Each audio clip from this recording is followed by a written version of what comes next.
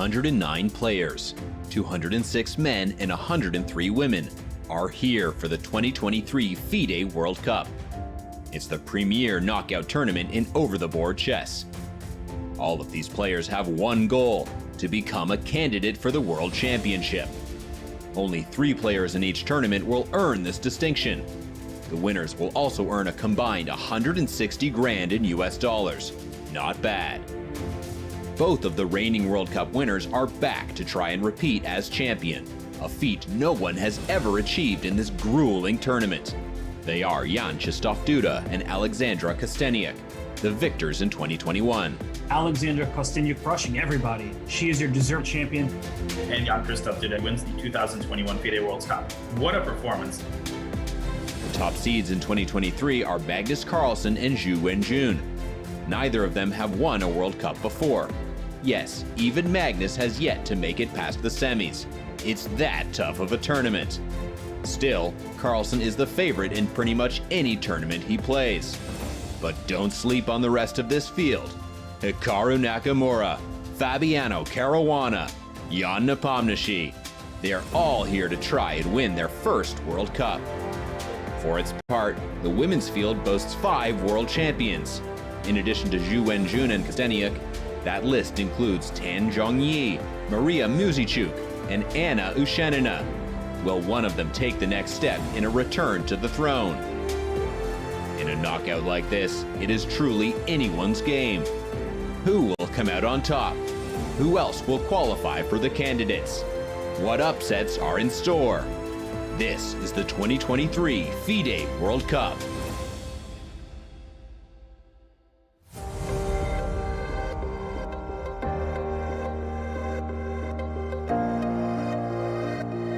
Playing hall in Baku is ready moments from now. 128 players in the FIDE World Cup and 64 players in the FIDE Women World Cup will make their first moves. It is a must-win day for some of the players. Inevitably, for some, today will be their final game of the 2023 World Cup. It is the final classical game of round 2. Welcome to our coverage, and I'm International Master Tanya Sachdev. Once again, joined by the best in the business, the winner of multiple elite events, a former world number 4, the one and only Grandmaster Peter Lecco. Peter, welcome. High stakes matches today. Are you expecting some samurai sword level chess on the board? Yeah, hello Tanya, hello everyone. Definitely. I mean, yesterday it was an incredible warm-up. We have seen huge fights, incredible dramas. And today it's going to be only increasing, yeah, because it's the decisive second classical game. I might also expect a lot of tie breaks. I mean, there are so many matchups that are so close to call, and I'm all excited to see what's going to happen. Absolutely. We'd love to see the matches go down to the wire and get that speed chess in to decide who goes through to round 3. It was a day of hits and misses in round 1, fighting chess all along, and one player who made it look easy, who has a lot at stake here at the World Cup, is Gukesh from India. He's 17 years old, the youngest player to have broken the 2750 mark, and he is on the brink of becoming India's number 1 player after a total of 37 years. He's going to be the first player, if he does win his game today, to overtake Vishy Anand in the rankings and become India number 1. Once again, of course, far from the achievements that Vishy's had, but still a monumental historic moment for Indian chess. He did make it look easy in round 1. And this is the bracket that we have. Lots of storylines and youngsters here, including we see in match 1, in round 1, we had Erdos Guril, who took the first win against Velimir Ivic in grand style. But Ivic strikes back with 3 wins, and then he went on to play Francisco Vallejo. Lost to him in the first game. Ivic is in a must-win situation. But Peter, we've been talking about this big game for Gukesh. Winning it, of course, gets him through to round 3 of the World Cup. There's also a record to be made, history to be made on the line. Yes, that's true. However, I think Gukesh is probably the one who has to forget about this. This is all very exciting for us, for the chess world, for all the chess fans, for Indian fans. But for Gukesh, he just needs to focus on his game. it's going to be a tough challenge because he has won yesterday, so his opponent will throw everything at him. However, exactly this gives him also the chance that he might simply strike, use his chance and win another game. But for the moment, let's just enjoy his games and the rating will come automatically. That's my professional attitude. Well, Indian fans are super excited about this matchup. He also broke into the world top 10 for the first time with his win yesterday. So big moment. But as you said, Peter, for Gukesh, it matters what's on the board. And that's all that he needs to focus on to make it to round 3. Other things will fall into place. Now, the other matchup that caught our attention yesterday was world number 2 Hikaru Nakamura playing against the reigning Indian champion, Karthik Venkataraman. And Hikaru was a big favorite, playing with the white pieces, gave it his all, played it out till the end. But Karthik, with fantastic defense, was able to hold Hikaru to a draw. And we see there the big bracket with some big names. A huge result there for Karthik yesterday. And the other Indian prodigy on fire was Pragnananda, with perhaps the best game of the day. A brilliant play with the black pieces, took the win against French national champion Grandmaster Maxime Lagarde. And Peter, another player who stood out in his performance from your country, Benjamin Gladura against Nodirbek. He managed to hold Nodirbek to a draw. And though many might not know Benjamin Gladura, he's not a player you can sleep on. Absolutely, yeah, and this is a very big match because the winner of this match will face Hikaru if Hikaru manages to pass through the second round. Both Yakubboev and Gladura Benjamin are very young players, but already very experienced, also solid, with good repertoires. I believe actually that this match will go down to the wire. I mean, I simply don't see how this match gonna end. It might end in the final blitz game. Would love to see these two youngsters fight it out. And as we can see, the clocks are ticking in the tournament hall there, down to about 3 minutes to make the first move. And Peter, very often these are the most tensed moments. When the players are stepping in, they want to find their rhythm. They don't know what to expect out of the openings.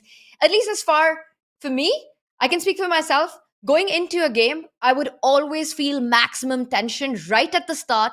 But once things get underway, it's just chess and full focus on the board. Things get easier. Absolutely, yeah. Then you only have to focus on what happened on the board, yeah, because before you are preparing against hundreds of different scenarios. And those last couple of minutes are always very tense. And you are sitting at the board, the opponent arrives, and you already feel somehow through the telepathy that maybe what he wants to do, but it's so hard to imagine what's really going to happen. We also see a French number 1, the Frenchman with 3 names, Maxime Vachier-Lagrave on our screen. He started with a draw with the white pieces as well. And this match very well could go into tie breaks because he's playing the final classical game with black. And there he is on our screen earlier. We also saw Anish Giri. You could see that he's also feeling the tension a little bit as the players one by one come in. And we get a full view of the spectacular tournament hall just moments before first moves are made. And there he is, the man who's been on fire, who seems unstoppable these days, any tournament that he plays. World number 2, Hikaru Nakamura. He's ready to start his game against Karthik Venkataraman. And full focus there by Karthik. Peter, Karthik mentioned that for him, it's a dream to play against Hikaru and how excited he is for this matchup. It's his first time playing in this big stage. What does this game and this tournament situation mean for a youngster like Karthik? Well, actually, what you mentioned, we have witnessed in game 1. Yeah, he was not afraid. He stood his ground. Hikaru tried everything to get the pressure on. There were many critical moments which Karthik navigated through, and basically, finally, he got a very well-deserved draw because of his brilliant performance, because of his great defense, driving Hikaru almost at the edge of craziness. Yeah, because Hikaru was not willing. He was not happy that this game gonna end in a draw. But there was simply no way breaking Karthik's defense. And now the big question, how do these two players approach their game today? Because there is so much at stake. Karthik might be going for a win with the white pieces, taking immense risk that would also suit Hikaru perfectly, giving him a chance to strike with the black pieces, counter it. On the other hand, or is Hikaru now in the mindset that, you know what, I drew with white, if I'm going to play solid like e4, e5, then my opponent can eventually play solidly, make a draw, and then we get to the tiebreak. Lot of thoughts there for both players. And 10 seconds to the clocks being started and the final classical game of round 2 getting underway there.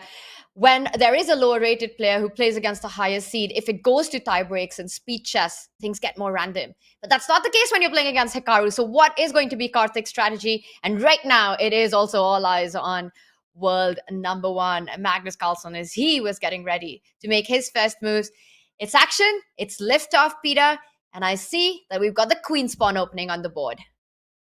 Yes, and this second move was very important because Hikaru, with the move second e6, signals that he wants to be solid. He doesn't want to do any craziness, no King's Indian business, just something classical. And he goes for the Queen's Indian. Okay, this is trying to spice things up. He does not want to give White the chance to go for some Queen's Gambit or for Catalan structures.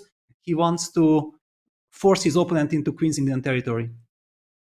And the Queen's Indian territory, of course, goes a long way back. It is a solid setup and played for ages and ages. But it's not something that we see very often at the top level anymore, and especially not by Hikaru Nakamura. A very solid approach in the opening. We often see him go for dynamic lines. And this is not your typical Hikaru playing with black. So some mind games here, and that's why he makes the move, leaves the board, and Karthik goes into a think. It's definitely not what he was expecting in today's game. Exactly. I mean, this is a kind of big surprise and a very clever one by Hikaru. I mean, he just wants to force his opponent into his territory, what he was kind of thinking for this game, and not let him choose between any of the solid lines. Well, Queen's Indian was my big love. I was playing it from the year 2000 till 2014, 15. Yeah, basically for 15 years on the highest level. And I think the reason why it was also the reason why I stopped, that there is nothing wrong with the Queen's Indian, but on the highest level, when the top guys are very deeply prepared with their supercomputers, then it's tiny bit unpleasant. Yeah, it gives White too many chances to fight for some advantage somewhere. And you can never be sure exactly where your opponent gonna target you. But for a game like today, where actually Hikaru is trying to bring a surprise in and to get to playable position, that's Queen's Indian perfectly suitable of. Amazing insights there by you, Peter. You are one of the biggest opening experts of the game of all times. And we see Hikaru developing the bishop to b7. Very often a player can move one step ahead, and that reaches a very different position if the bishop would have come to a6.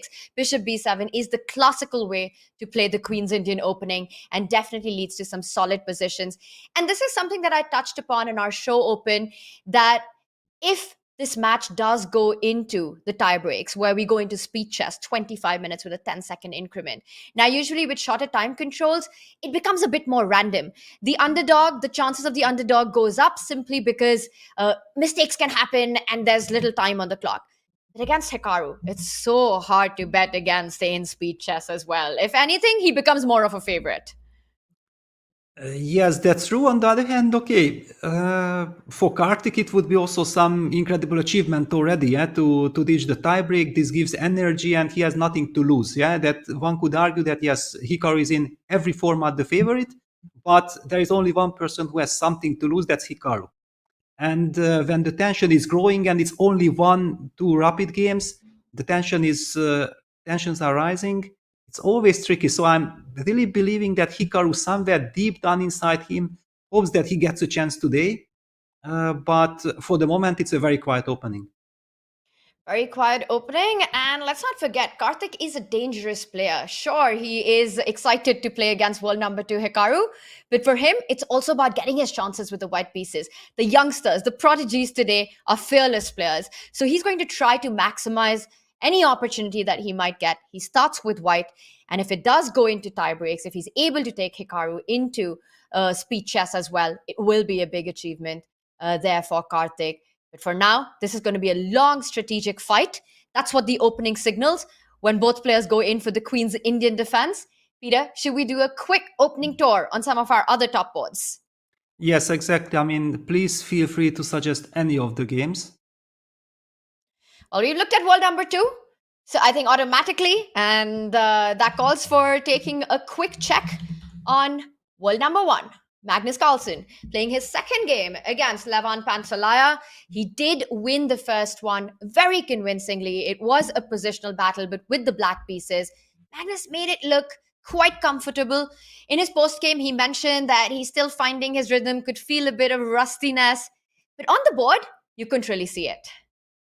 Yeah, I think it's also one of those situations, that imagine being Pantsulaia. Yeah, you get beaten by Magnus Carlsen with the black pieces, and after the game, Magnus says, "Yeah, I was a bit rusty." So what does it mean? Yeah, if Magnus is in perfect shape, we did see that Magnus was playing some computer precision moves in this Queen Knight endgame. Maybe the start was a bit rusty, but I mean, what do you do with black? I mean, you have to first be solid and then slowly outplay your opponent. That's exactly what Magnus did to perfection in my eyes. So the big question for me was that how will these players approach today's game? And we now see that actually Pantsulaia after c4, c5, knight f3, goes for g6, and after d4 he plays the move bishop g7, which kind of signals that he's willing to take some risk. And Magnus goes for a d5. I mean, he says, okay, you know what? You want to provoke me? Okay, I'm gonna go for it and I'm gonna beat you. That's kind of the message I'm getting from d4, d5 move. It's really interesting what you say, right? Magnus, at least to our eyes, made it look convincing with black on round one, but then goes on to say that he was feeling rusty. And that's kind of a difficult situation for an opponent to deal with. Not just that, Magnus is known to be his biggest critic. He can win a tournament, play fabulous chess, but he'll find a way to be unhappy with something that he did. And that's a championship mindset. That is the mentality of the world number one. And to be the greatest player, he's constantly looking at ways to improve. We saw that yesterday. Well, today's game, he just needs a draw to go through to round three. But the opening, the way it's gone forward very early right now, but it looks like that we're going to get fireworks in this one. These kind of asymmetrical pawn structures where white does gain space. Black has got this bishop on g7, which is a strong piece in the opening, often leads to complicated middle games. And that's exactly what Levan needs as well. He is in a must-win situation. He needs to create his chances. It's a tough, big ask when you're playing against the world number one. Exactly. I mean, what do you do? But also I'm remembering Pantsulaia's game and match against Harsha Baratakoti from the first round, and also there Levan was going for this Fianchetto and some Benoni type structure, so it might be his usual territory. And now the big question is usually what is going on? I mean, black plays a move like knight f6, white plays the move knight c3, black plays something like d6, white occupies the center with d4, castles, and then white chooses most probably the most natural move bishop e2, and then black breaks the center with e6. The problem with this setup is that actually it does enable white to simply play something like castles, and after e takes d5, not to recapture with the c pawn, because then we get some double-edged Benoni structures, but he can simply take e takes d5 and get a very solid tiny little edge which suits him perfectly with the match situation. So having this in mind, I'm kind of curious to see how Pantsulaia will try to create some complication, maybe by not placing the knight on f6, maybe trying to play first d6, in order that if white develops the knight to c3, he might be giving up his bishop by damaging the pawn structure. But Magnus would definitely not do that. He would start with e4, and we get to the same position like before. A lot of thematic ideas that you're mentioning right now. And of course, the big question will be how Levan manages to create his chances.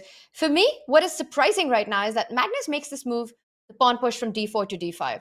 It is the response that you're expecting when you play this line with black.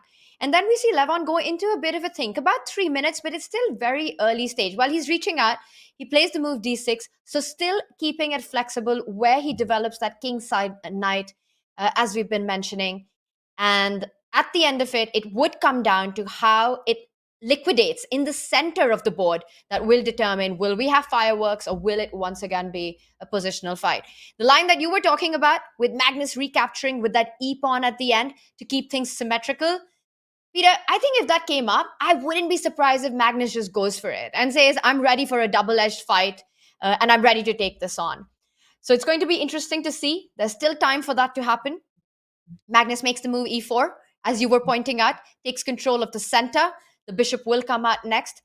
Development will be en route. And while we reach that point, let's move on to our other board. Another player who made it easy in round one was Fabiano Caruana, world number 3. And this tournament is super important for, of course, each of these players, but especially to fight for that path to the candidates. It's all about finishing in the top 3.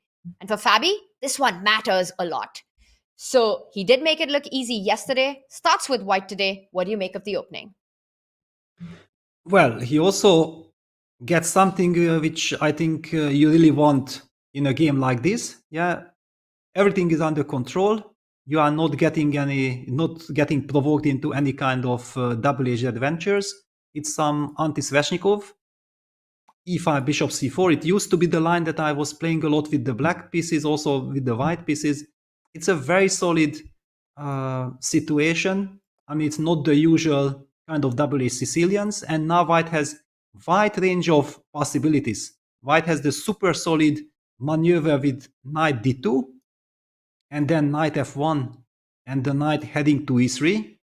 I think I had tons of games like this with Kasparov in Linares, like 2003, 2004. We had a bunch of these games in this line. And there is also the other setup that white goes for short castles, and against knight f6 tries to go for some very quick aggression with knight g5, castles, and f4. That's another line. That also featured a very important game between me and Kramnik from Linares 2003. Thanks to that draw, I was holding that draw in the very last round. I managed to win the Linares tournament. So that was one of my biggest successes. So this opening actually brings back all those lovely memories.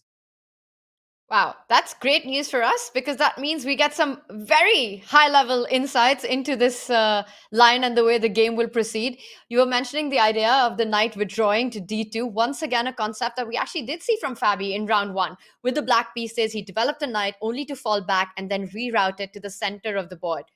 Will Fabi do that again, as Peter's pointing out, with knight d2, knight f1, getting it to the center of the board? It's all about the light square weaknesses that we see that black has created with the pawn moves, and white trying to get the pieces to control that.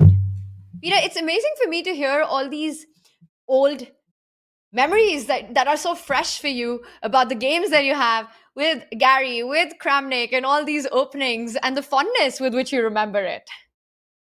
Well, those were my best chess years. Yeah, basically this year 2002, 2003, 2004, 2005. I was always fighting for first place in Linares. I managed to win in 2003, shared with Kramnik, but I had the better tie breaks. And yeah, I mean, anyway, you know, playing all those games against Kasparov. I mean, Gary, yeah, he had this very frightening, very dangerous, well-established repertoire. He knew everything. And then you needed to find a position where you felt like you can compete against him, yeah? And when the Sveshnikov appeared and I managed to hold my ground in the Sveshnikov against him, I think it was in Vaikanzi 2000. After that, he started to play anti-Sveshnikovs. And I believe that my repertoire back then after knight d2 was bishop g5 and h4. It starts to get messy. Bishop takes d2, knight f6. I was trying to play as solid as possible. And then Gary was going for this bishop g5, h6, eliminating this knight, giving up the bishop, but now he gets access to the d5 square. And then some knight d5, queen d8, and knight e3 back. I think this was Gary's, you know, pet line, like he was very happy and he was winning many, many games. And I managed to come up with this very strong novelty, queen f6, and I neutralized him. And I remember that we spent tons of hours during the game for all the nuances. Afterwards, we had a post-mortem with Gary, and he was very angry that I was playing so precisely and not giving him any chance. The game ended in a fairly quick draw. Wow, that's awesome. And as you mentioned, Gary, of course, an expert specialist in the opening, and you managed to neutralize it with this novelty. And this is something that was an over-the-board inspiration for you, or was it something that you had prepared back home? Well, not back home, but before the game. We actually had that position with Arshak Petrosyan, my father-in-law, and my trainer right before the game. Like I think 2-3 hours before the game, and we felt like Gary might try to play this line. And then when we spotted this idea of queen f6, just not showing any intentions yet and pass the ball back to Giri, and I'm also staying flexible, I could feel that Giri was really irritated because he always liked to get the upper hand, and then he was just unstoppable. But if you were not giving him any chances, that might cause some real frustration for him. Wow, if Fabi in this position does go knight d2, I don't think I'll be able to contain my excitement, because if he does go for that plan, it would be clear that it is inspired, or at least he's had a look at your great games against Giri in this position. So a part of me is hoping for it, but he goes for another idea. He goes with the knight jump, but forward. He goes to the center of the board, knight to d5. And because you're the big expert on this, Peter, what does this move threaten, and how does Black handle this jump? Well, this is actually some kind of a fresh idea. I do recall this move existed, but it wasn't really a concern. I mean, I believe we were simply thinking that we anyway jump out with the knight to f6. This is the moment when we don't really mind giving up our bishop, because knight takes e7, queen takes e7 would help Black. In fact, then we're gonna follow it up with bishop e6. Take the light square bishop, also getting control of the d5 square. And then eventually we might be able to push d6, d5, and we have lovely construction. So that's certainly not the idea what Fabi has in mind. So after knight d5, knight f6, I'm kind of expecting a trade on f6 or a move like c3. I mean, just to keep the things under control.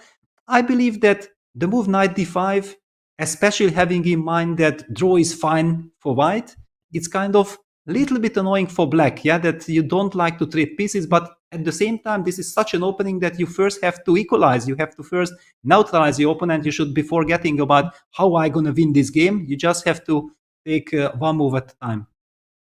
And that's not going to be easy for Mikhail Mchedlishvili, the Georgian grandmaster. He had a tough one with the white pieces against Fabi yesterday, and right now out of this opening. Peter, this opening is also the kind where it's not about direct lines and moves, but more about the strategic points in the position and about the pieces that you want to trade as white, the ones that you want to keep. And it's all going to be a battle for the light squares, controlling that center, not allowing Black to get a break with either a successful d6 to d5 at some point or an f7 to f5, trying to complicate the middle game to gain control over it. So knight d5 has been the move of choice for Fabi, who needs just a draw to advance to the next game. Very interestingly, Fabi did mention that one of the reasons he feels he hasn't been performing as well as he'd like in the World Cup in the past has been taking uncalculated risks and being tempted to take those risky decisions. But he wants to change that narrative this time and make sure that he plays risk-free chess. So let's see if he tries to just shut down all of Black's activity in this one or create chances with white. Knight f6 played. Which pieces will stay on the board? Which will be traded off? We will come back to this, but let's continue our journey because there's one more player who was shining in game one of round two. Jan Nepomniachtchi won a fantastic game with the white pieces in round one against Asadli Vugar.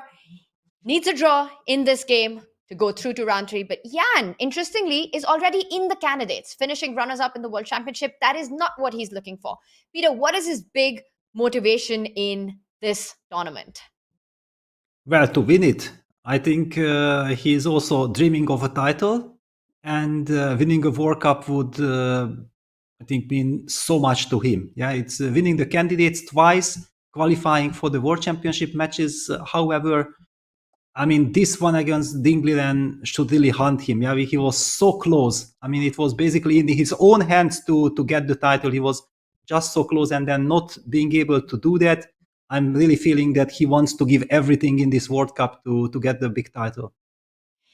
For me, I think with my history with the game, I've been playing since I was 6 years old. Peter, I think it was the most dramatic World Championship match that I have witnessed or commentated on. It was so many ups and downs, and just the emotions of the player, the kind of chess that they were producing, the kind of results that we were seeing, the decisive games that we were seeing, the toll that it was taking on both Dingler and Jan Nepomniachtchi is something that I have never witnessed in, at least in my career in chess, witnessing as not only a commentator, but as a chess fan and a chess player. Peter, how is it for you as somebody who's been in the World Championship cycle. You played for the World Championship. You were also part of Jan Nepomniachtchi's team in 2021. You have close relationships with him. How was it watching the match unfold and seeing all that the chess world saw? Yeah, it was very dramatic. I mean, since I was not personally involved, I was trying to step back a bit, yeah, so not to be emotionally that much involved, but it did not work. I mean, I was trying to calm myself down, but clearly, I mean, working with Jan for such a long time, and I felt before the match the reason why I did not continue anymore, because felt like one more World Championship match with all the nerves, all the tension, all the craziness. My health might not be able to handle it. It will be too much pressure, and I was absolutely right. I mean, if I would have been in the middle of it, I'm not sure if I would have survived myself that match.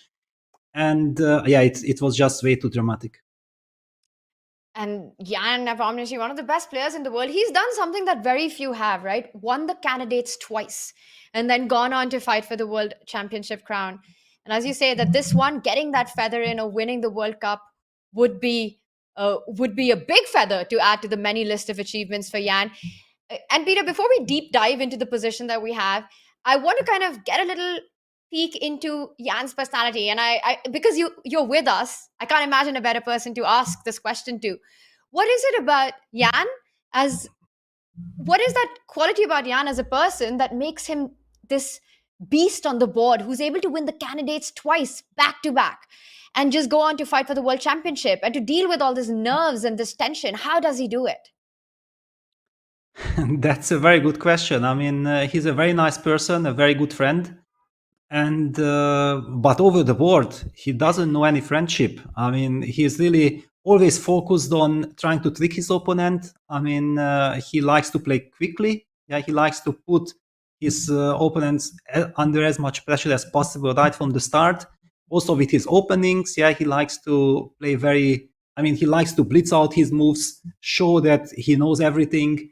For example, now we are witnessing this battle of defense here. Yesterday, we have seen the chapter 1, which Jan managed to decide in his favor, showing who is the boss in the Petrov. And now he wants to show that, you know what? Yeah, if I play the Petrov with the black pieces, then I neutralize anyone. And we have seen it against Magnus Carlsen also. He had absolutely zero problems with the Petrov. So the moral of the story from round 2 of the FIDE World Cup by Jan Nepomniachtchi is don't play against him. Don't play the Petrov against him. And when you're playing with white, he plays the Petrov. There's very little chances and very little that you can do. Peter, let's start from the beginning. Let's do a deep dive into this opening position that we have. Jan Nepomniachtchi needs a draw to advance to round 3. He plays the opening that his opponent chose against him in yesterday's game, which Jan won very comfortably. And right now, with the black pieces, it looks like he has things under control, but there is a threat on the board. Yes, exactly. I mean, this G3 move is tricky, but just very quickly to see how we got here. So this is now the absolute main line. And bishop d3, bishop d6, that's the line which Jan is actually playing. He had tons of games with this bishop d6. Castles, castles, c4, c6, rook e1, bishop f5, queen b3, queen d7. And white goes for this very solid line with knight c3. However, in a must-win situation, to me it signals that that he has a lot of respect for Jan. So takes, b takes c3. This is all fairly standard, and I believe also that it featured the game between Magnus Carlsen and Jan Nepomniachtchi in the World Championship match. This resembles me of something. cd, cd, queen b5, queen d7 played, rook b1, rook d8, and g3. And the reason for the move g3, it's played because now white is threatening to take queen takes d5, since the bishop takes h2 trick is eliminated thanks to the move g2, g3. And now it's basically black to decide how you're going to deal with this. I mean, are you going to capture on b5? Do you remove the bishop? I mean, there are so many minor details here that that just over the board to decide it's almost impossible. I believe you have to know this position very well.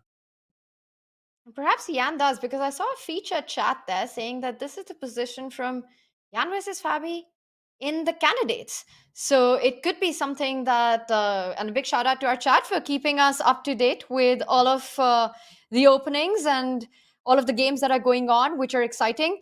And indeed, we see main analysts saying it is from the candidates, or something that Jan Nepomniachtchi is familiar with. Now that the bishop h2 check threat isn't there, Jan needs to deal with the idea of queen taking on d5.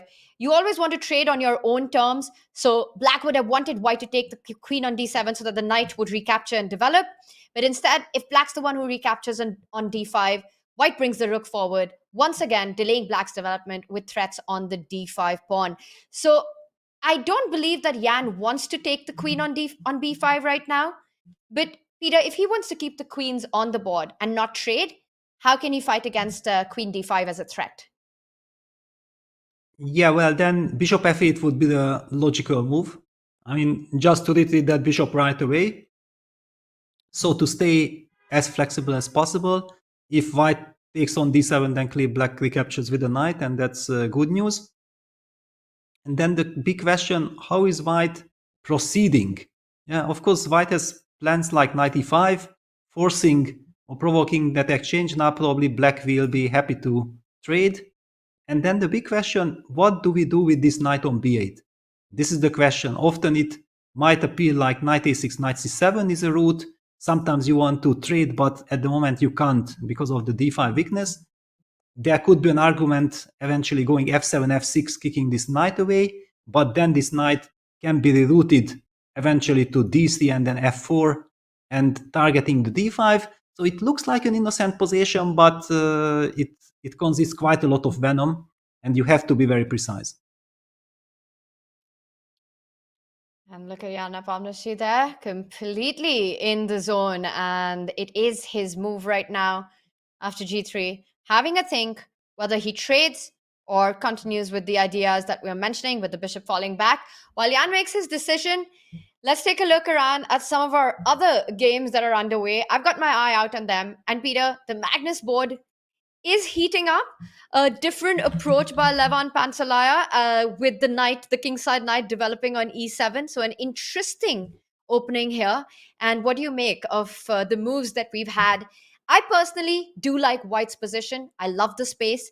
I like the idea that white can simply develop the bishop, go shah castle, can start playing more in the center, eventually with the f-pawn moving forward, or even on the queen side. I just feel these positions are so much more flexible for white.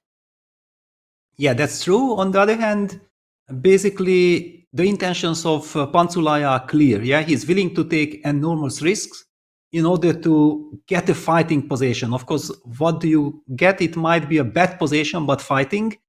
The big question is, will this strategy work against Magnus? But if you are in a must-win situation and you are willing to take that risk and you want to fight, then basically I will have to be giving big credit to Pantsulaia for daring to play like this. Peter, is there anyone in the world who's figured out a strategy that does work against Magnus? Good question. Well, I mean, don't know exactly. I mean, Magnus is so universal. I mean, usually in order to get a clear strategy against someone, you have to find his weaknesses, right? And but if the opponent does not have any weakness, then where do you hit? Where do you go? Yeah. So it's more, I think, that maybe psychologically you can try to disbalance Magnus by being very tough and not giving him chances for a very long time, and then to see how he reacts. Those kind of scenarios I can imagine, but just like pure chess-wise, any weakness I don't see. Wow, it is a big ask for Pantsulaia to create chances with the black pieces. And he is trying to get into offbeat territory, the way the development is going.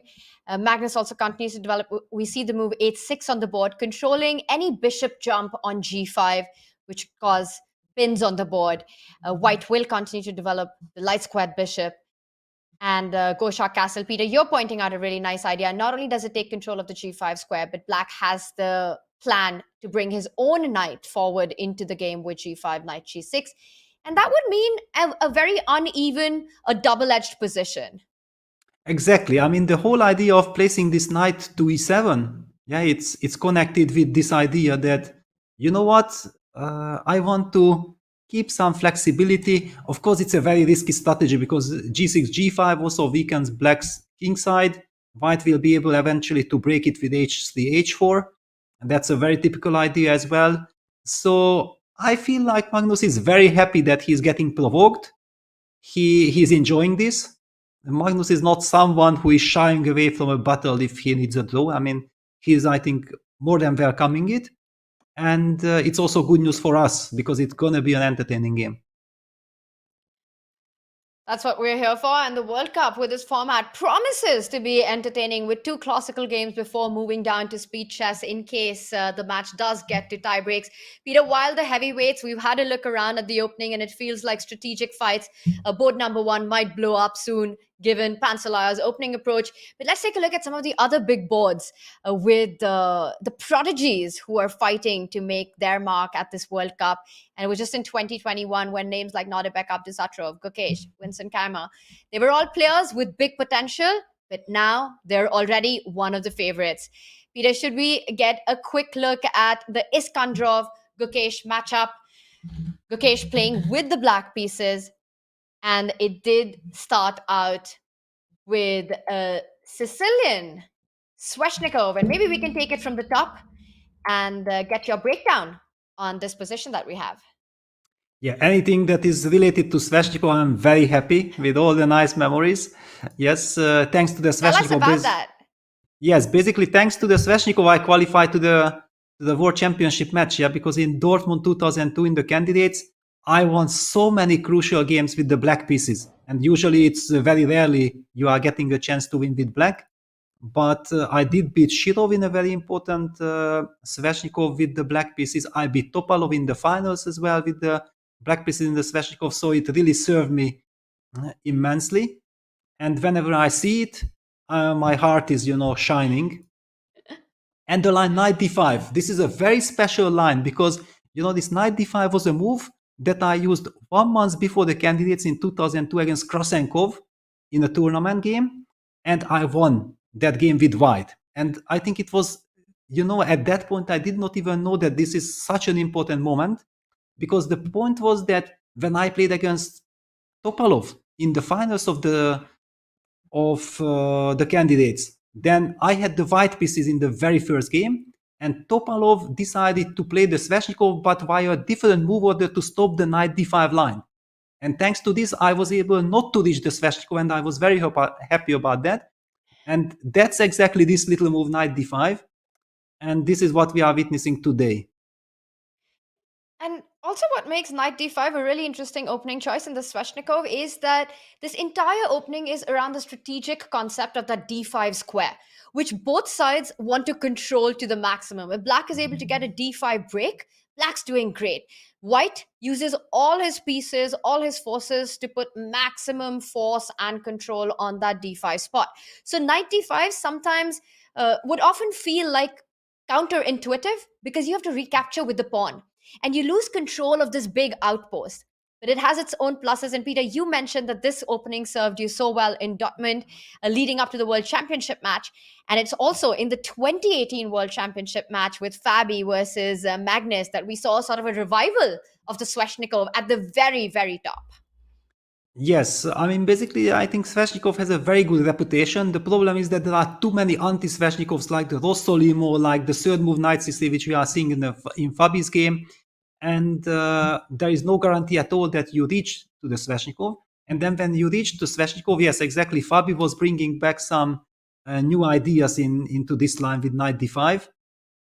This a4, for example, I think it was also one of Fabi's idea, a4, bishop d2, slightly mysterious, but if you go deep into the position, and we're going to see in the next couple of moves why this is important, because white wants to advance the pawn to a5, and you need the bishop to stay on d2 because this bishop needs to guard the a5 pawn since black has the possibility of kicking away the knight, and you definitely want to fall back with the knight to a3 in order to fight for the weak b6 square. And if you would not put the bishop on d2, then this pawn would be simply hanging with the queen from d8. So that's the whole purpose of this bishop d2 move. Knight a3, so black has to be alert. White simply has a clear strategical idea to go knight c4 and knight b6, use that weakness. So how does black develop the queen side? Not to have to worry too much about the b6 square. And this is what Gukesh is doing. He develops the bishop first, and now after the move knight c4, he's able to play knight d7. And he got the knight to d7 only after he developed his bishop to f5. And this will also give him the chance of going rook a8 to c8. It's a very interesting double-edged position. Bishop b4 happened, targeting the d6 pawn. Very, very interesting direct approach. And Gukesh says, you know what? I think this is still my preparation. I don't have to worry about that pawn. He goes rook c8, targeting the c2 pawn as well. It's a very double-edged, messy position. White played bishop e2. Now black plays bishop g6. And white castles, and we have the current position. It's very interesting because when you look at the current position, you don't really take in all the subtleties that have happened in the last few moves. As you mentioned, first take out the bishop so that your bishop isn't blocked when the knight comes out to defend that b6 square for the white knight to jump in. And because you've done that, your rook can find itself on the open c line to create pressure against white's c2 pawn. And because the rook is on c8, you can make the last move that Gukesh has just made, jumping with the knight, so that if there is a capture on c5, your rook is the one that can recapture. So sort of just move by move, things falling into place and the pieces finding its harmony. But very important to be precise and not jumble up the move order by developing the knight first or delaying that bishop move by just one move. Very often in these kind of positions, black at the right moment can think about expanding on the king side as well. The f-pawn can start marching down the boards, ideas of f5, trying to get more space. Another plan, Peter, that I've been familiar with in these Sveshnikov setups is a move like rook from c8 to c7. And it's a tiny little move, but it often has these ideas of actually moving the queen from d8 to the c file, and then you can start building up more pressure along the c line. So black's got his own trumps. Meanwhile, for white as well, eyeing that d6 pawn, eyeing the dark squares, we can often see a rook lift on the queen side. The rook from a1 can jump to a3, suddenly find itself on the king side. This is going to be a fun fight in the middle game. Absolutely. I mean, for example, how important this c7 square is, we see that in case if white jumps on b6, then it's vital for black that he's able to keep the rook on the c file. He can play the move rook c7. The reason why he does not need to worry so much about the knight on b6 at this moment, that at any given moment, he might have the chance of retreating his knight to d7, challenging the knight on b6. So thanks to the active rook on c7, this is not an issue. Just imagine that black would be forced to go back with the rook to b8. That would be very passive, and black would have serious problems. But with the option of going to c7, everything seems to be under control.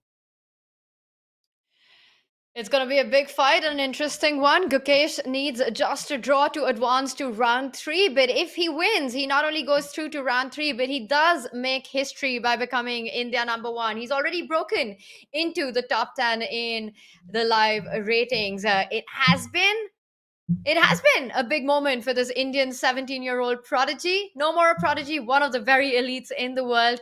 Can he make history today in this game?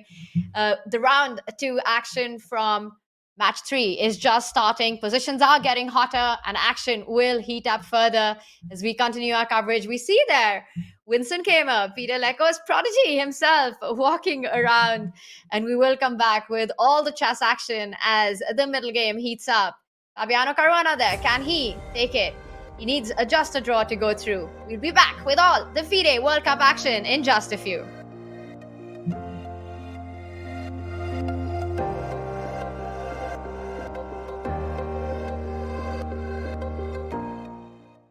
Did you know you can add emoji to your online games and analysis boards? Simply click on the emoji palette icon, select your emoji, and left-click on the board. You can choose from a host of notations, animations, emoticons, and even your favorite chess personalities. Emoticons will fade away after a few seconds. However, notations and special animations remain on the board until they are cleared. To clear them, simply left-click on the emoji or hit the Clear All button at the bottom of the palette. Have fun. Try them all on chess.com.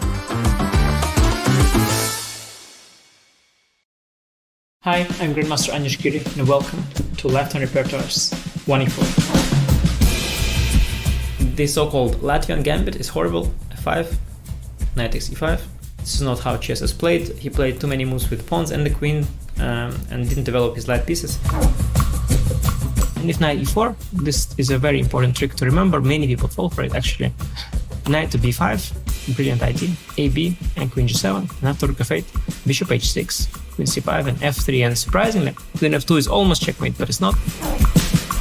If your opponent wants to be solid, we go for aggressive for the kill. If your opponent wants us to go for the kill, we play simple chess. And just use the fact that we have more space in the center, clear-cut plans, and nothing to worry about.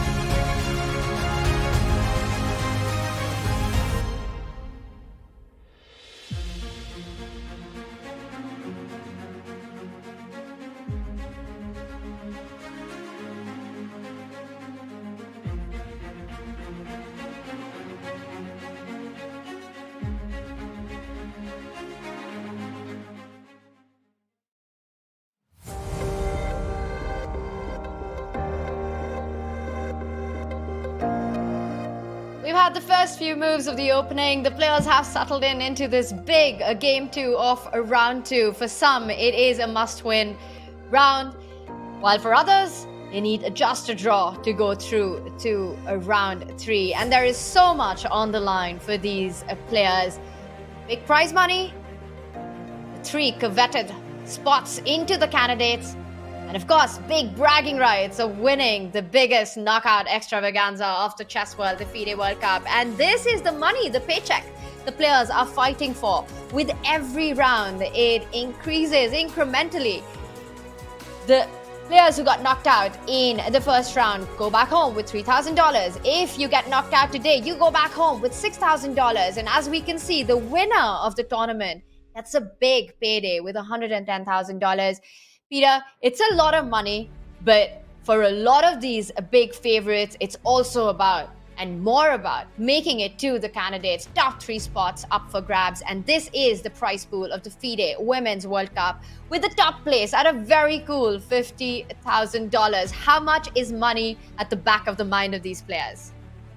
Well, I think that the top players don't really care. I mean, they really focus on trying to achieve their goals. But there are not only top players here. Yeah, so many players are trying to earn as much money as possible in this World Cup, and it's a wonderful opportunity. So a part of having some fantastic run, if you manage to succeed, then you can also earn tons of money which you might not be able to earn otherwise. Yeah, playing in open tournaments with a first prize usually not really more than 4,000 euros. I mean, imagine those players, reaching around 3-4. They're already extremely happy, and they are very motivated to try to get as much as possible out of this big cake. And the big prize money for the Women World Cup, $50,000 for the first place. And one of the players who's definitely fighting for it is the reigning Women World Champion, the multiple-time Women World Champion, Zhu Wenjun. She drew her first game with the white pieces against Eva Repkova. And now the big question is, will she be able to cruise through, or will we need tie breaks? Peter, the entire World Cup is such a spectacle. It's a long tournament, a format like no other. I've played it once. You played it multiple times. And one of the very interesting features about the World Cup is that, which I don't know, maybe chat is not aware of, or maybe they are, that the players have to pay for their own expense, their own flight tickets, their own bookings, their own hotels. And the money that they make is actually purely on prize money. As you mentioned, that there are a lot of players who are fighting for those top 3 candidate spots, for whom that means the most. But there are also a lot of players who are fighting for that big paycheck. And it's always a big question. What do you do about your return flights? When do you book your return? How many days do you book your hotel in? And I remember the year I played in, it wasn't an easy task to figure all of that out. How was it for you, Peter? Always a big challenge. And I wasn't really successful in any of these World Cups, so I can't say that I figured it out, what the right strategy is. Also, before the World Cup, I talked to a couple of players in Prague, for example, and everybody was asking me, so what do you suggest? I say, don't listen to me. I mean, I'm certainly not the right guy to ask this question. Everybody has to find the inner balance, the decision that you feel the most comfortable with. I do remember that, for example, Halifman, before winning the World Championship, because back then it was the World Championship, the Knockout World Championship 99 in Las Vegas, I think he was giving the interview afterwards that after every single round, he was changing his ticket. So one could argue that, okay, he was a pessimist. He didn't really believe. At the end of the day, he went on to win. So there are all kinds of different scenarios. I think every player has a different route. Yeah, it's very interesting. But of course, the aim is clear, to try and go as far as you can, to try and get as big of a paycheck as you can. For many, getting knocked out in the first round often just means just covering your expenses to get to Baku in the first place. Yes, and then there are also such countries, for example, where the federations are supporting the players. And I remember that how jealous the other players are when they hear that, for me, the federation was paying and everything was taken care of. I mean, that's, of course, very rare. Usually, federation says that if you have already qualified for the World Cup, why do you need any support? So this is, of course, rare. But if you hear this kind of stories, then you are, of course, jealous. Very interesting stuff. And for one player who's definitely not booked her return anytime soon, it's got to be Zhu Wenjun. She is the number 2 player in the world after Hu Yifan. Yifan doesn't play as actively. As much as we'd love to see her on the board, Wenjun has been dominating the chess world for a long time, and she's fresh from her World Championship victory against Lei Tingzhe. She starts her campaign with a draw here, and now this second game with Black. Peter, maybe we can take it from the top. and do a quick run through of the opening that we have in this round 2. Yeah, Zhu Wenjun is now facing this problem, that she didn't make the most out of her wide game in game 1. And now we see that Eva Repkova plays a very solid opening. The London, again a London, system e3, c5, bishop e2, a deviation compared to yesterday's Mchedlishvili Fabiano Caruana game that featured knight b2, I guess, or c3.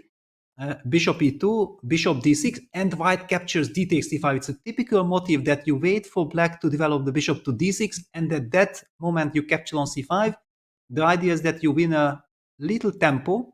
So after bishop takes c5, castles, knight c6, c4, you get the symmetrical type of positions, but because of the fact that black has lost the move bishop d6 and then captured on c5, and being from the black side, this slightly gives white a tiny edge, and of course, beautifully suitable for Eva Repkova. I mean, she has everything under control.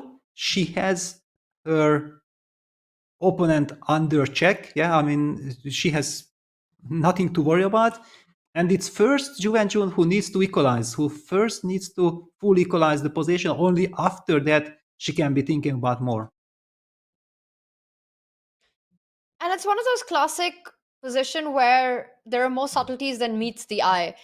As you pointed out, symmetrical pawn structure, and to many of us, it might just seem like an equal position, but white's pieces are just slightly more active. Black still has the problem with the light squared bishop, still needs time to develop. One of the ideas that black often has is to push the b pawn and fan shatter that bishop on b7, but you always have to watch out for tactical tricks along the c line, which is what is highlighted with Repkova's last move, placing up the rook, lining up with the bishop and the knight that would be on that would come under tactical fire if black does push the pawn.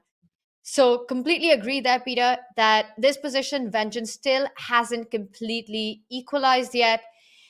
And also, it's we've been talking so much, as you're mentioning, b5 on the board. You come back, and let's just show this line. If you go bishop b7, it could turn out to be a big mistake, with the view of a tactical jump, opening up the c line and picking up that bishop on c5. So not so easy for Wenjun to currently complete her development.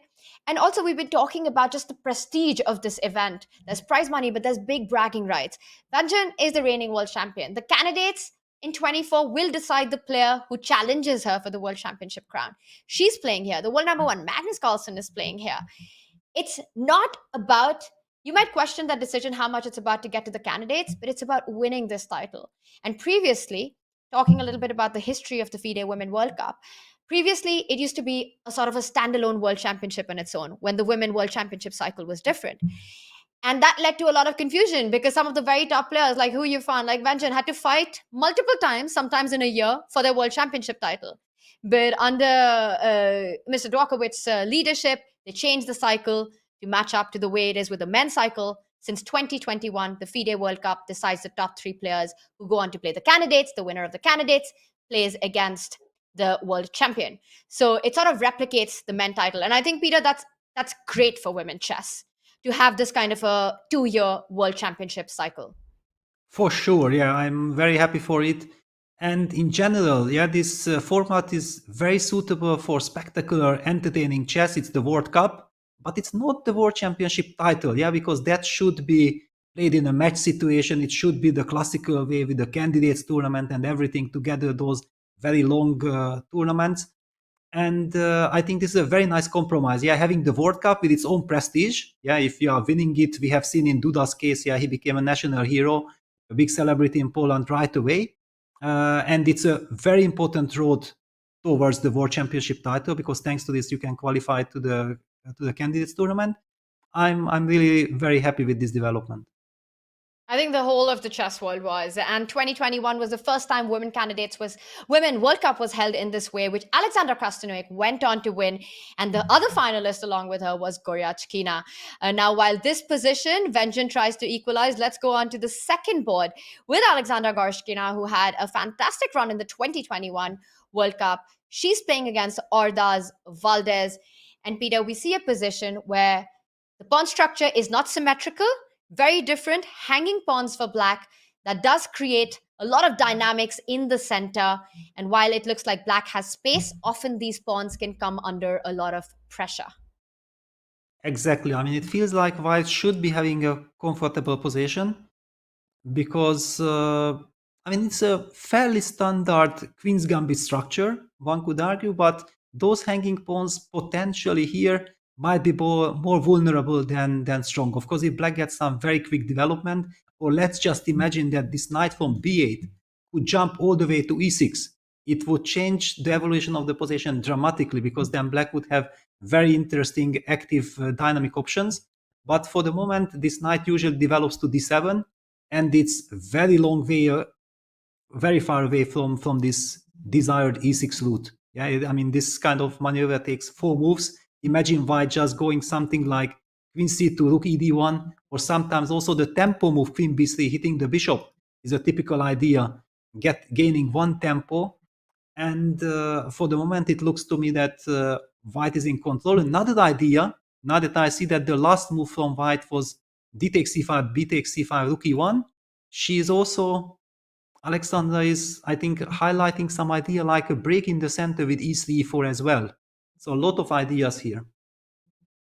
And that's a great point that you make, because very often white wants to provoke black to push one of these 2 pawns so that they're not connected anymore. Any pawn push, imagine the c5 pawn goes forward to c4, it creates a weakness on the d4 square. If the d pawn advances, it creates light square weaknesses. So black has to be super careful with the pawn moves. Now, while these top 2 boards, the pawn formations will kind of decide the kind of middle game and the approach and the way the game proceeds, there is absolute chaos and madness on the 3rd board. And I want to take a quick look at that because you need to break this down for us. It's the all-Indian clash between Priyanka Nuttaki and Humpy. Humpy has the lead in this match.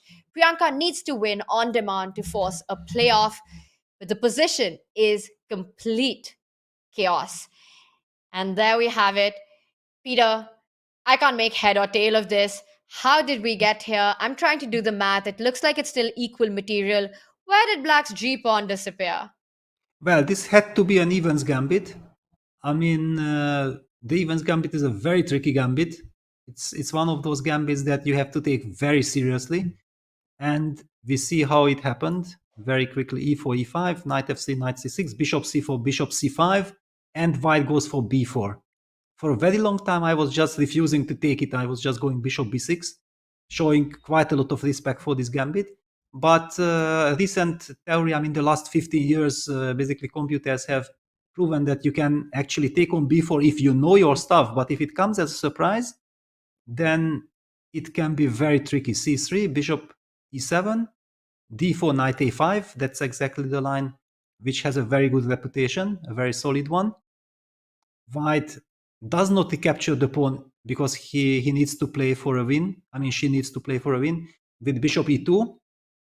And now we see this e takes d4, queen takes d4, d6 option that suddenly black is willing to give up the g7 pawn for some quick development.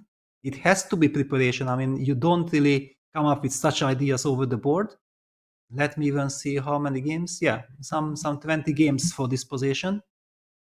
d6, queen takes g7 happened. Bishop f6. That's a very big tempo on the queen. The queen has to retreat to g3. Now the knight develops quickly. Bishop g5, knight g6, h4, h6, bishop e3, queen e7, and I believe we reach the current state of affairs. Absolute chaos on the board.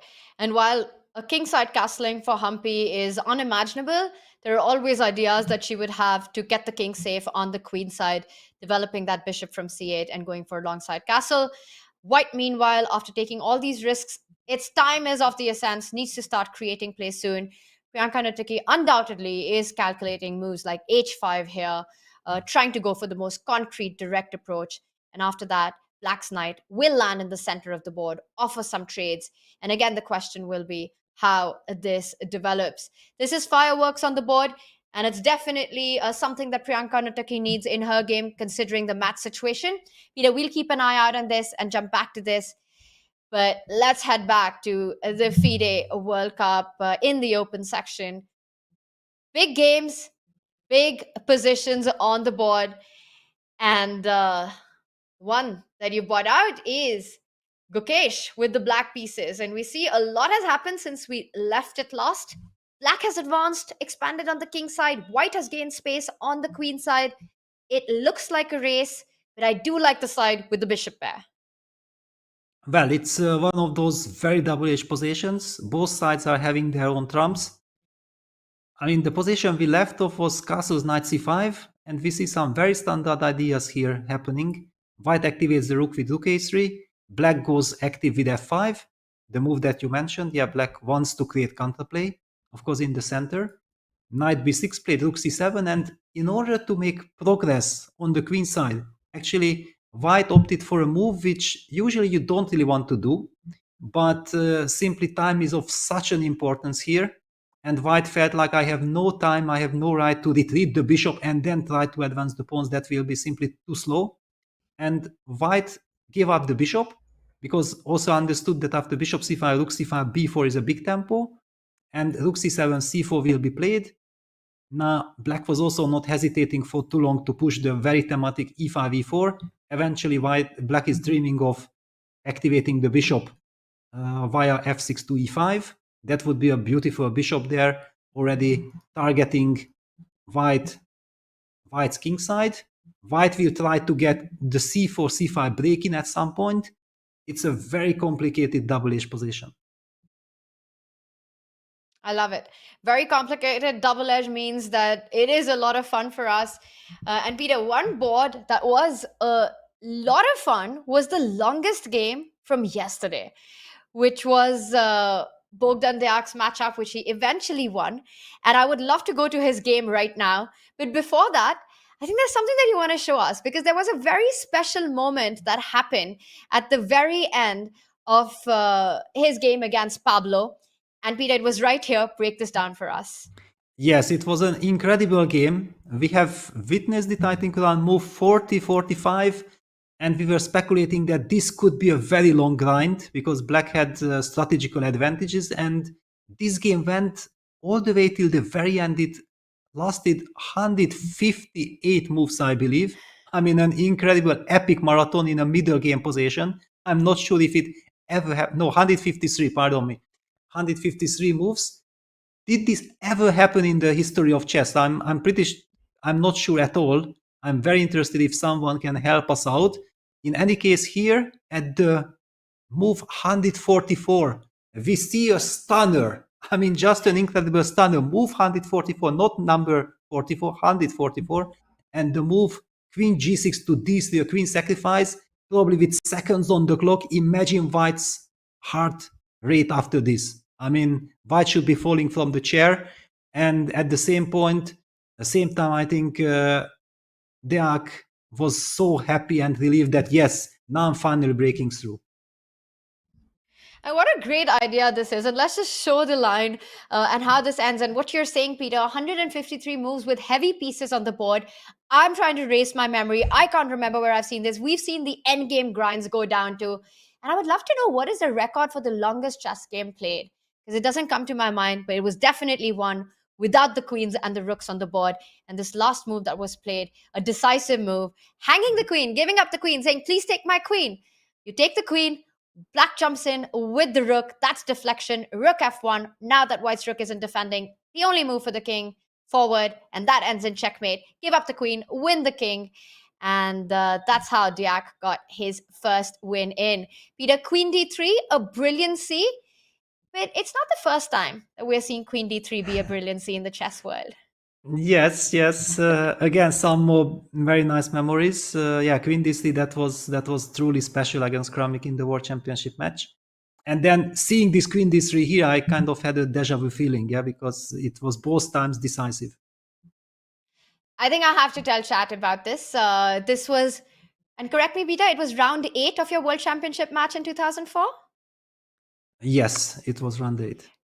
It was round 8 against the Marshall, where playing against Vladimir Kramnik, one of the best prepared players in that opening, and Peter found this a brilliant idea out of the opening, queen to d3. And there also, in a way, you let Kramnik have a queen on the board. It was the a pawn that was marching down, a crazy position, but queen d3 was a brilliant idea that won you that game, giving you the lead in that World Championship match. Eventually, Vladimir Kramnik managed to equalize the match, but back in the days, there was no tiebreaker, there was no playoff, and an equal score meant that the reigning world champion kept the title. Peter, with this move, queen d3, I have to ask you, was that over-the-board inspiration? Did you find it over the board, or was that part of your great prep against the big Vlad? No, it was not part of any preparation. I mean, at the moment when I played the move queen d3, I think I had 20 minutes left for the rest of the game, and Vladimir was still blitzing everything. Yeah, he was like, we played the classical time control with 2 hours each without any increment. That time, the increment was only coming from move 61. And basically, I have foreseen this move queen d3, but I did not believe that I will get a chance to play it, yeah, because I was like waiting for it like 45 minutes before it happened on the board. And then it did happen. I was so relieved, and Kramnik got into a terrible shock, and he couldn't recover from it.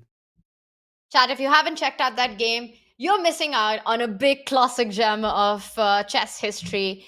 Round 8 of the World Championship match, queen d3. Look out for that move in that one. And a nice feature, interesting feature, chat, there, that you managed to refute Big Vlad's engine with that move. And with that move, Diac Bogdan also took the lead in his round 2 match. Peter, he needs just a draw. He plays with the white pieces, and so far it looks like everything is under control. Yeah, whenever we get a classic Maroczy structure, then usually white can relax. Yeah, this is a very safe structure. That's exactly what you are dreaming of after the marathon like this yesterday's game. On the other hand, I mean, imagine the black player Pablo. Yeah, he played such a long game yesterday. He was defending. It was a very unpleasant position. He was hoping all the time that he might hold in a draw. And then after losing that, he's in a must-win situation. So it's kind of understandable that he's trying to mix something up, but it will be very difficult in this structure. All right, so it looks like Bogdan Diac has got the ideal scenario out of the opening. Peter, we'll leave Acosta Pablo to figure out how he creates his chances. Not an easy ask, but let's take a look around at some of the other games. And the one board that stands out to me is Daniel Dubov against Adhiban. Now, Adhiban in that one is in a must-win situation. Daniel Dubov has taken the lead with quite a nice victory in round 1. And when these two players are playing, we can expect a lot of fun on the chessboard. That's for sure. And, after losing the white pieces, I felt like, okay, it will be very difficult or nearly impossible for Adhiban to fight back against Dubov. But now seeing the opening and looking at the clock situation, I mean, Daniel Dubov is known to be a very good theoretician with brilliant preparation. However, it looks like Adhiban is the one who managed to get the upper hand. I mean, at least upper hand in the sense that he got a very nice complicated position. There is no safety at all in White's position. It will be a real big fight, and with some time advantage, it's anybody's game. Absolutely. And that's exactly what you need when you're trailing the match. Now, in these positions, in my understanding, Peter, Black always wants to get the c5 break in. That's the dream situation when you can strike in the center. And it feels as if with the rook on c8, the bishop on b7, ready to open up, preempting that break. We could see this arrive any moment. It needs to be timed well. Right now, queen f6 is the move that's on the board. White's move, White is still to castle currently. And my question to you is that does Dubov have the time to go short castle in this position? And will Adhiban strike with c5? Yeah, well, usually in this type of positions, I feel like, yes, if Black will be able to break with c6, c5, it's all fantastic. For the moment, we should also highlight that Black is lacking a bit of development. I mean, let's just imagine that Black king would already be castled. We were talking about almost decisive advantage for Black, yeah, because a king safe on g8, c6, c5 break would almost demolish White's position. But White is one move closer castling. And the big question for me is actually the move e4, e5. I really feel that in order to fight against the dark squares, and White have given up his dark square bishop, Okay, Daniel Dubov has just castled, but just to illustrate what I was thinking, because it was this moment, bishop e2, h6 happened, and Daniel gave up his bishop for the knight. I mean, this is not something that you really do. And after queen f6, I personally was thinking that he wants to continue with e5, for example, force this queen back to d8, and then maybe try to activate the queen to e4, hindering black going c6, c5 because of the pin against the bishop on b7, and then maybe try to create some kingside attack with queen g4, knight e4, castles, and so on, very much Dubov style. But Daniel opted for the move short castle, which somehow kind of surprises me, but maybe it's a very sensible move. Well, it does finish development, so it's hard to find a fault with it. E5, a very direct approach, as you were pointing out. It's always in the air. And though the dream break would be c5, black lacks in development to make it happen right now. So perhaps a good time for Adhiban to just think about moving that bishop, getting the king to safety, and then thinking about c5. That said, it's not that easy to find a good square for the bishop. The natural-looking bishop e7 would run into e5, and suddenly the black queen starts feeling a bit of lack of space to jump to. So bishop e7 should be a move that you avoid. Bishop d6 also walks into a fork, which is why that you're pointing out the square on b4 might be the move of choice for Adhiban, and he's having a think. He's played it, actually. Bishop to b4 has happened, so looking at getting his king to safety. We'll check in with this one, as this definitely does heat up. Peter, I'm going to throw the ball back to you. Is there a board that you would like to go to, something that catches your attention? Yes, before I do that, I want to highlight that, yeah, the reason why bishop b4 is so important, that now whenever white plays e4, e5, and basically in this position, he will have to push e4, e5, now suddenly black can fall back with his queen very nicely, comfortably to e7. So black is by no means anymore obliged to go back all the way to d8. And it makes a much more harmonious situation. Also the queen eventually guarding the bishop. So all kinds of these queen e4 plans that I mentioned before might not be so effective anymore. I feel like this short castle move, it might look like a natural move, but in my eyes, it was a slight inaccuracy. And in this type of position, a slight inaccuracy can be a very important mistake. I think Adhiban is back in business and he will have all the chances to fight in this game. All right, we'll keep an eye out on this one and see if Adhiban can make it happen and take this match into tie breaks. But let's go back to our heavy hitters, the top guns who are playing on the top boards, and do a quick roundup of the action that we're seeing, starting from world number one, Magnus Carlsen, who needs just a draw in his match against Levan Pantsulaia. And I've got the board in front of me. Peter, the kings are still uncastled. It still looks like a position where anything can happen, especially because for black, you can't go short castle. Notice how the bishop and the queen, white has lined up, targeting that 8-6 weakness. But black also has trumps in the position. His own queen and bishop combining to put pressure on the c3 knight. Magnus lacking behind in development. Is this the best that Pantsulaia could have hoped for given the match situation? Well, I don't know exactly, because the big question is if white will be able to place that knight from c6 to d5. That will be a monster knight with this pawn structure, c4 and e4 pawns protecting the d5 square.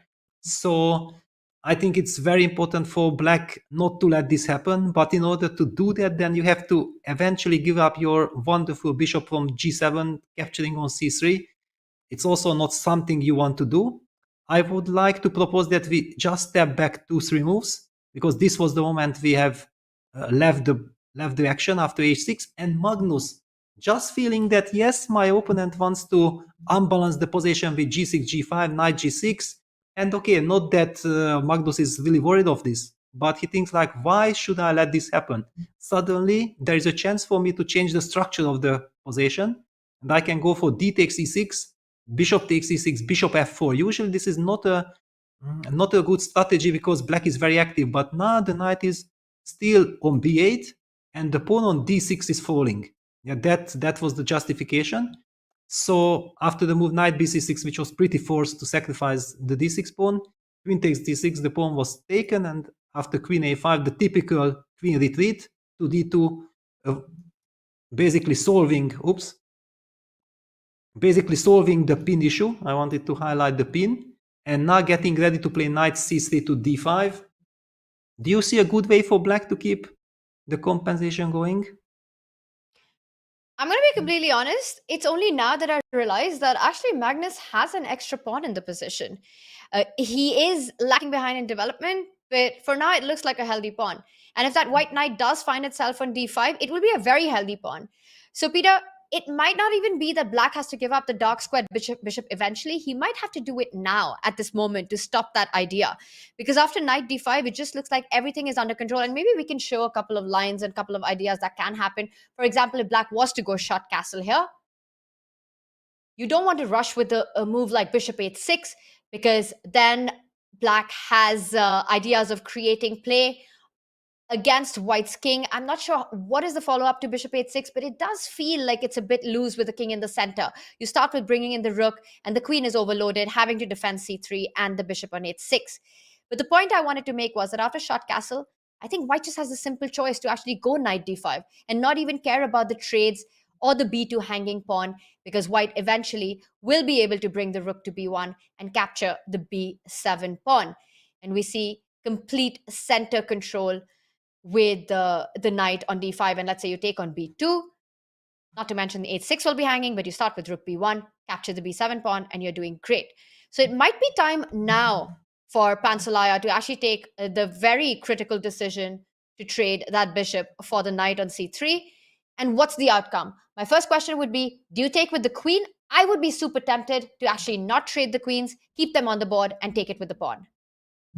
Well, my big question is that if I feel that I will have to take on c3, then the question that is kind of in me, that maybe I can include the move g6, g5 first, just to ask you one little question, that where do you put your bishop? Yeah, for example, after g6, g5, where would you go with your bishop here? Not an easy question to answer. I'll tell you where I won't go with the bishop, and that's to d6, because that would invite a pin on d8. So bishop d6 is out of the question. The move that comes naturally to me would actually be to fall back with the bishop to e3. Yes, but if you fall back to e3, then I might have this f7, f5 move, a very energetic fighting for the d5 square. Yeah, I'm trying to break. I'm also threatening to play f5, f4, trapping that bishop. And if you were to take on f5, that would give me so many interesting options, like, I don't know, capturing with the knight or with the bishop, but I immediately feel that I would get a lot of dynamics. Wow, this would really heat up if Pantsulaia does decide to go g5 on the board. And he's having a think against the world number one, Magnus Carlsen, who's won everything that there is to be won in the chess world multiple times. He's got 15 combined world championship titles. He's won the Tata Steel 8 times, Norway Chess, I don't know how many times, Peter. I think about 5 times. He's won so many of these elite events that it's hard to remember or keep account. But the one tournament that eludes him is the World Cup. And it's the reason he keeps coming back. He keeps coming back to fight, to add that feather to his cap, to win this. He's determined to get this one added this year. It's not about making it to the candidates for Magnus Carlsen. It's about winning the whole thing. And while we wait for Magnus to come back to his chair, check this out. Take a look at this.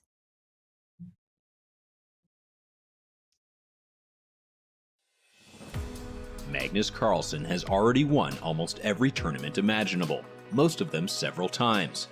Norway Chess 5 times, Tata Steel Chess 8 times, the World Rapid and Blitz a combined 10 times, and of course the World Championship 5 times. Wait a second, we have history. Magnus Carlsen is now the 5-time world chess champion. Most players are at the World Cup because it is part of the World Championship system. Magnus is not here for that. So why is he here? This one event has eluded his otherwise ironclad grip on the chess scene. Despite the hits he's taken in this tournament, it's a format he enjoys. Personally, for me, the World Cup is such a prestigious and interesting event. So I'm very happy to take part. So he keeps coming back.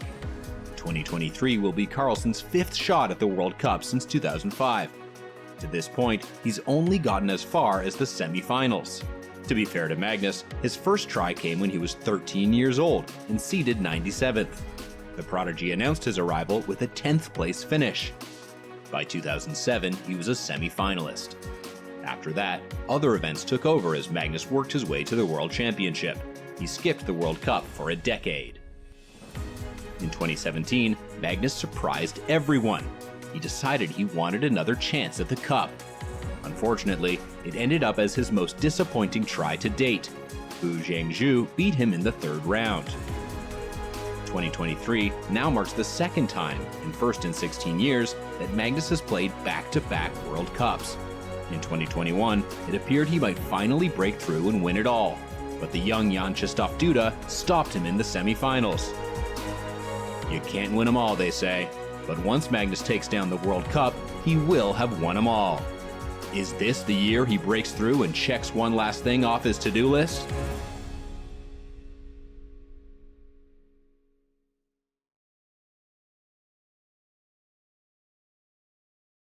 It's a long way to go, but he is a man on a mission in Baku, the 5-time FIDE world champion with multiple world championship titles.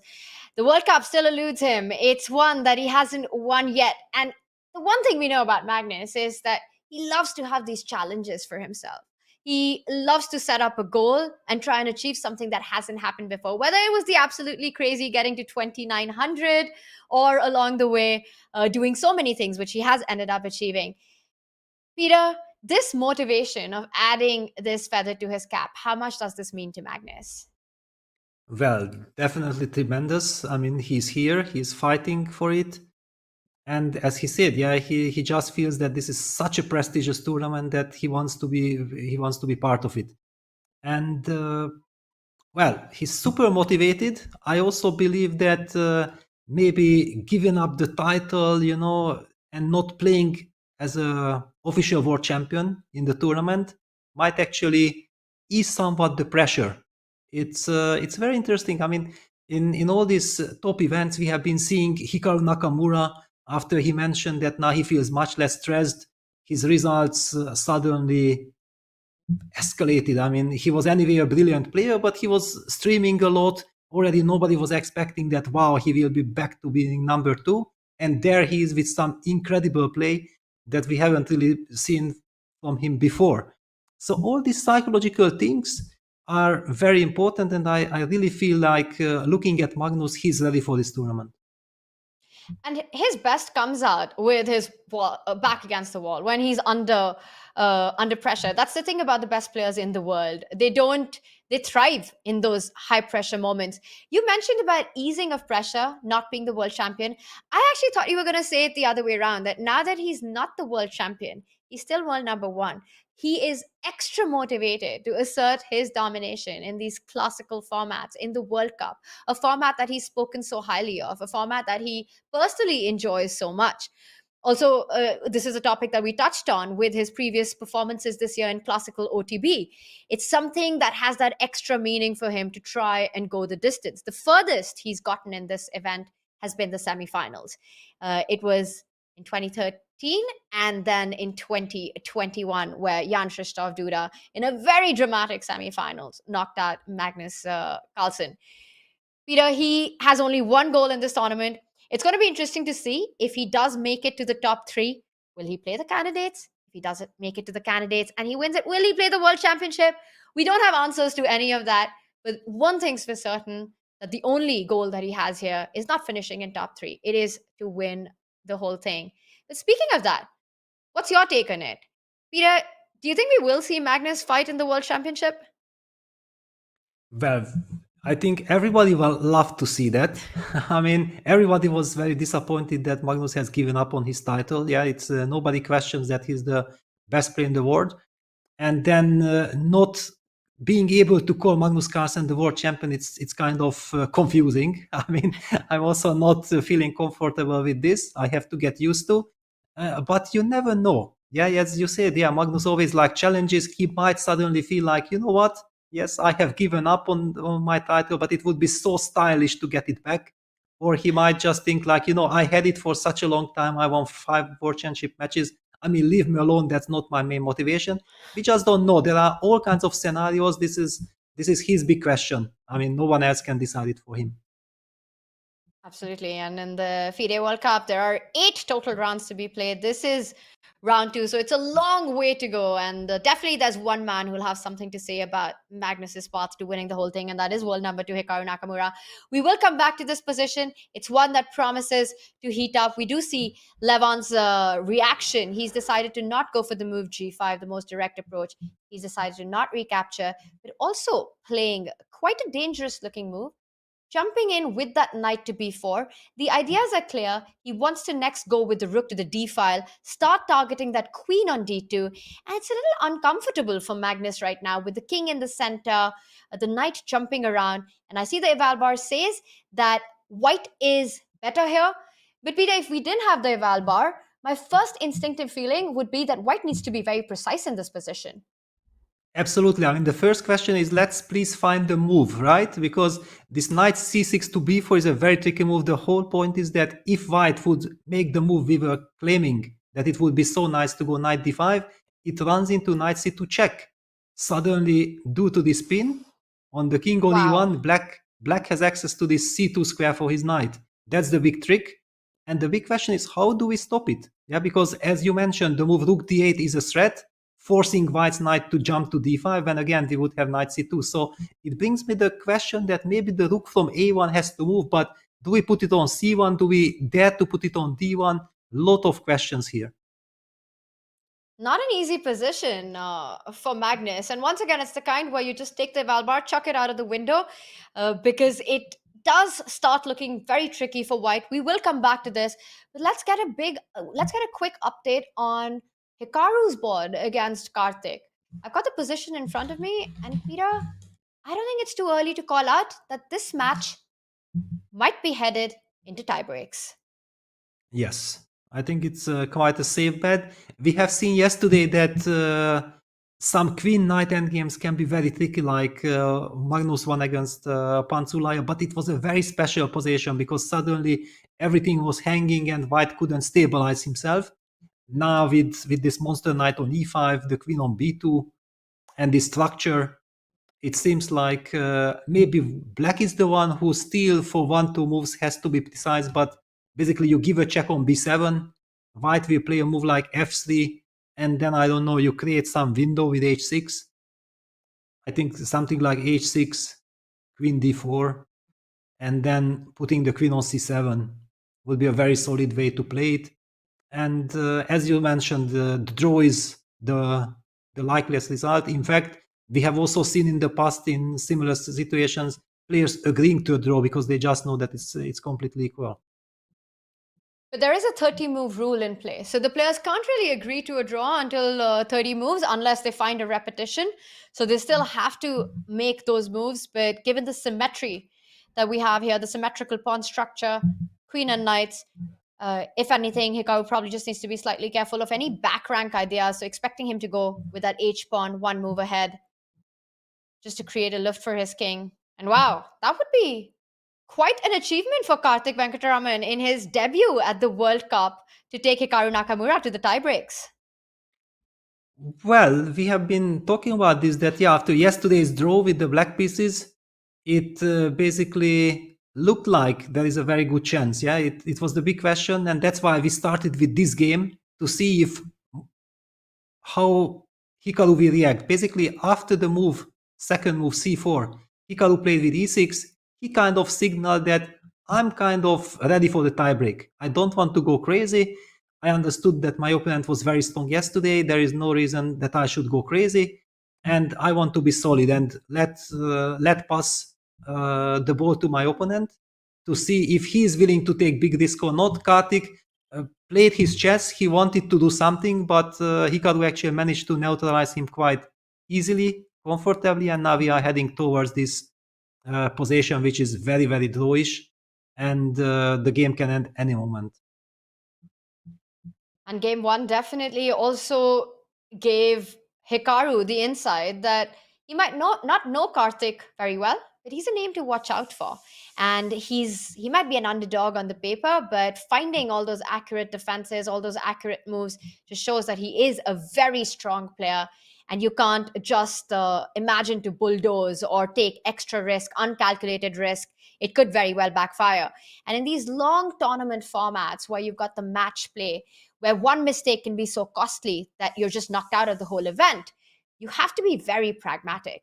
So Hikaru doing that, keeping things pragmatic, not taking that extra risk despite having a more than 200-point advantage on rating makes a lot of sense. His opponent, Karthik, playing excellent chess so far. And it looks like this one with that last move feels essentially like a draw offer. To offer a knight trade, if Karthik was to take it, this game would soon end in a draw, which means that we are at least guaranteed one speed chess tiebreak between Hikaru and Karthik tomorrow. Still moves are to be played. We see the players on the screen in the background.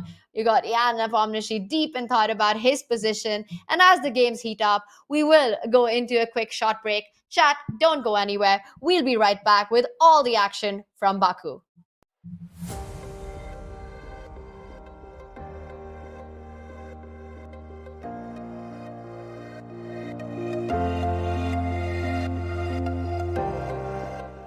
Chess Kid is fun.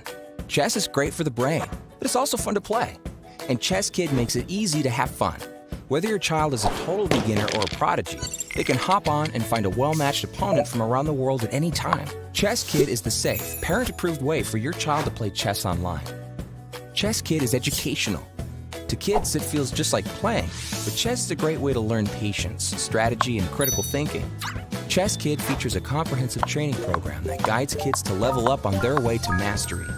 There are more than 50,000 chess puzzles and a whole library of entertaining videos that teach strategies, tactics, openings, and endgames specifically for kids. Chess Kid is easy. Whether you're a parent helping your child, a coach managing dozens of kids, or a school of hundreds. Signing up is free and easy, so what are you waiting for?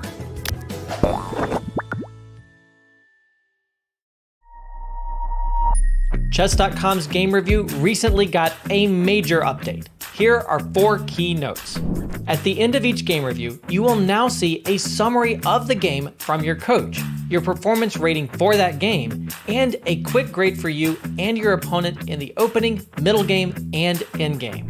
We've added a new classification called Miss for when a move fails to take advantage of an opportunity, but it is otherwise a sound move. We've also changed the definition of blunder. Now a move will only be considered a blunder if it loses material or allows a checkmate. Coach will now draw arrows and highlight squares when you hover over or click on the highlighted words in the move explanations. This should make move explanations easier to follow. Finally, Coach's explanations will now reference specific pieces and threats in explanations, making move explanations much more intuitive. The new game review experience is available on chess.com right now.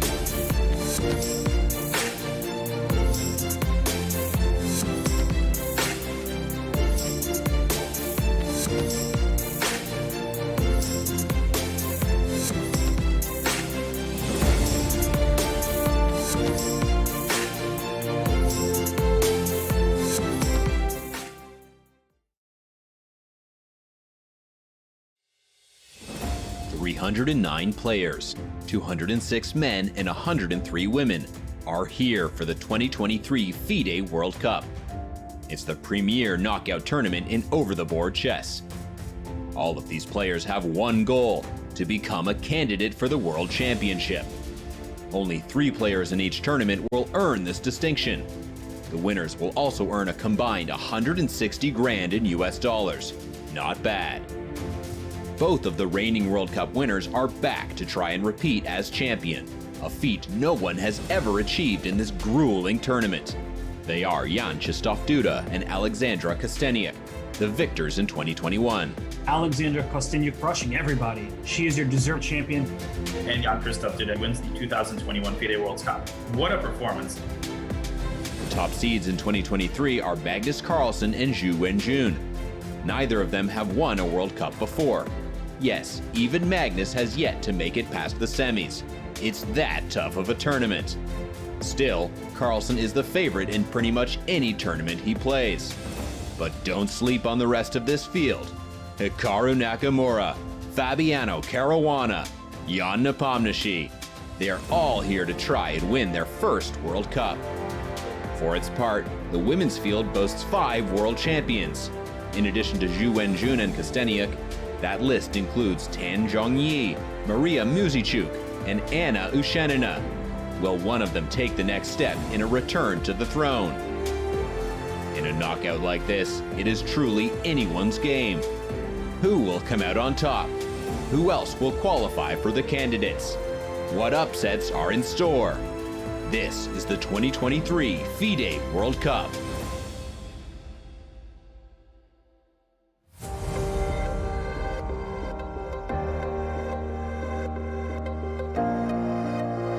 And all the best players in the world are in Baku right now, fighting for the FIDE World Cup. Action is on. This is the final classical game of round 2 before, if needed in some of the matches, we do get tie breaks and playoffs, and that's going to be a fun one. One match that is headed there is between Hikaru Nakamura and Karthik Venkataraman, but other big favorites are still fighting it out to try to cruise through to round 3.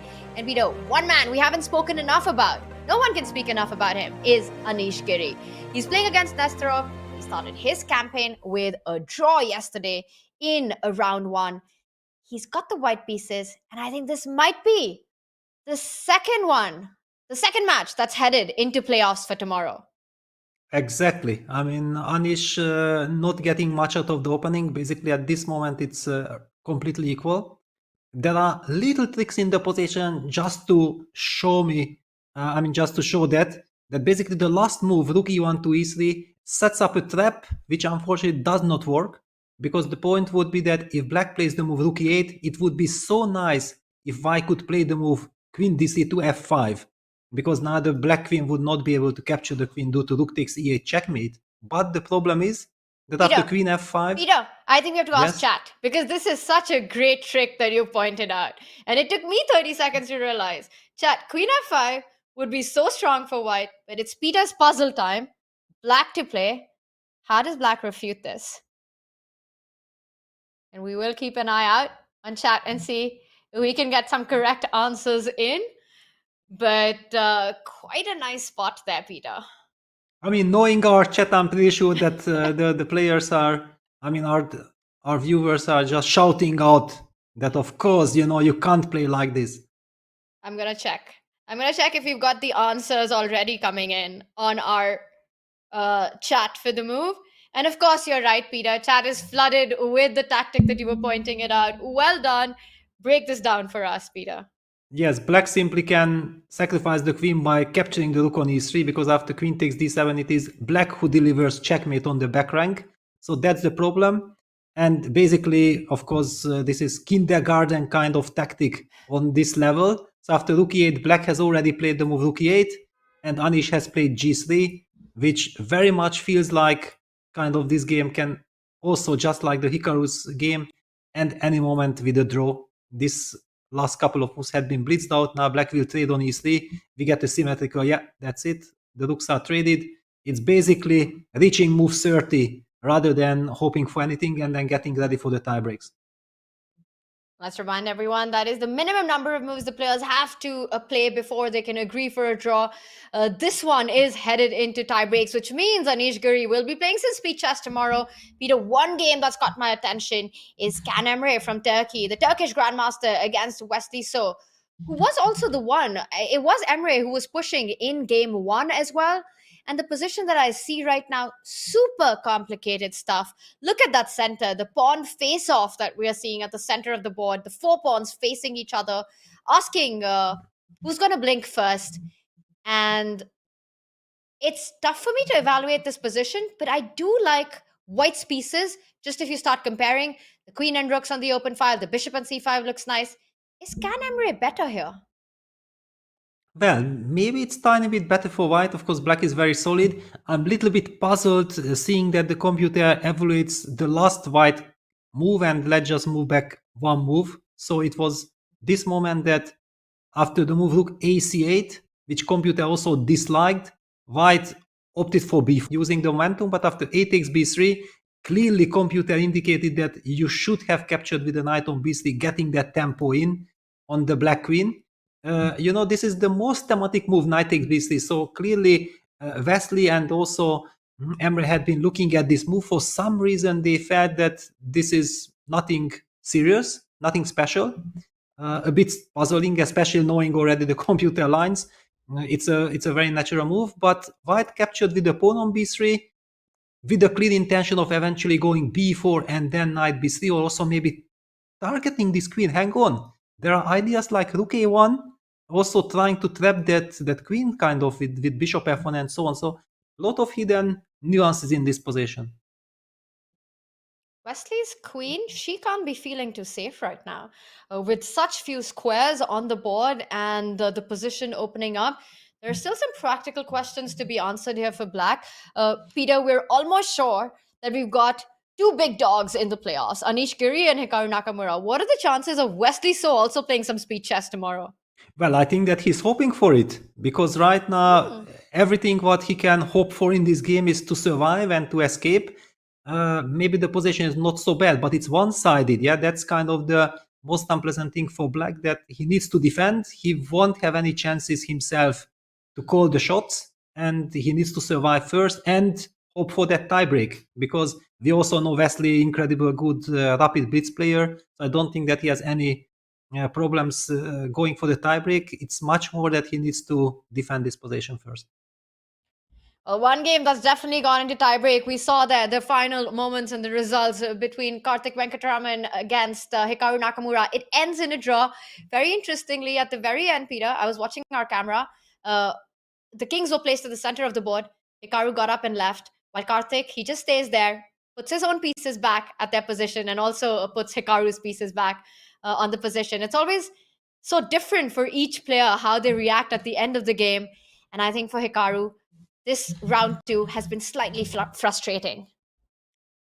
Yes, definitely. It's not so pleasant, yeah, when you don't really get a chance. Yeah, he never really got a chance. He equalized comfortably. So, for example, compared to Wesley, who is really running some risk here, compared to that, Hikaru's situation is quite good. He's already in the tiebreak, and he will have the white pieces as well. And okay, all to look forward to. There was a game between Valentin Dragnev and Maxim Vachier-Lagrave, and I wanted to go to see how Maxim is handling the situation that he needs to, not like he needs to win, but the first game was drawn with the white pieces, and that game ended in a draw already. So we have another heavyweight, Maxim Vachier-Lagrave, also in the tiebreaks tomorrow. Wow. And Maxim, another top gun in the tournament here, going into that playoff in round 2. It's going to be a big day of chess as this one ends in a draw. But I look at this position, absolute madness here. If you just put this up, it's hard to imagine that a draw was agreed, and I'm guessing it was a repetition that happened at this point. Exactly. After bishop b6, rook d6, white had this option of going bishop c5, hitting the rook.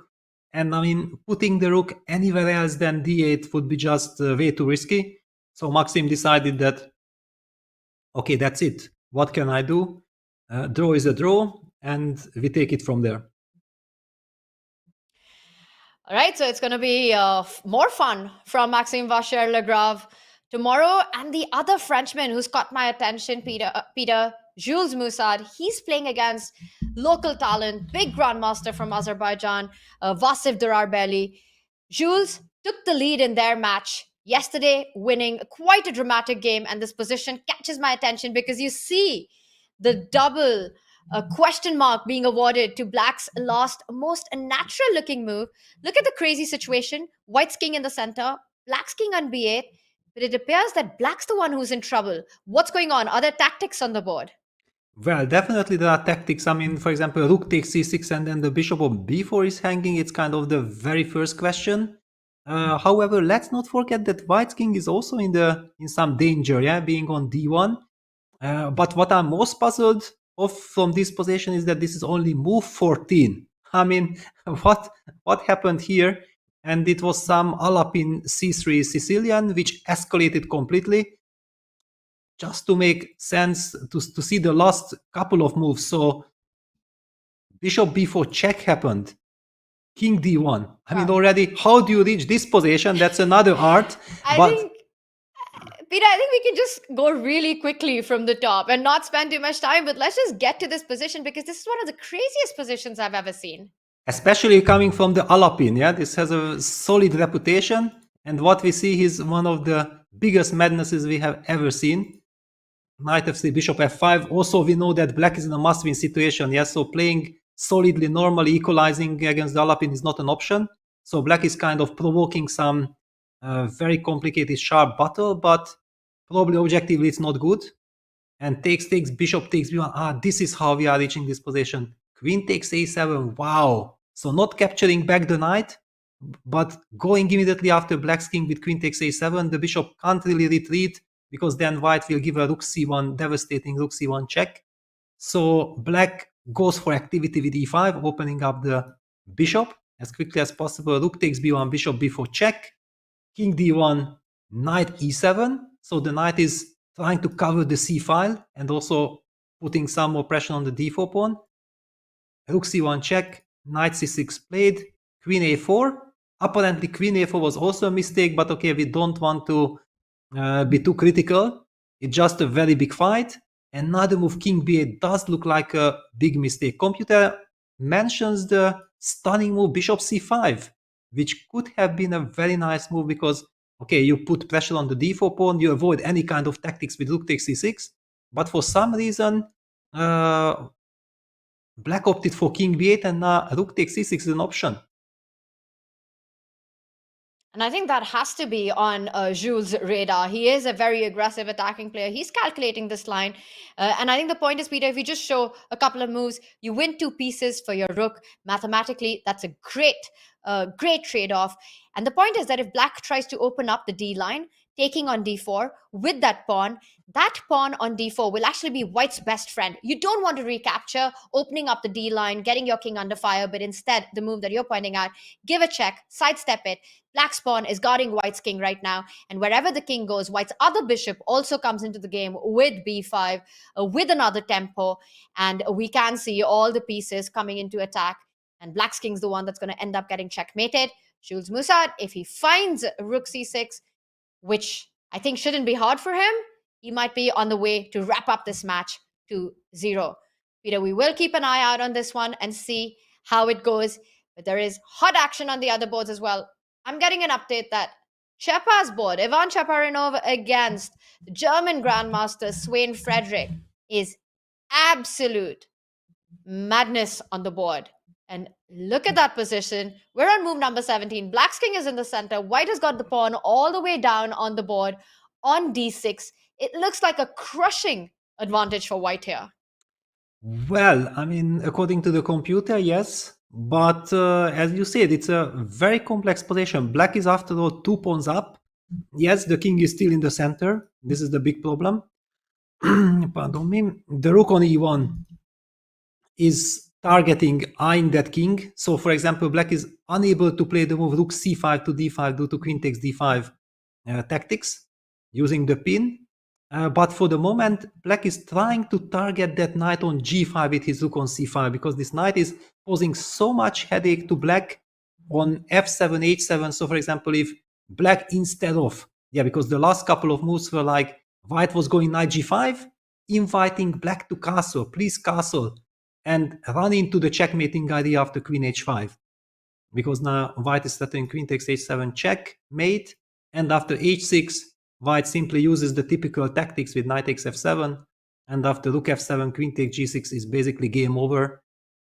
Black king will be checkmated. So the move rook c5 had to be played, but it's a very risky position for black. Fascinating middle games all around. So many tactical ideas, and the players really going for it, trying to cruise through to victory to make it without tie breaks. And there in the camera, I do spot Nihal Sareen walking around, the bullet genius from India who did win his first game of round 2. We'll also keep an eye out on that one. And Peter, one player who had a heartbreaking moment yesterday was Sam Shanklin. In a position, in a game that he was trying to push for the most part, at least should have managed to hold it at the end.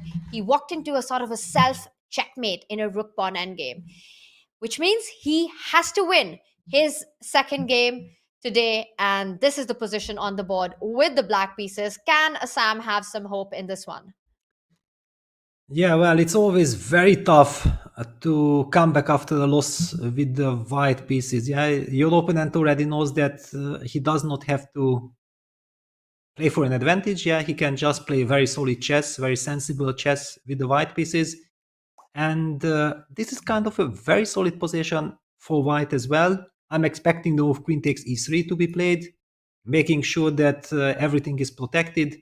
Eventually, white will push the pawn from f2 to f3, blocking and locking out that bishop from b7. I mean, because the only weak spot is really the g2 square, where black is trying to checkmate white eventually, but with a timely f2, f3, and also play against the d7 pawn, it does feel that black is perfectly fine, because the bishop will move to c6, the bishop will guard the d7 pawn.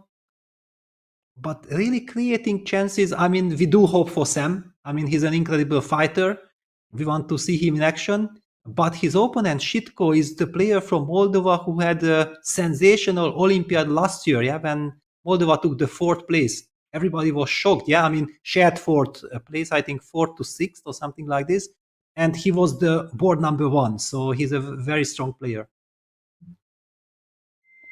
It's not going to be easy for Sam. As you mentioned, Sam is a fighter, probably one of the most hardworking chess players that I know. And it would be unfortunate to see him at the end of the road in this World Cup. We will check back in with him. So far, it looks like white has done everything right to take this round 2. Peter, I've got my eye out on some of the other games, and the one game that I want to draw your attention to is Shakhriyar Mamedyarov against Tin Jingyao. You were full of praise for Jingyao, the Singaporean Grandmaster, who had some great results in open tournaments last year. This is what we have on the board. And my first instinct when I look at the position is that Shak has got the kind of positions that he likes to play, that he enjoys to play.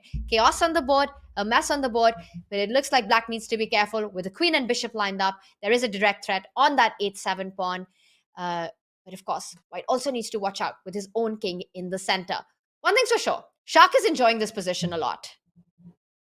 Yes, it looks very interesting and like something white is dreaming of in the Carlsbad structures. But as you mentioned, there is this factor that white has not yet castled, and the rook is already on c1, which means that white will be unable to castle long. And of course, if white gets time to castle short, everything is fine.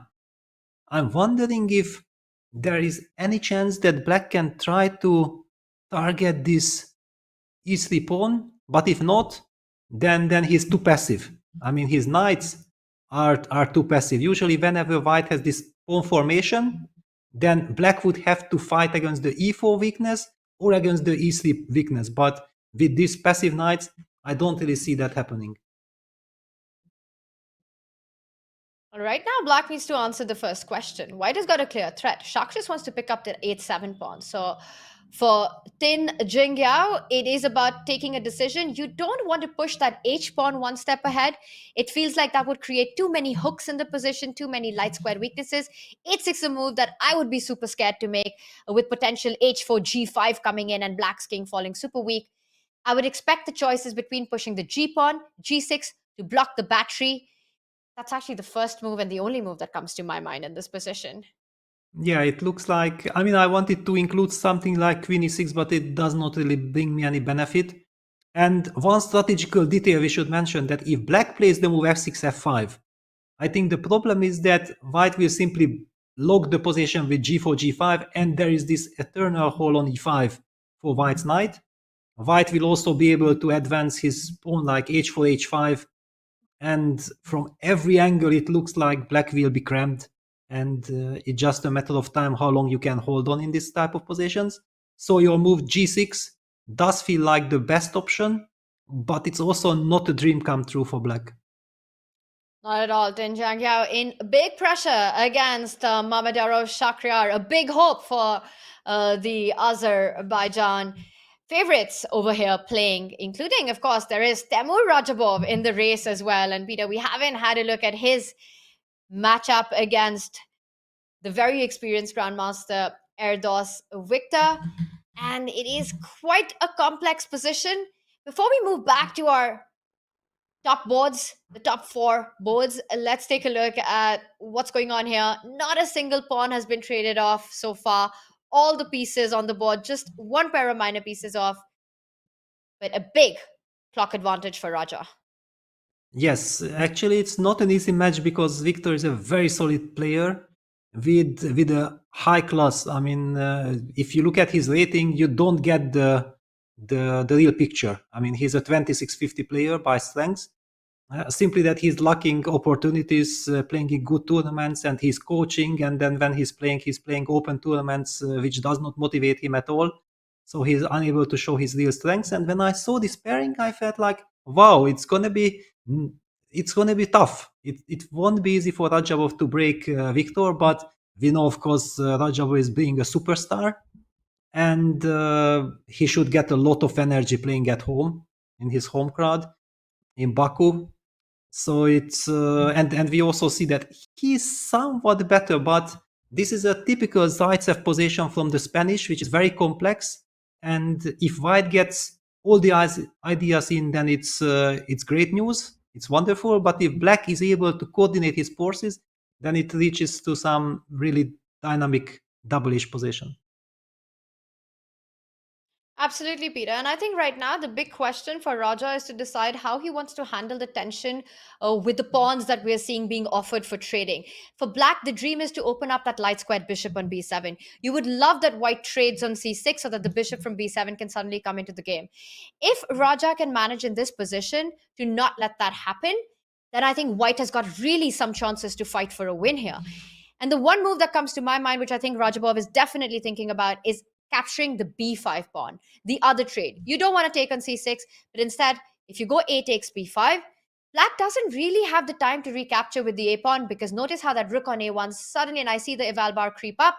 If you take a takes b5, the rook from a1 I think jumps onto a7, and it's just a very unpleasant attack on the bishop. Rook b8 can be met by d takes c6 now after bishop recaptures. The f7 pawn suddenly falls in Black's camp. So this would be disaster. And if after a takes b5, the initial exchange, Erdos is forced to recapture with the c pawn, that would just mean that a central pawn moves to the side of the board, and Black's bishop on b7 is pretty much dead for the rest of the game. Exactly. I mean, after a b5, cb5, and this is what I mentioned, that in this type of position, it's all about what happens exactly concretely. If Black would have been in time to break the construction, it should have been fine. But if you get these a b5, cb5 structures, then it's absolutely clear that White is better.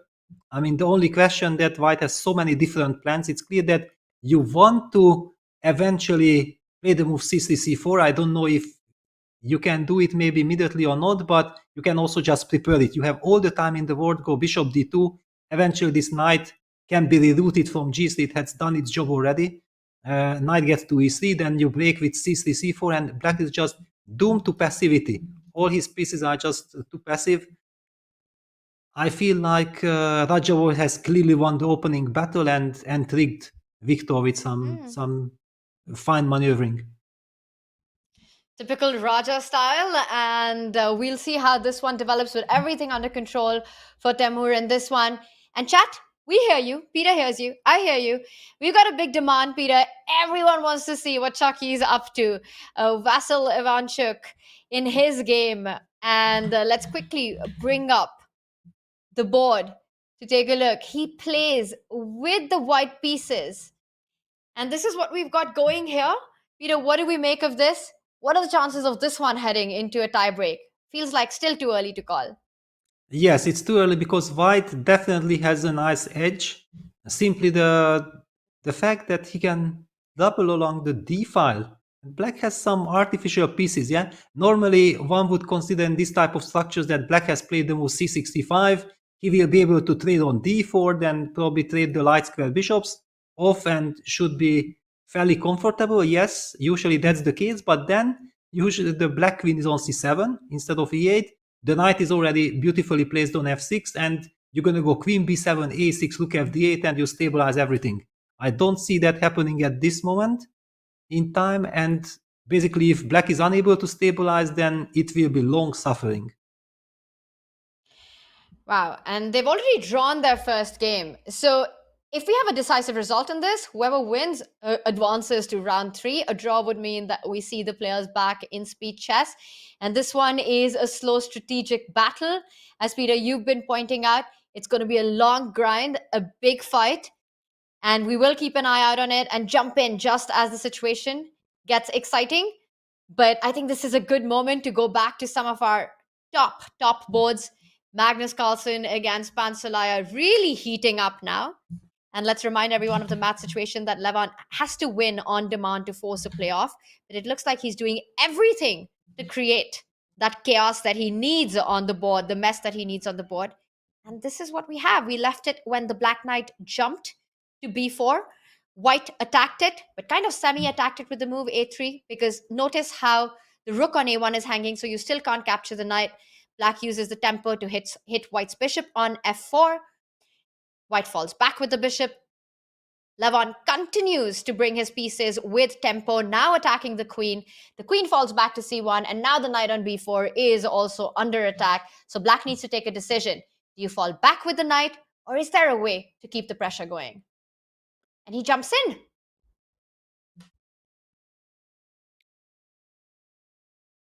Yeah, knight d3 takes, so rook takes... no, it's actually not clear at all. If rook takes d3, or bishop takes d3, no, but he goes for rook takes d3 first. And now let's see, will Magnus blitz out short castle, or will he put something on e5? Yeah, because both knight e5 and bishop e5 are possible moves. Well, c3 is hanging, so you mentioned the move short castle to just sidestep the check. But I would be very tempted to not give up the c3 pawn and try and fight it with knight e5 or bishop e5. It's also a tough decision to make and a pretty complicated game so far. How would you evaluate it? I see our eval bar saying that white is doing fine. But once again, to me, it's far from clear. With the c4 pawn hanging, black having these monstrous bishops on the board, the rook looking super active on d3, it looks like a mess. It is a mess. I mean, the reason why I want to play short castle is that because my nerves are not that good, you know. I just want to, you know, get my king to safety as quickly as possible. I'm pawn up, or white is a pawn up. Magnus is a pawn up at the moment, so I don't really current the material. I'm ready to and willing to give some material back in order to get a safe position. A part of that, of course, a move like bishop e5 or knight e5 is tempting, but the problem is that if I go bishop e5, or if white goes bishop e5, then black has this tempo move f6. It does closes the bishop, but at the same time wins a very crucial tempo, and I just don't know what to think of it. The other move, knight e5, has a different purpose. We don't really close that bishop, but we hit the rook with a tempo. And then after rook d4, we can go for a short castle. This is a very sensible, solid way of playing the position. Probably it suits Magnus's tournament situation best. So I wouldn't be surprised if he prefers to include the moves knight e5 before castling.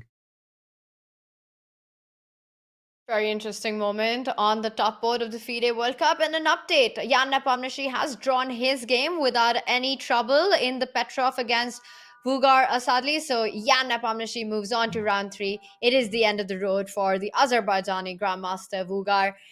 The other action that ended was Hikaru versus Karthik, also in a draw. Anish will also be fighting it out in the tie breaks. Fabiano Caruana, meanwhile, who does have the lead in his match. It looks like things are under control. Let's get a quick check-in on that one.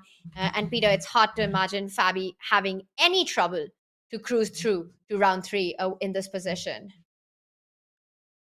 Yeah, well, let's just go back to moves. So rook c5, rook c8, rook d5, rook d6, and Fabi captured the knight on d4. Computer says question mark. Well, the computer does not know that all what Fabi needs is a draw and that's it. And the move knight takes d4 basically forces a draw. There is absolutely no risk white is taking, which means that Fabi will advance to the to the third round. So just ignore that question mark. Practically, that one deserves an exclamation mark, going into a good practical choice of just trading off pieces, getting that required draw. And this one looks like the match will go in Fabi's favor. Peter, where do you want to jump to next?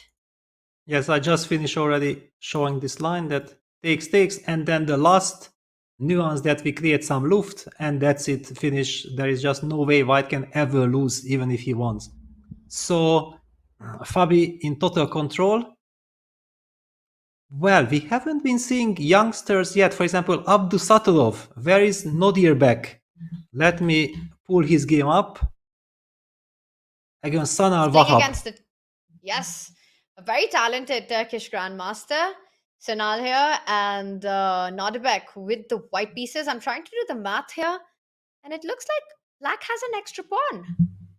Black has an extra pawn. On the other hand, white has this beautiful monster bishop on g6, making sure that black will never be able to fight for the e-file. Yeah, and cemented with the pawn on f5.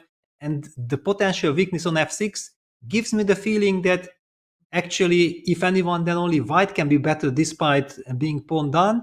The big question is, how big is the compensation? Is it really something that white can hope for advantage, or it's just a really good compensation? And really interestingly pointed out that bishop on g6 itself doesn't have too many targets, but it takes away a very key square that stops black's activity, which is what makes it such a monster. And all the pawn weaknesses that black has, definitely compensation to fight for, but will it be enough to get that win in or not? Not sure, Peter. It's still an extra pawn. As you're pointing out, the queen can penetrate. Black's king can fall back to the 8th rank, getting out of that pin. And also, white needs to keep his own pawns defended, the d4 pawn, the a3 pawn. So there are targets that Sanal Vahab has in this position to play for. We will check in with this one. I want to draw your attention to Dominguez's game because, again, it's a position that I think has come up in chat as well to take a look at. And really interesting stuff. Lenia Dominguez with the white pieces against Yannick Igor of Poland. And we see that black's king is still stuck in the center and it's not going to run away anytime soon. But the good news for black is that you've got this really solid knight on the e5 and a very active queen at the center of the board, stopping any f4 ideas. Exactly. And I think here the situation is quite crazy because Lenny has won with the black pieces. So actually all what he needs is a draw.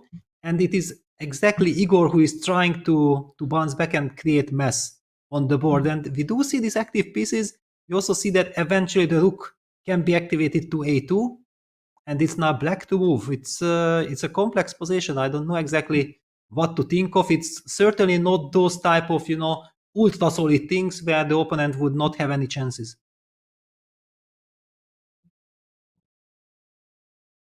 Very complicated fight, this one. And it can be anyone's game right now. But Dominguez needs only a draw to advance through. Peter, the matches are all heating up, the games are all heating up, and once again, there are so many fascinating fights and battles across the board. I'm trying to keep an eye out on all of them. But if there's something that catches your attention that you would like to jump to or chat, if there's one game that you really want to watch, send that to us and we'll bring it up. And I love what you pulled up.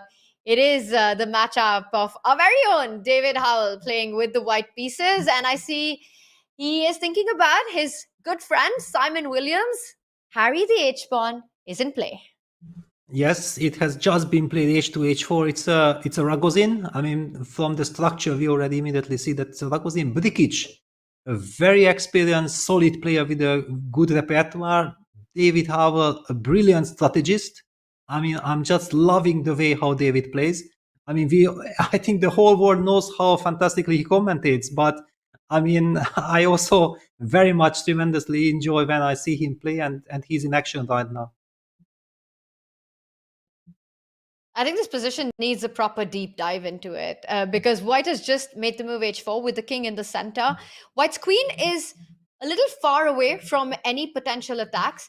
And I think h4 has less idea of going for Black's king, but more about trying to find a way to activate that rook on h1 without having to go short castle. You're also making sure that your bishop on g3 has got enough squares to hide if required. Black never wants to trade on h4, destroying the pawn structure on the king side. Peter, so many dynamics, and I see a level evaluation bar. If you were seeing this position without having the knowledge or of seeing the evaluation bar in front of us, how would you perceive all the action that we're seeing? Yeah, well, like a very double-edged position, because this is a Ragozin structure, and Ragozin was also one of my favorites in the last couple of years when I was playing. And I know that it's such an unbalanced position. Black has this lovely bishop on f5, very nice grip on the light squares. He controls the e4 square. The knight on g6 also doing excellent job covering the e5 square. Thanks to this, the bishop on g3 is unable to land on e5, which would be really devastating. And Black also has these typical ideas of going b7, b5, making sure that everything on the queen side is low. There is no way for White eventually to play c3, c4. There are also some tactical motives White has to watch out for. Eventually, Black jumping with his knight to f4, using the pin along the e file now that the White king is still in the center. A very double-edged position. I'm a little bit worried for White, but it's also such position that if you are able to regroup your pieces, it might turn out to be a very nice position. I'm just loving the color complex that you've created on the board. Clearly, orange is the color that you're going for, Peter, today. I can see with all the markings of white and black there. Really nicely done. And then the highlights with the red for all of Black's ideas. A really nice tactical spot of always watching out for this knight jump on f4. It's going to be a big fight. And as you pointed out, David, he's quite the strategist. He's quite the positional player. So interesting to see how he navigates through all these tactical possibilities and complications. Yes, and we also see that it might end up in a incredible, crazy time scramble. Look at this. Black is having only 18 minutes after move 16. Wow. And also David, 28 minutes. And David is also known for spending a lot of time because he's such a perfectionist. He wants to always find the best possible moves. I mean, this will be dramatic. That's for sure. He's really famous for those time scrambles, but right now he's ahead on the clock. And I think, if I'm not wrong, David's longest game has lasted beyond 200 moves, or at least very close to 200 moves. And no surprises there because there are always these long fought battles that go on forever. So going to be interesting to see how this one pans out. But he's one of those players who's, even when he's down on seconds, the quality of his chess is just super high. So you can't really start playing against the clock when you're playing against a player like David Howell. But for Brikic, it's going to be an important factor because the position is just heating up. It's the kind of position where tactics are going to arise at the right moment, and then those extra seconds will come into play. Yeah, ultra sharp battle. I mean, I feel like this game only deserves a exclusive commentator who would just, devote himself for the next 2 hours to this position. Unfortunately, we don't have this luxury. there is so much action. But yeah, the fingers are crossed for this for both players, because this will be razor sharp. Well, you said it. We will keep jumping back to this one because it's only going to get more exciting from this moment. Right now, a big decision for Brkic. How does he really want to react to this last move by David H4? Will he target the white queen, or will he try and jump in with that knight to the central e4 square? We will keep an eye out on this one. Peter, what do you say? Should we head back to some of the other games as the players are reaching the first time control? And also, let's remind everyone of the time control. It is 90 minutes for the first 40 moves. You have to reach 40 moves in the first 90 minutes. And after that, you get an additional 30 minutes on the clock for the rest of the game. And from move 1, every time you press the clock, you get an additional 30 seconds. Yeah, I just quickly wanted to check what's going on in this dramatic epic battle between Itulizaga and Anton Korobov. We have been seeing yesterday, keeping an eye on that dramatic finish, which Korobov managed to win. And Itulizaga in a must-win situation. It's slightly better for white because you have this monster bishop on d4. The bishop on f1 is also very nice. The structure gives white some nice stability. The only problem is that black has the c file, and breaking through gonna be very tough. I mean, black might be aiming for some queen trade with queen c2, so it's a very delicate position. We see Itulizaga burning a lot of time because he understands that he has to be super precise in order to create chances for himself. It's not the most dramatic position, so we can move on, but it was important that we check it out. 100%, especially because of the storyline that we saw yesterday with Itulizaga going to not repeat a position, but trying to create something from his chances, which eventually backfired. Eventually, he lost that game to Anton Korobov, but we would have been singing praises of that decision had the result gone another way. And it was one of those defining moments in the game. But now he has to win on demand, and this position is not going to be easy with black full control of the open C line and a potential trade on the boards. And as the players edge towards the first time control, things are heating up in the Baku playing hall. And of course, we've got our eyes out on all the big boards, and we see there on the screen some players walking back to their table. And I see Safarli, Altaj Safarli there on our screen, as well as Anton Korobov walking around. It's always nice to see in classical chess, players have the luxury to be able to step out from their board, take a little bit of a breather. Shak attack, Mamadjaro Shakrar in front of our screens there. And as the players rush towards their time scrambles and meeting that 40 move mark, we will be back with more Board 1, World Number 1 action in just a few moments, right after this short break.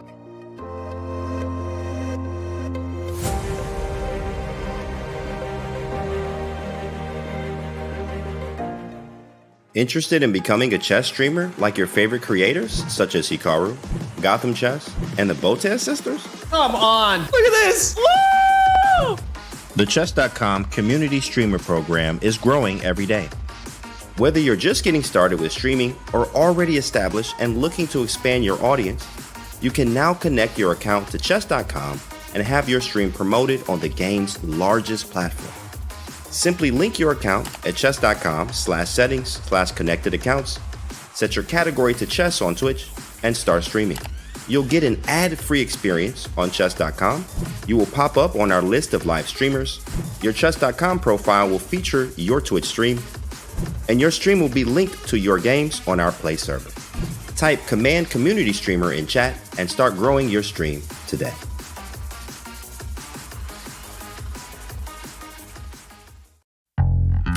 I've worked with the two players, perhaps with the best chess intuition ever, Magnus Carlsen and Vachier-Lagrave. This course is generally about examples like this, common knowledge that's used on the highest level. Good intuition comes from knowing a lot of examples, from having seen examples, thought about them, and perhaps tried to implement the principles, but under different circumstances. Having thought about it, having tried to implement it in a way, and having debated it. So that's more or less what I try to do at this course. Basically puts the foundation for positional understanding, positional intuition you will see in many players.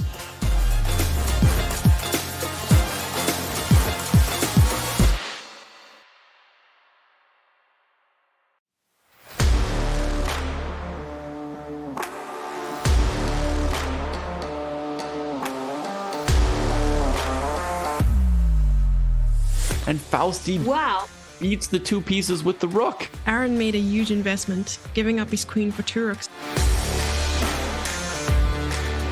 Black pawns are still quite fast. I literally have no idea what's going on. Oh no, he's about to lose on time.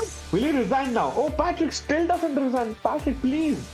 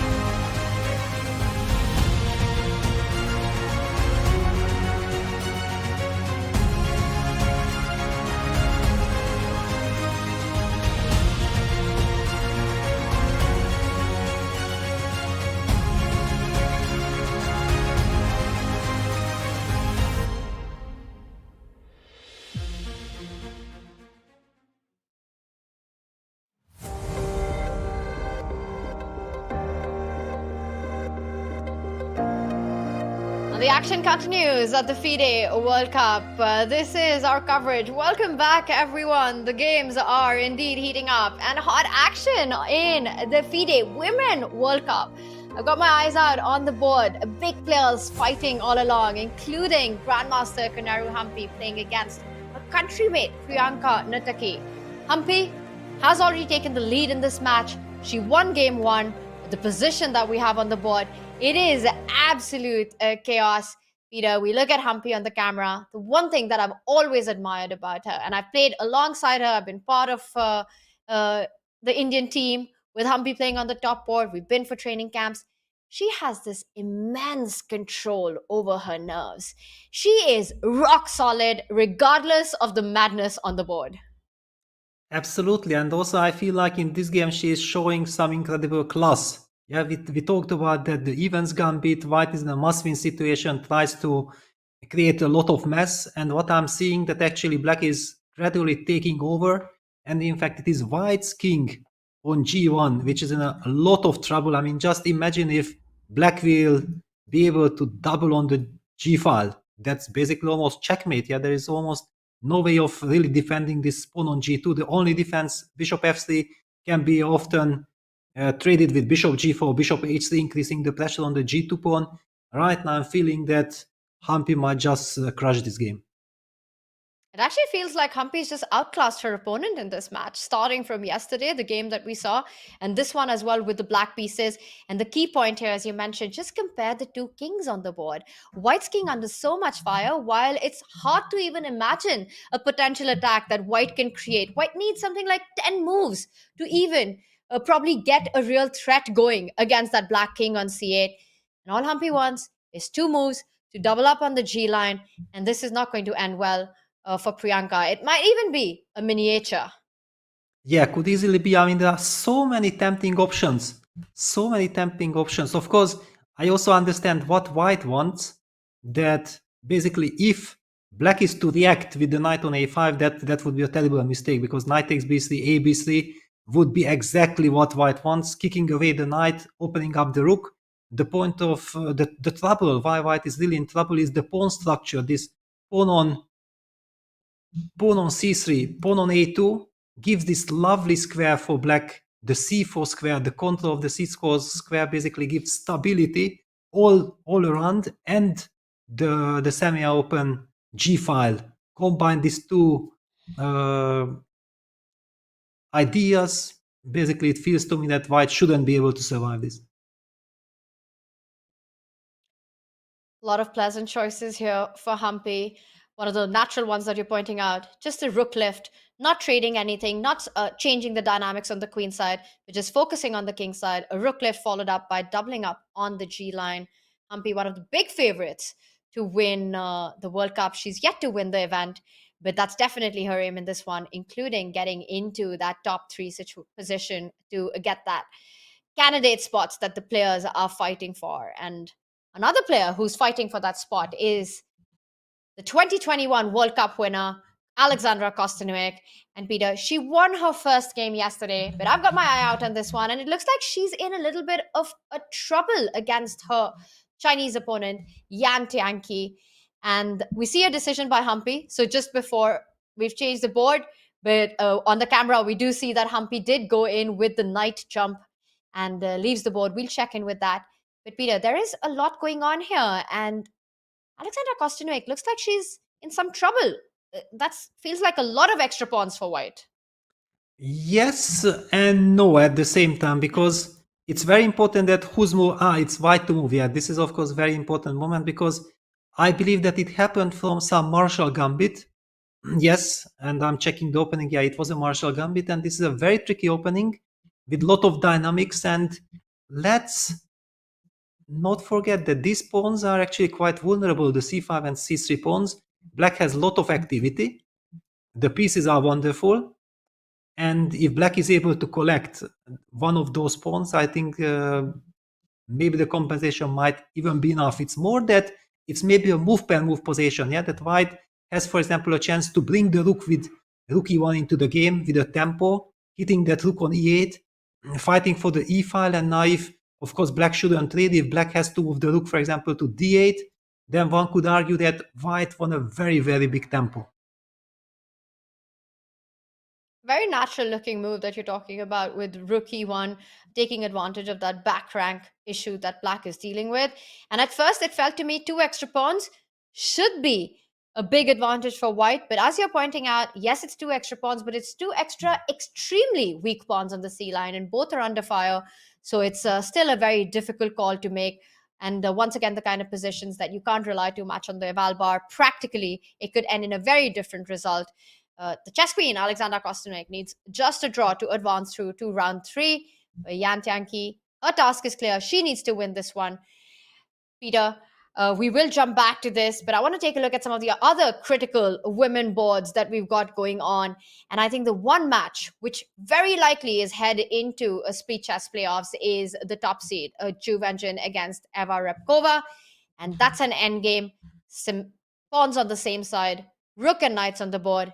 And I think for the top seed of the tournament, she'd have to try to go through round 3 by taking it in the playoffs. Yes, absolutely. I mean, the good news for Zhu Wenjun that she equalized without any problems. Yeah, that wasn't so obvious at that point when we last checked it.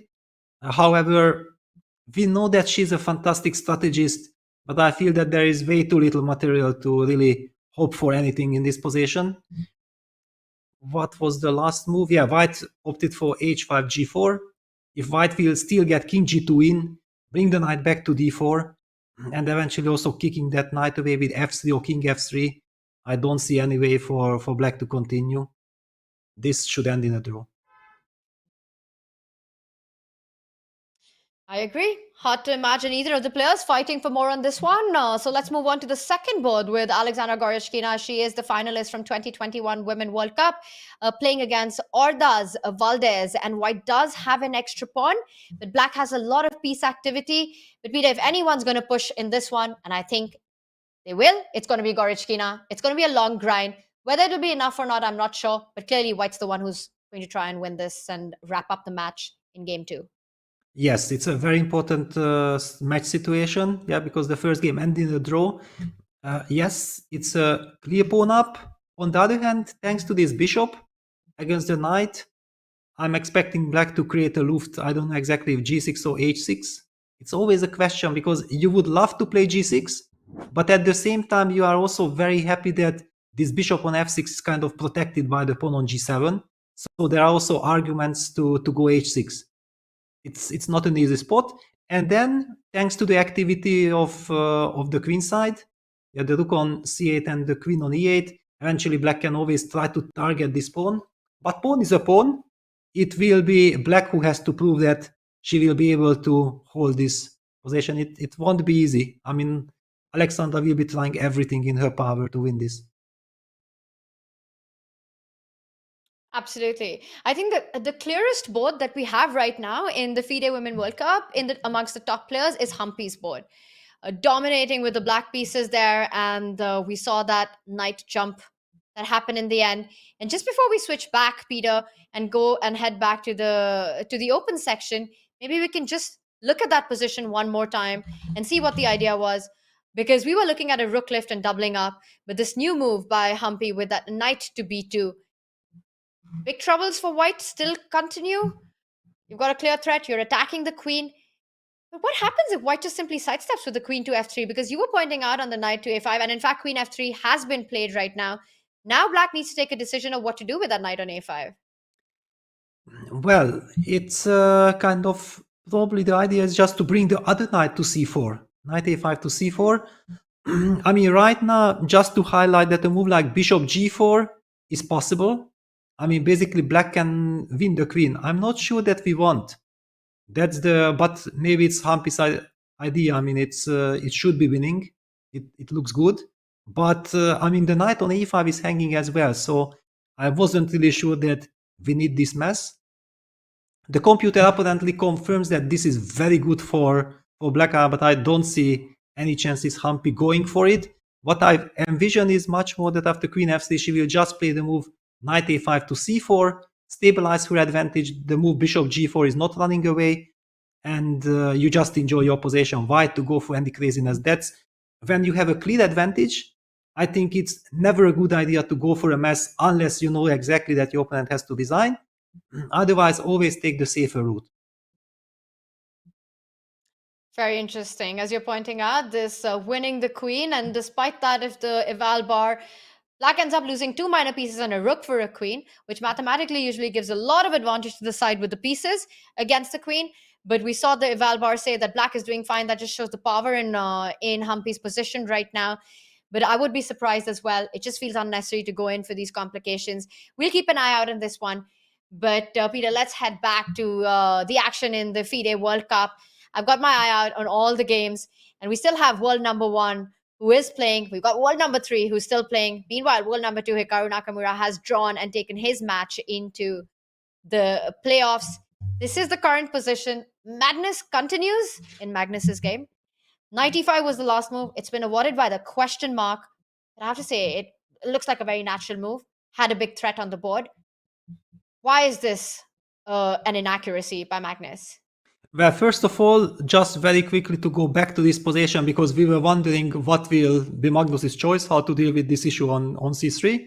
And Magnus says that, you know what? I mean, the activity of the pieces is so much more important than keeping the pawns.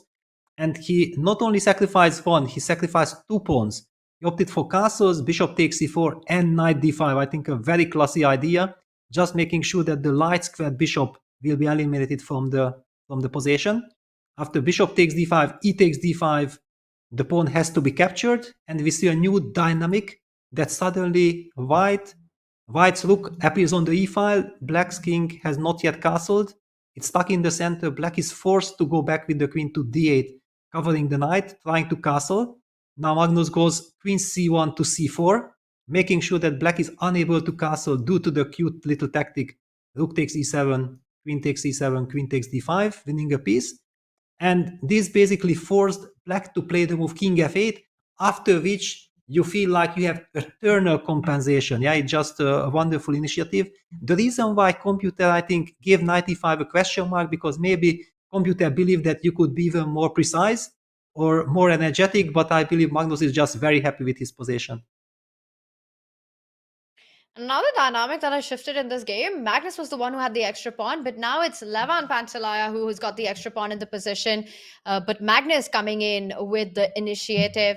And we see that last move, knight to c6, trying to get rid of a very strong knight at the center of the board, which also really clamps down on that black rook on d5, can't move. f7 would be a checkmate on the spot. So Pantsulaia trying to get rid of that knight there.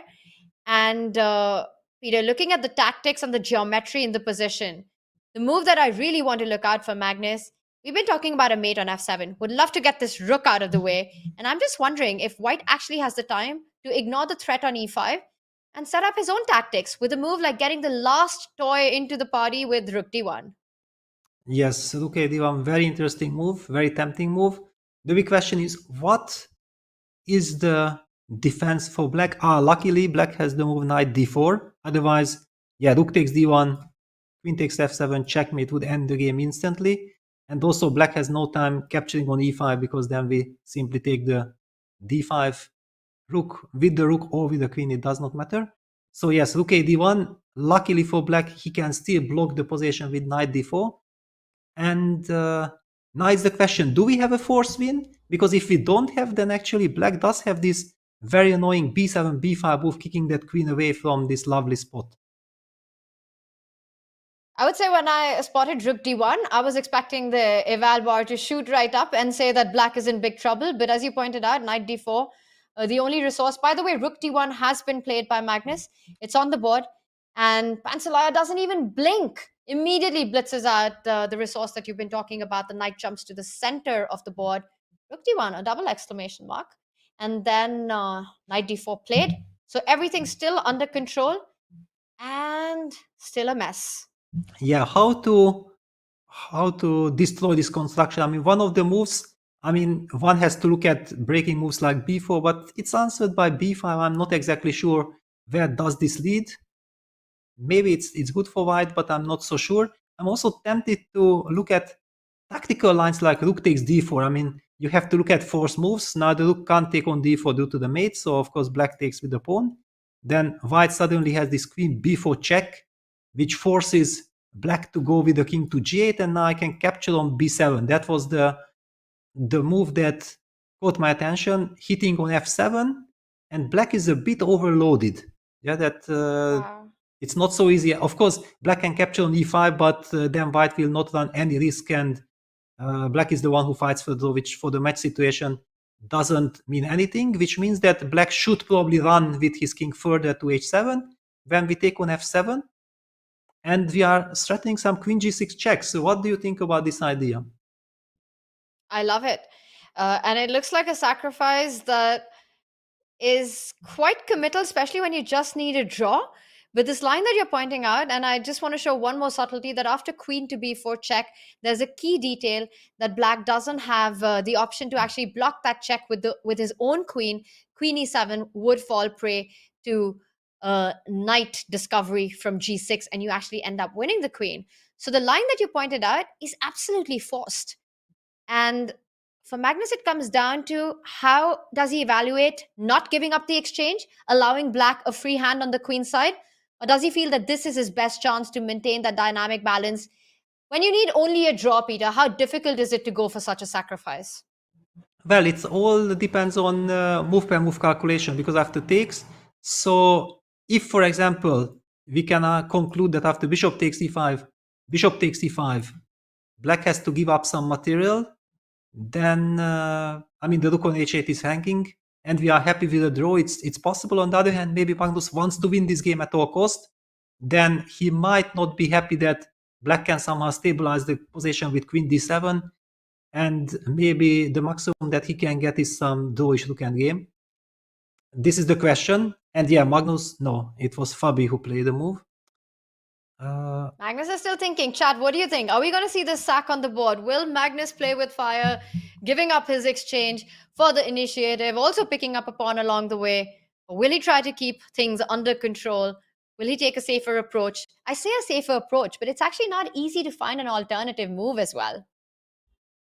Yeah, well, it's a big question. What happens if we just break? Yeah, for example, let's make the move b4. I was worried of the move b5, but the big question is that if we find a good square for this queen, and probably there is a good square, queen d3, I was a little bit too hesitant to look at this direction. Now computer confirms actually that this is very nice for white, because there is no way black can make use of the pin along the d file. There are so many things happening, but everything is covered, so no discover check is really working. And if black is forced to push c4, then we somehow move the queen somewhere on the e file, and now the knight on d4 is destabilized. And it could be very dangerous for black in long-term disposition. So there are also arguments for b4, just keeping the game going, but definitely it's a big question for Magnus. He's taking his time right now. It's move 22. The players are trying to reach time control, but we can expect a bit of a time scramble here with just 17 minutes on the clock for Pantsulaia. A very critical moment. Will Magnus give up his exchange and go for this line with the queen check and grabbing the pawn, or will he keep the material balance and go b4? Peter, as Magnus is having a think, we'll check in with it in just a bit. I feel like he's about to reach out and make his move, and he does, and it's neither of the two moves. He simply sidesteps with the king to h1. Well, this was actually, honestly, the top choice of the engine, and that was the reason why I did not want to mention, because it's a slightly mysterious move, and okay, there were all these direct approaches with rook takes d4 and b4, but actually this king h1, first of all, sidesteps any kind of checks, yeah, so no more tricks, and Magnus simply believes that he has wonderful long-term compensation. And actually, it's a good question. What is black's next move? The move that I advocated was the move b5. And if white can always retreat the queen to d3, now we also see why this king h1 was so nice. Yeah, moving this king away. Again, no more checks. And white is rerouting his pieces. Eventually, also at some point, we have to be looking at some f4 ideas, also opening up the f file as an additional attacking idea for Magnus. It's amazing that you say king h1 was the computer top choice, because for me, if you said, Tanya, what would be your top 3 candidate moves in this position, king h1 would not be anywhere 100 miles on my radar. It would just not be a move that would come to my mind with all these crazy things happening in the center of the board. Magnus Carlsen doing Magnus Carlsen things, finding the best move in the position. And sometimes it's just hard for mere mortals like myself to understand king h1, but it's on the board. b5 has happened. The players are blitzing out their moves. Queen d3. Peter, we will take a break from this game. We will come back to this as it's sure to heat up as it meets time scrambles and meeting that 40 move mark. But I'm getting a big update that Jordan van Foreest, the big hope from Netherlands, is doing extremely well in his game. They drew their first game, and now with the black pieces against Egypt's Ahmed Adli, it looks like Jordan is pushing for this big win. Yes, it looked like, and the last move was a sacrifice. I mean, it's a mini sacrifice. Bishop takes d4, using the fact that the bishop on h3 is hanging, and that means white is in a lot of trouble. Look at this monster knight on d5. I mean, thanks to this monster knight on d5, black already had the upper hand. And then with the tactic with bishop takes d4, yeah, white has to sacrifice his bishop as well to at least destroy black's pawn formation. But black is so active that it does not really make a difference. E takes f5, rook d4, and then just activating the forces like rook g4. Looks like it should be elemental win. Really nice stuff there with the harmony between the pieces. The beautiful knight on d5, the bishop sacrificing itself so that the rooks can come into play. It looks like Jordan is on his way to grab this win. And meanwhile, it looks like Gukesh is on his way to grab that India #1 spot. Peter, let's quickly jump in to get an update on that one. Gukesh to go through round 3 needs only a draw. But I've got the position up in front of me, and he's up in exchange. This is a big, big moment for him. If he wins this once again, he surpasses Vishwanathan Anand in the ratings. He's already made history by entering World Top 10, the youngest player to ever become 2750. And Peter, what are the chances of him taking this one? Well, there are serious chances. However, okay, white should also not be underestimated. White will be going for some c4, c5 break. I believe that the real problem for white is that black might be studying some g5, g4, and if this comes, it has a devastating effect. The queen on h4 is a beautiful piece, eyeing the e1 rook. Yeah, the e1 rook is attacked by the queen, and the queen also supports this g5, g4 attack. It's a multi-purpose move, and that was the last move in the position. it does seem that Gukesh has everything under control. And for the Indian fans watching, this is truly a historical moment. Anand himself has said that it's sort of like interesting because Gukesh is a student. He comes from the Vaka Academy, which is Anand's Westbridge Anand Chess Academy. So of course, he's Anand's prodigy, but also for Anand to wake up one day not being India #1 would be a strange feeling, is what he said.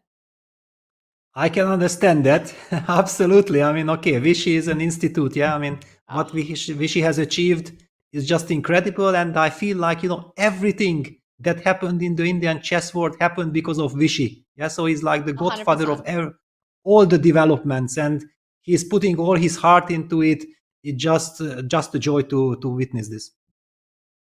Indian chess owes itself to one man, and that is the legend of Viswanathan Anand. And right now we are seeing his prodigy, Gukesh, on the brink of perhaps overtaking Anand in that rating list for the first time in 4 decades. And we're also getting some facts here from our production team that it was in 2016 for just a little bit, a small moment where Hari in the live standings managed to do that. Hari Krishna was India #2 for a long time, but it was for a very brief period, and it was only in the live rating list and not in the published rating list. And that would be the case in this case as well. If Gukesh manages to win today, he does surpass Anand, but it's just not been about the ratings as well, Peter. He's just been such a tremendous player these last couple of months. His performance has been impeccable since the Olympiad in 22, which was in many ways the breakout moment for Gukesh. And at just 17, he's already in the world top 10, making his mark. Absolutely fantastic play there. Yeah, absolutely. And I mean, playing beautiful chess. I mean, the chess that I'm loving, yeah, is strategically very sound, very alert, tactically alert. He basically, I already don't really feel any weaknesses. Maybe his openings are still not yet on the level of the absolute top players because this simply requires time. Yeah, but already now I don't really recall when did he ever get a bad position out of the opening, which also means that he has a very good team behind him who supports him and has excellent preparation. 100%. And we've also seen so many of the top players. There are so many talents that come out of India, and they're all friends who compete against each other. They're also rivals, and I feel like that's played a big role in Indian chess, that you've got players like Prag, Arjun, Nehal, Gukesh, all similar in age and trying to become the world's best together while having this great relationship amongst each other as well. So it's rivalry, but also friendship. And many times the top players in the world, when they've been questioned about Indian prodigies and Indian youngsters, they've said that Gukesh has that slight edge. They've always felt that Gukesh is the one who will break through. Peter, what about you? What is your take? Because you yourself work with one of the biggest prodigies in the world, Vincent Keimer. What do you think about Gukesh and what separates him from the rest? Well, I think the reason why everybody felt like he's even more special than anyone else, that he was even younger, that of course, I mean, all these names that you mentioned, they are just absolutely brilliant. And I actually believe that many of these players like Pragnanda, Erigaishi, Nihal, all the names you mentioned will profit from this breakthrough of Gukesh because they will be super motivated. They will think like, wow, if Gukesh can do it, then why can't I? Yeah. So this is a very interesting and dangerous development for the rest of the world because these youngsters might be all pretty soon entering the top 10 scene or top 15, top 20. I'm pretty sure of that. And I also know that Vincent is super motivated seeing all these results of the Indian kids, and it always helps him improve and work even harder. Absolutely agree, Peter, that having this competition around and seeing your own colleagues at this young age go out and perform, no matter how good friends you are, it motivates you to also do the same. And over the chessboard, no one's anyone's friends. India hasn't had a player in the candidates except Vishy Anand. He's been the only player to have made it to the candidates and, of course, also be 5 times world champion. And his achievements surpass far more than being at the candidates. But it would be a big moment for India if we can get a player into that top 3. Long way off, but Gukesh definitely a favorite right now to win this game and hopefully make it to the top 3. We will keep an eye out on this one. Peter, I've got my eye out on the other games as well. And once again, it's Magnus's game. Pantsulaia, can he make that comeback in this match? Because it's really heating up. And I also want to quickly just let you know that Fabiano Caruana is dominating his position against Mchedlishvili, the Georgian Grandmaster. And Fabi needs only a draw. And I was just thinking that maybe we'll check in with that game really quickly before we come back to this, because this one needs a deep dive. Meanwhile, Fabi has just made it look easy against his Georgian opponent. Yeah, I think that the problem was, let me update, after knight takes d4, that black did not want to go for this very drawish line. Yeah, that was his problem. Yes, after knight takes d4, e takes d4. I mean, rook takes d5, e takes d5, e takes d4, bishop takes d4. He did not capture on d5, which would have led to a draw. But instead of this, he opted for the move b6. I mean, just voluntarily playing the position with pawn down, it's a little bit puzzling, which means that probably after queen takes d5, he felt that maybe white can capture on a7. Maybe that was the problem. So black goes like this. And okay, Fabi is a healthy pawn up, everything protected. You know, these are the positions you are dreaming of. Sorry, I was just wondering if after queen d5, there were also some potential ideas of queen g4, but it doesn't matter because the position was not, they decided to not, but I see it doesn't work because I was trying to be tricky, queen d5, queen g4, but I of course forget that there's Peter Lecco here. He's not going to miss tactics like queen g4 where I'm trying to win the rook and the bishop on f6. Black's the one who ends up winning material with the rook jumping in. Yes, Peter, you're absolutely right. Yeah, this was, I mean, after queen takes d5, yeah, bishop f6 was the draw, bishop takes a7 is the ambitious way of just taking the pawn. In any case, Fabi is risking absolutely nothing. So basically understandable from Mikhail's side that he wants something else, he wants to keep the pieces, but I mean, okay, now it's just a hopeless situation. It's pawn down, plus even the c6 square is weak, so white's rook can simply enter to c6. There might be some pin along the 6th rank. It looks pretty hopeless to me. It really does. And again, it's one of those matchups where we've seen Fabi outclass his opponent. In round 1 with the black pieces, he made it look easy. And also in this game with white, if anyone's pushing here, it is Fabi. Peter, is this the moment that we turn... Actually, another game that I want to draw your attention to is Wesley So. Peter, it appears that Can Emre is the one, at least according to the eval bar, is the one who's pushing in the position. I need you to do a deep dive in this for us because this is super critical. First game ended in a draw. If it's a decisive game, if Can Emre converts this position, that would mean Wesley So would be knocked out. Exactly. This is a very critical moment. I mean, I don't know exactly how bad it is. Maybe it's not so bad, but it's the one-sided affair. That's the real problem. And black's construction is not stable. Yeah, there is this dynamic. White has just played the move queen c2 to c4, disbalancing this queen on b5, asking questions. And if black has to give up his bishop, yeah, because this queen actually now attacks the bishop on g4. Oops. Attacks the bishop on g4. And also attacks indirectly the knight on d5, yeah, because after the queen trade on b5, the knight on d5 is loose. If black has to capture on c4, then we take back with the rook, again hitting at the bishop, and if you retreat this bishop, then the bishop on e5 is hanging, so actually black will have to give up one of his bishops, and fighting against the two bishops and the weakness on c6 and the unstable knight, it's I'm really worried for Wesley. Absolutely. This is extremely dangerous for Wesley, and it's more than what meets the eye because White's idea is clear. You want to win the bishop pair. The position is open. The bishop pair would be super powerful even without the queens on the board. Black's weakness on c6 will be a sore point in the position, and that would mean a big advantage for White if White can win that trade off the knight for the bishop. And I want to point out that after the queen trade that you're saying, queen takes c4, rook picks up the queen, hits the bishop. If black tries to hang on to the bishop pair with a move like h5, because let's not forget the knight on f3 is pinned, and saying that you can't pick up the bishop just yet, white simply makes this move like h3, a little move, again putting pressure, forcing black to part ways with one of the bishops. And once again, it's not over, it's far from over, but having the bishop pair in this open position, a c6 weakness, it's going to be a tough task for Wesley to defend this one. It's going to be a game for two results for white, a win or a draw. Yeah, and it's very nerve-wracking, yeah, because it's the last game, it's the second game, so you know exactly if you lose, you are eliminated. And also when you have such a position against a superstar like Wesley So, then you know exactly that you are risking absolutely nothing. Yeah, and you can play for a win, you can try to play for a win without the slightest danger of things going wrong.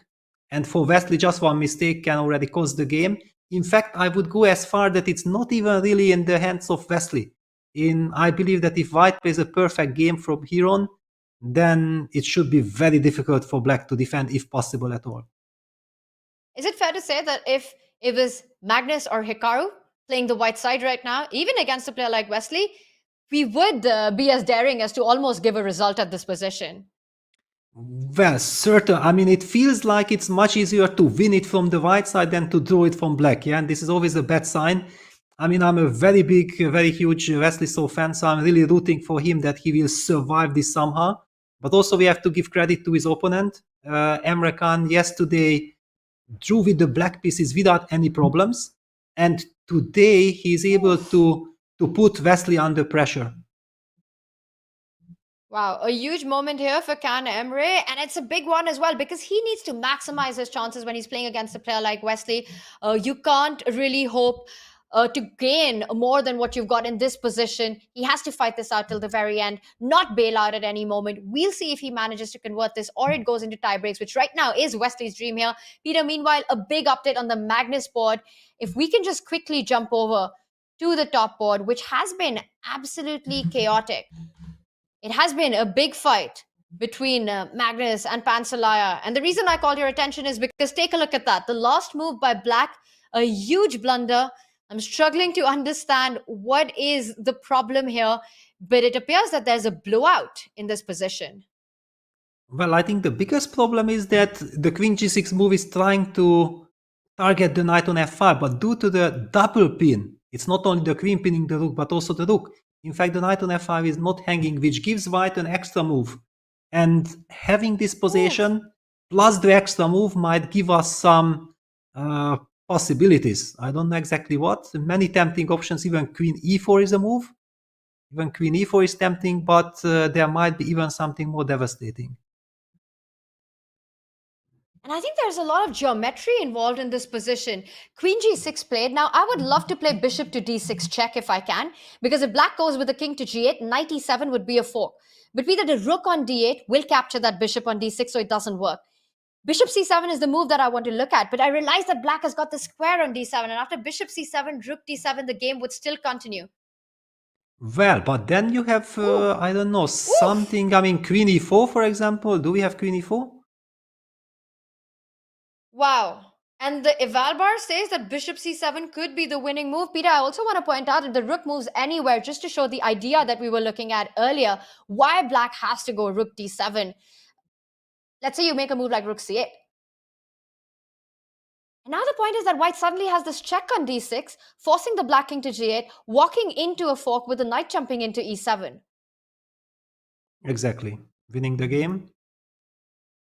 So rook d7 is the only move after bishop c7. And as you're pointing out, every move has its own set of consequences. It vacates the back rank, and you simply want to double up on the e line. And you're threatening all kinds of checkmates. There's a checkmate on e8. There's a checkmate on a8 after queen e4. Exactly. Yeah, it's basically, it feels like black has to start running with the king, but then we at least take the rook and we sacrifice the knight. We will win an exchange and we will have probably winning position. Oh my god. You're never going to believe the update that I'm getting.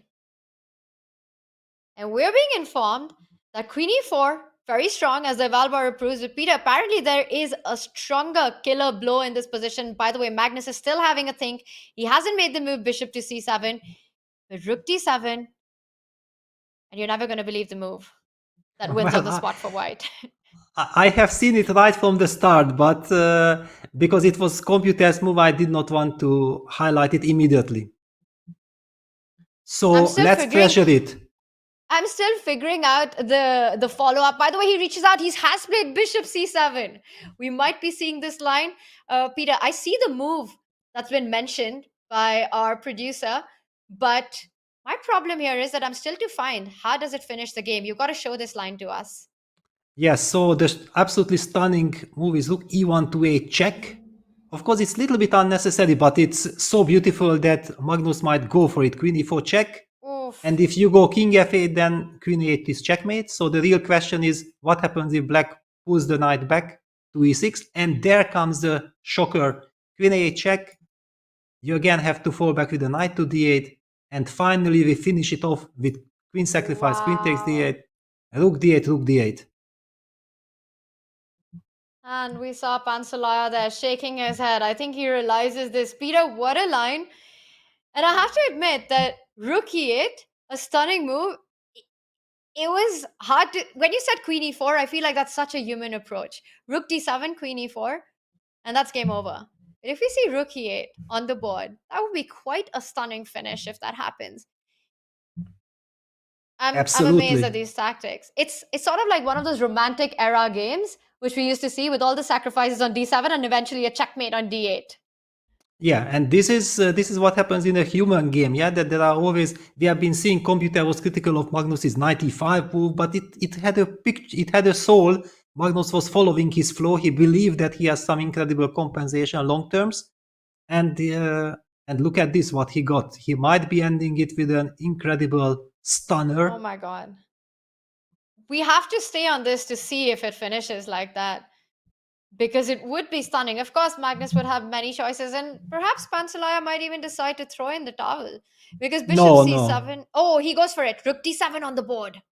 Of course. Now all eyes on Magnus. Chat, are we going to see queen e4, which is equally strong? Or will Magnus play for the galleries and go in with rook e8 check? Peter, what do you think?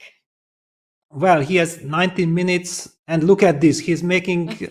He's looking at like, yes, I'm going to finish it. Should I finish it in style? Yes, please. We want to see that.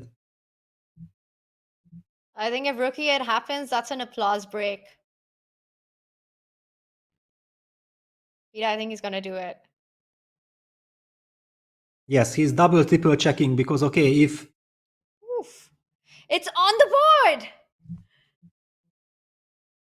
Magnus Carlsen with the fantastic rook e8. And is that a checkmate in 3 by force? Well, I mean, basically that's it. Yeah, because even if you want to sacrifice your queen with queen e6, white can actually ignore knight take g7, just go queen a8 check. Wow. Wow.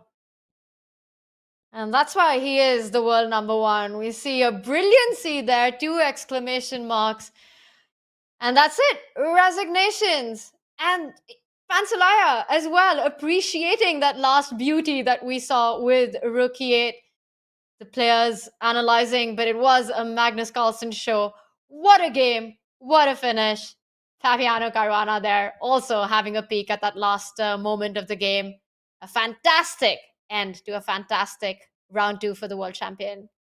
Absolutely, yeah. It was so nice that we had the cameras, and there was this moment when Pantsulaia designed and he looked at Magnus like, well done, bravo. I mean, that was really fantastic. Not just the final finish, but the whole picture, how Magnus handled the situation. He was pawn up, and then he sacrificed the pawn back to get the initiative, and everything went to perfection. Yeah, and I stand corrected. I just called him the world champion. When you play a move like rook e8, it's kind of hard to believe that Magnus Carlsen is no more the world champion. He is the world #1, but it is Dingler, and of course, a player that we are missing in the World Cup. Peter, of course, the World Cup is a fight for many of them to make it to the candidates, to fight for a spot to play against Dingler in. what do you think? Is Ding must be watching all these games and all this action. It would have been awesome to have him play here and fight this one out as well. Yeah, definitely. On the other hand, we know exactly how much energy a World Championship match takes, and after winning the title, that's also probably extremely emotional moment for Ding. I think it was the right choice. I mean, let him rest a bit. Yeah, he knows that many big things are ahead of him. Yeah, there will be some big challenge against his title. The new candidate is coming up, and he wants to recharge and be ready for big battles. And I think it's so easy to forget that the World Championship is not just about the 14 classical games that are played or the 3 weeks that the players are there for. It's the months before that, and the toll that it takes on the players is just unimaginable. We saw it in the match itself with Yan and Ding, and the kind of emotions that we saw from both of them. So fully agree with that, that we would all love to see Ding back in action, but a very well-deserved break. And what a performance it was by him in the World Champs and this tournament, the World Cup, the 3 coveted spots in the candidates to try to get that spot to challenge Ding in the next World Championship match. But for now, what a finish we've had by the world number 1, Magnus Carlsen. A game to remember. This one's going to go down in the tactics books for quite a while. But Peter, action is on the other boards. It looks like Fabi is also close to wrapping up his match. He keeps that extra pawn, keeps everything under control. So once again, I want to draw your attention to Wesley So's board. All right, first let's look at this, and then we move on to the Wesley board. Yeah, I mean, okay, just a very quick update that, yeah, everything is under control. It's not spectacular like Magnus, but very effective. And it's just a matter of time till Fabi also moves into the 3rd round. So let's go to Wesley because, yeah, we are really worried of Wesley's situation. That would be dramatic. That would be, if Wesley is knocked out, that would be the biggest upset, the biggest shocker of the tournament so far. But Peter, I've got the board in front of me, and so far, White hasn't managed to win that bishop pair. That would be critical in getting that advantage. Yes, I mean, whenever Black is forced to give up his bishop pair, and we do see that after Queen c4, Queen takes c4. Okay, so there was some computer error, but yeah, Rook takes c4 happened. And then f5. Wow, what on earth? Because on my screen something really weird happened, that it's written like, okay, it's clear that these moves are not being played. So f5, Rook c4, but the Rook was on c4, so I'm not sure that we are actually having the current position, because here it should be White to move. And I can see on our live board that h3 has been played, and exactly this position has to be White to play, because on our live board, h3, bishop h5 is on the board. Yes, but it's probably White to move at this moment. Yes. Yes. And on this is the point. We will come and fix this board. We will check in with this one. But Peter, let's move around, because once again, action is heating up across all the boards, and now the players are about to meet time control, so we can expect some big hits and misses in those scrambles. Should we get a quick look at the Nodirbek board? Let me pull it up. There we go. Wow. So the fire on board continues. It's a very double-edged position. Oof. I mean, and we've got to remind everyone, Peter, that the first game against these two did end in a draw, so a decisive result would mean that one player will be knocked out. yes, and apparently, according to the computer, I have access to the engine, and the computer evaluates it as clearly better for Black. I mean, to my human eye, it doesn't look so clear at all. I mean, this bishop on g6 is a monster steal. The pawn on e6 is a very dangerous passer. Of course, the problem for White is that Black also has a passer here on c3. Let me use the orange. I really believe in this orange color here, because it highlights better, yeah, that it's so critical. This and why is it so good for Black? Why is it so good for Black? I mean, orange is a great color. I would agree with that. But this great eval that we're getting from our bar, I just don't understand it either. Without it, you would just feel like this is a 3-result game. That pawn advanced all the way to e6, 2 steps away from queening, assisted with the queen and the bishop and the rook on e1. And I think, Peter, as you're pointing out, with that orange color, there's the c3 pawn. That's going to be a big distraction. And let's also point out that black's queen can jump onto a3 and start assisting his own pawn towards the queening square. The last move, queen to d6, it makes sure that white can't advance the e6 pawn just yet. The queen on f6 is pinned, and it also eyes both the a3 square and a potential jump with the queen all the way to g3. Yeah, and also stabilizes all the dark squares, yeah? So somehow this queen e5 check followed by e7 is eliminated. It's a very nice little move, stabilizing move. Eventually, black is also getting ready to sidestep with the rook to c8, supporting the c-pawn. I mean, the more I look at it, the more I feel like Nodirbek is in a big trouble, and this is very bad news. I mean, he needs to survive this game. He needs to survive this game. He is facing elimination if he loses this one. And wow, Sanal Wahab, the Turkish Grandmaster, on the brink of scoring a big upset. Peter, you're saying the more you deep dive into this, the troubles become apparent. I still feel like it's a game for 3 results. The good news for the players is that it's just 3 moves to time control. So at least they've got enough time on the clock to navigate through the complications. Yeah, but the problem why I started to be more and more skeptical of White's position, of course, first of all, because I'm influenced by the computer's evolution, but I also get the point. The point is that we simply can't push the pawn to e7. The queen on f6 is such a wonderful piece that I don't want to touch it. I mean, there is also no good place to retreat this queen. But if I don't retreat the queen, I'm never studying e7, and black simply has rook c8, followed by c2, eventually even maybe just rook c7 and set up a blockade. I mean, once you move the rook first on the dark squares. And where is White's play? It's really all about the e6 pawn, but if we cannot make good use of it, then where is our play? The only way that I see that you can make good use of the e-pawn is by stepping away from the pin. Black has a clear idea of rook c8 and c2. White doesn't have so much time. And it might be the moment for White to actually try to move the queen away so that I can go e7 next move and try and create threats. And Peter, I'm just hoping you don't ask me where I want to move the queen. Yeah, but I wanted to ask because I also want to move it, but I feel like, because we have the light squared bishops, we should be moving on the dark squares. But that's it. Abdusatov keeps the queen on f6, he goes rook c1, but I mean, okay.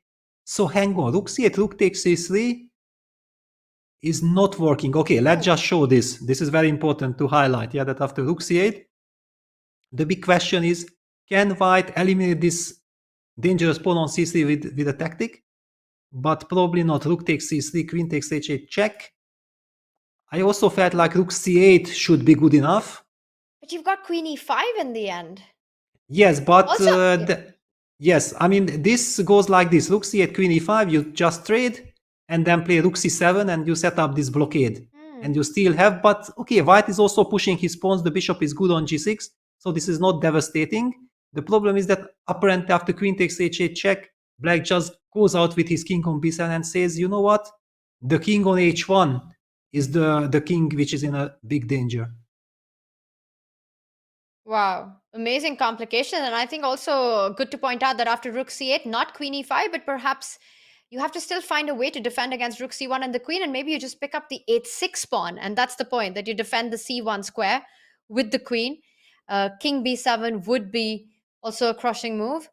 A very critical moment here. Rook c1 has been played. Rook c8 is the line that we're looking at. It seems to be working out after all this sequence of tactical moves that you're pointing out. But Peter, if well, not okay, rook c3... exactly, yeah. White is not obliged to take on c3. Then what else you would like? Yeah, what would you like to do? It's not an easy question because queen e5 doesn't really help the cause. Black can always trade and once again put that rook on the 7th rank, stopping White's e-pawn from advancing. Wow, Nodirbek in huge trouble here. Yes, huge trouble. I mean, this queen on d6 This is the soul of Black's position. Yeah, it stops everything. We don't have access to the e5 square. It pins the queen. It guards the e7 square very nicely. Such a stabilizing move. And if we put the bishop on f7, then it goes far away from the c pawn. That's why I'm also not liking that. How critical is it for Sanal to find the move rook c8? And is it the only move that keeps the pressure and the advantage going? Well, I guess that probably at this moment Black has different options, but this one is the straightforward move. Yeah, I don't really want to include any rook f8 because then bishop f7 might help white. I don't really need this move, rook f8. So it's very important to calculate everything precisely, that after rook c8, if you don't have to worry about rook takes c3, then definitely you're going to play rook c8. And Peter, Nodirbek Yakubboev is not the only higher seed, one of the favorites of the tournament, who is in big trouble. We are getting news that there have been huge turnarounds in the Shakhriyar Mamedyarov board as well against Singapore Grandmaster Tin Jingyao. And once more, let's remind everyone that their first game did end in a draw, so a decisive result would mean that the winner goes through. The loser will be out of the tournament. When we left it last, we felt that Shak was doing well. And now it just looks like Black's the one who's dominating. I'm trying to understand what's going on. Is the White King the one who's feeling the fire now? Exactly, yeah. Suddenly things opened up. This construction with pawn on d4, queen on c5, knight on g5. Black is able to activate the bishop to c6 or queen to d5. This king on h1 is feeling so unsecure. What was the last move? So the last moves had been rook takes f6, which computer criticized. Grabbing that pawn was apparently a mistake, but it's so natural to take that pawn. Black advanced the pawn d5, d4, hitting the rook. And then there was nothing better than to put the rook on b6, try to at least trade the b8 rook, which would also give access for white to the f8 square, would give us some counter chances. Peter, I never thought we would actually see this situation where just in round two, so many of the top grandmasters would be in big trouble against their underdog opponents. And we're seeing that narrative in the Nodirbek board and now the Shak board. Maybe even Wesley needs to still find a way to draw. But this one looking extremely dangerous for Shak's king. And the one thing that we know about Shakhriyar, he loves to be on the attack. He loves to be on the aggressive. He's the one who's always playing for the initiative. This is his nightmare. He hates to be the one who's defending his own king. Yes, and actually also I see the computer move, the main move, that there is this move rook b8 to c8, a small little move using the fact that the bishop on c2 is hanging and it's been played. Yeah, rook c8, a very strong move because we still keep all the options with bishop c6 check and so on. But first we ask this very annoying and nasty question. Excuse me, sir, where are you going to put this bishop?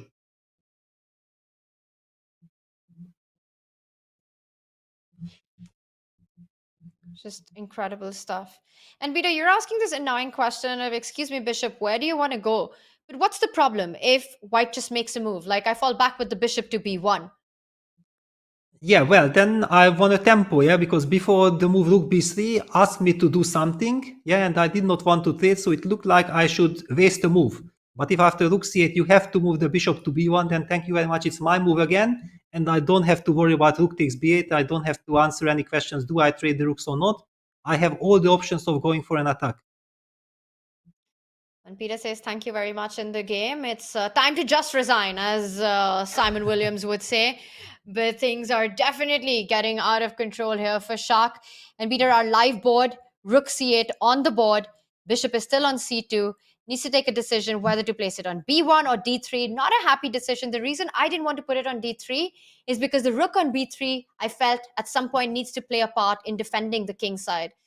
So it's a very difficult choice.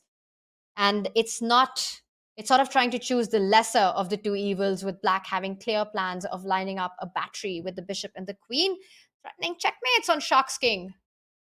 Yeah, and we also have to take into account the nerve situation. Yeah, Shakhriyar is playing at home in Baku. He has so much expectations, and then there is the chance that he will be knocked out in the second round from a position which looked very, very promising at first.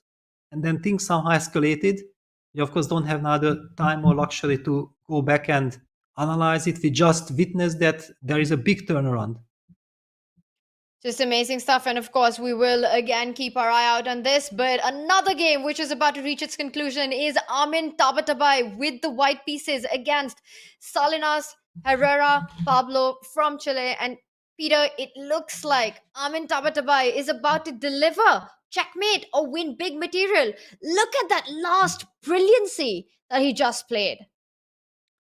Yeah, those are the very nice moves. I mean, the moves when you calculate and you calculate till the very end. I mean, okay, now we have to, because it's not trivial that what really happens if black takes this knight, then how do we finish? At first, I thought queen g5 check, that's game over. Your rook on e7 is hanging, but black still survives because you've got the king coming on to f8. Exactly, king to f8, and now there are many different options. I mean, there is some quiet move like queen f6, there is some queen takes h5, but do we go for this? I mean, for example, let's just see queen f6 is a typical kind of motive, yeah, that rook takes d7. We are giving more and more material, but we give a check. King e7, we give one more check, and after king d6, we take rook takes e8, and we are threatening the queen, and we are setting queen e5 checkmate. Oof. That looks quite efficient. That looks quite efficient, could be the understatement of the year. That looks absolutely brutal. That would be game over, Peter. Wow, so knight f5, some great tactics there by the Iranian Grandmaster, Armin Tabatabai, at the brink of victory, and a very crucial one because they did draw their first game. So if Armin wraps this up, he advances to round 3. We're also getting a big update that one of the fan favorites, Boris the Great, has been knocked out in round 2. Meanwhile, Vidit and Anish are both in tiebreak. So for the Indian fans, Vidit Gujarati will be playing speed chess tomorrow to try and continue his campaign at the World Cup, along with his good friend, Anish Giri. By the way, the lines that we were looking at on the board. Yes, another big question is that white actually has the chance to take queen takes h5 with the very same idea, even collecting the h5 pawn. I just wanted to illustrate the idea that, yeah, this queen f6, queen h8 check, followed by rook e1, rook takes e8, leads to this beautiful construction. And we can reach that position also by eliminating this pawn on h5. Because we are settling checkmate. So black has to kind of come back with the king, and now you can always give that check again, and then go back to f6, having the extra pawn. Yes. And one could argue that compared to the other line that I first showed, here that when black sacrifices the queen, and then jumps, for example, with knight c4, it would be so nice not to have this pawn on h5, then we just push our h-pawn and did queens. So queen takes h5 is even more precise. Wow. Armin Tabatabai, knight f5, one brilliancy. Will he continue his precision? It looks like he's on his way to wrap this one up. Peter, do you think it's a good moment? Do you think you want to stay here in this game, or knowing that this is going Tabatabai's way, maybe a good opportunity to jump to some of the other critical moments that we've got going on? Exactly, because if we would have camera feed, it would be very interesting to see the body language and everything, but like this, we don't have access to. Where you want to move? I fully agree with you. The board I want to go back to is Nodirbek's board, because that would be a huge shocker. If Nodirbek is out in round 2, it would be a big disappointment for many fans. And we're also getting another big update that Iturizaga, in fact, is striking back in his match. We'll try and pull that up, but first let's get a quick take on this position that we have. A lot has happened since we left it. Yeah, but exactly everything went along the way we discussed. So after rook c1, rook c8, black played the move rook c8, white opted for rook takes c3. Nodirbek simply feels that he needs to eliminate this pawn at all cost. But Sanavahap went for king b7, the most precise move we have been talking about. This computer approves it. It's the strongest. Now checkmate is threatened, so probably white will have to capture on h6, protecting back on c1, but this gives the chance for black to eliminate the monster pawn on e6. And after the smoke cleared itself, it looks like there are simply no practical chances for White to survive this. Just incredible stuff. Sanal Bahap on the brink of knocking out 17-year-old Nodirbek Yakubboev, one of the favorites in this tournament to go at least quite far. Peter, we will keep an eye out on this one, but really exciting stuff also on the Iturizaga board. I think we're reaching the last few moves of that game. And for me, the most fascinating point is that it is so similar to what happened in their round 1 of this match 2. A very similar concept with the heavy pieces playing against each other's king. And it was Anton Karabov who got the win in that one. But it looks like Iturizaga has turned the table around. And with that same narrative, will take this point home to take it to tie breaks. Exactly. I mean, it's real payback time. It's really exactly the same scenario. There also, Black's king was trying to hide somewhere, but there is nowhere to hide. In fact, it looks much more simpler than the one that Karabov had to convert. Yeah, there were all these pinning issues, everything. And by the way, White's king is exactly in the same spot on h3. Yes, where the game ended. Okay, it was rook f2 check when White would have played king h3 and Black would have resigned, but he resigned with rook f2 check together. To me, it looks like such a mirror image of what we saw between these two players just yesterday, with colors reversed and players reversed. And now we see this incredible position where the king is at the same spot. Black's king is also in the similar D line under a mating net. But I agree with you, Peter, that it's so much simpler now because White's idea is clear. You want to line up the rook and the queen on the 8th rank. Rook 8 is coming in with devastating threats along the 8th rank to deliver checkmate. Meanwhile, Black is just not in time to create any threats, even a check on the White king. If the queen from b7 jumps into b1, trying to eye the h1 square, White will be the one to deliver checkmate with either the queen check on g7 or the rook check on a7. Everything seems to be working out. And this would be game over. King h3 is the last move by Iturizaga, and I think it might be the last move of the game. Yes, I think this is the moment where you can quietly design. You know exactly that there are no chances. And Iturizaga bounces back after that mega dramatic game yesterday. I mean, it just shows that what a fighter, what an incredible player he is. By the way, Karabov the same. I mean, they really got, they got a match at each other because both are tremendous fighters. Just incredible stuff. And Iturizaga has so many fans after his run at the Champions Chess Tour Division 1 in the previous event. We saw him fight back, play amazing chess and take down some of the big guns in speed chess. And he manages to come back. We see him there walking around on the camera. He's won chess games, and even some would say more importantly, he's won a lot of hearts in the recent month. The game is still on. Actually, I see him sitting back, but the last final moments of this one, and Anton Karabov gets up. It looks like he's got enough for now, but he will be back for the tie breaks as Iturizaga manages to equalize this match, and he should be heading towards that in just a couple of moves. Peter, also a huge update that we are getting and a big moment for Indian chess fans watching across the world. Congratulations to Gukesh as he wins his game 2 of round 2. He goes through round 3 with a 2-0 score, a dominating performance. But it's not just that.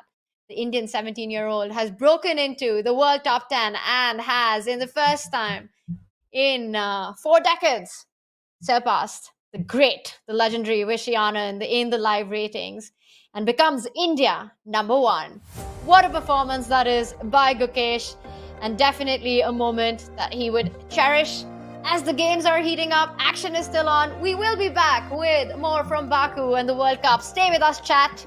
We'll see you in just a few.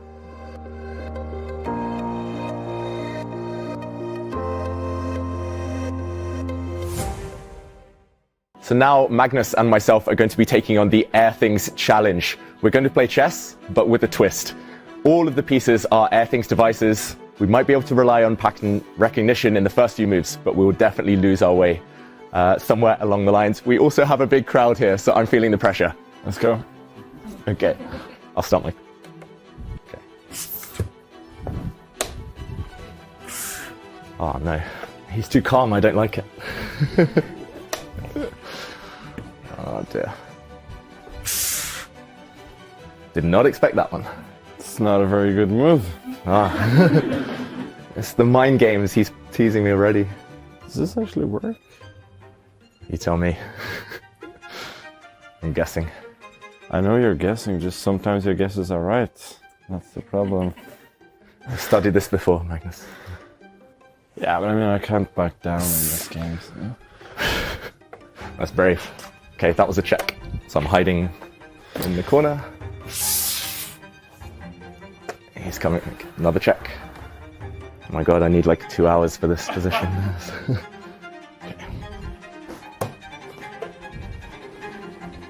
Oh, I just saw a nice way to lose the game. Okay. He spotted my trap.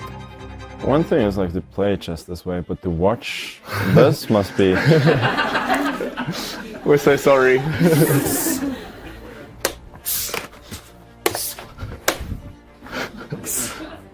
Ah!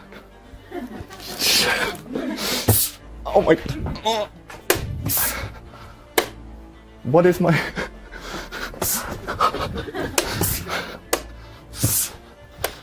Oh, I'm losing. Damn it.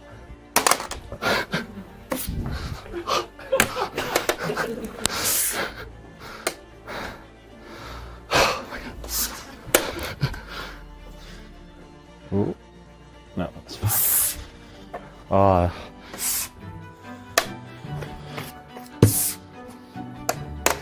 This is a new queen. If you say so.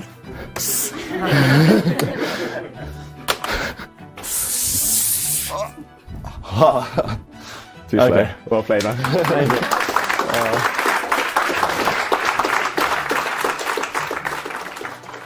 I think what helped, some pieces were exchanged early. The position was very open. I think that helped a lot. Like if we'd played a closer game, it would have been a lot harder.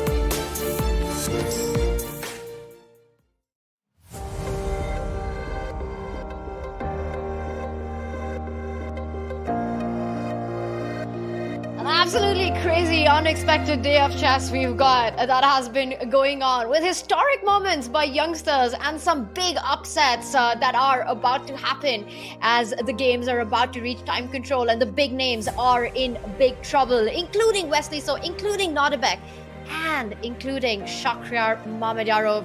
Peter, that's the game that I've got my eye on as we take a look at the Baku playing hall. It's getting emptier, it's getting in there, but some of the players are feeling the loneliness more than the others. Well, actually, things are completely out of control. Black, I think, went for a direct attack. However, I'm not seeing how this is a checkmate. And if it's not a checkmate, then everything is hanging. Yeah, Black captures on c8. Still, 3 moves, still the time control. But the big question is, what on earth is happening here in this position? And it does look like Shakhriyar has survived a huge scare. Last time we checked, it looked like another couple of moves and Shak's king will be tumbling down the board, but not anymore. And has there been another big blunder by Shak now? Well, knight g3 was the most natural move. I mean, white is trying to stabilize the forces. But yes, according to computer, this is some big mistake. Of course, the position is so complicated, and if it would be easy, Shakhriyar would have never missed the winning move. And I'm trying to understand, why is this a blunder? Rook g3 cannot be the reason. It doesn't work. White simply captures the rook. And Tin Jiangyao moves that bishop away to d5. The eval bar approves of it. The rook on b3 is hanging. And there is the devastating rook h4 move that's coming. It's not a check, so it's very easy to forget about it. But after that, the knight will jump with a discovered check. I mean, this is the reason. So after knight g3, bishop d5, Shakhriyar in a big, big trouble. Wow. Incredible stuff. Bishop d5. Shakhriyar touching the 2 move mark. Still has got to make the moves to reach time control. It's move 38. He's got 2 more moves to make. And as chat said, that Shak comes back, but at least according to eval bar, it is lost again. But this is human chess. Anything can still happen. Peter, you're pointing out rook h4. White might have the resource to go rook h6 at some point, still trying to challenge that rook and keep the game going for just a little bit. And right now, it's all about that, making it to time control, 1.5 minutes. But the first big question, where do you move the rook on b3? Exactly, that's the big question, because if you move it away from the 3rd rank, let's put it, for example, back to b1, then there are these tactics, yeah? Like rook b1, rook h4, rook h6, knight g5 check, rook takes h4, knight f3 check, because the rook left the 3rd rank, and it's game over. So there are all kinds of crazy ideas that Shakhriyar needs to, with little time on the clock, to figure out, and I don't see a defense. But maybe even if he had a lot of time on the clock, it's a position that's difficult to figure out. Right now, White has a rook for 2 pieces. You're losing the rook on b3, and there are all these ideas of rook coming to h4. You could also start with the knight from h3, jumping onto g5, and then the rook and the bishop combining to give a checkmate to White's king. And once again, if Shak loses this, he's out of the World Cup. Yes, that would be an incredible sad moment for Baku. But okay, it's still time travel. There are 2 more moves to be played before the time control. Black is down to 1 minute and 10 seconds. Rook h4 blitzed out. He played queen to e2, eyeing that knight on e7. So Black didn't have time to pick up the rook on b3. But Peter's idea on the board, threatening a devastating discover check with the knight. Knight f4 in the air. Yeah, well, I mean, okay, there is basically no way to defend. So the big question is, how do we get checkmated if we take on e7?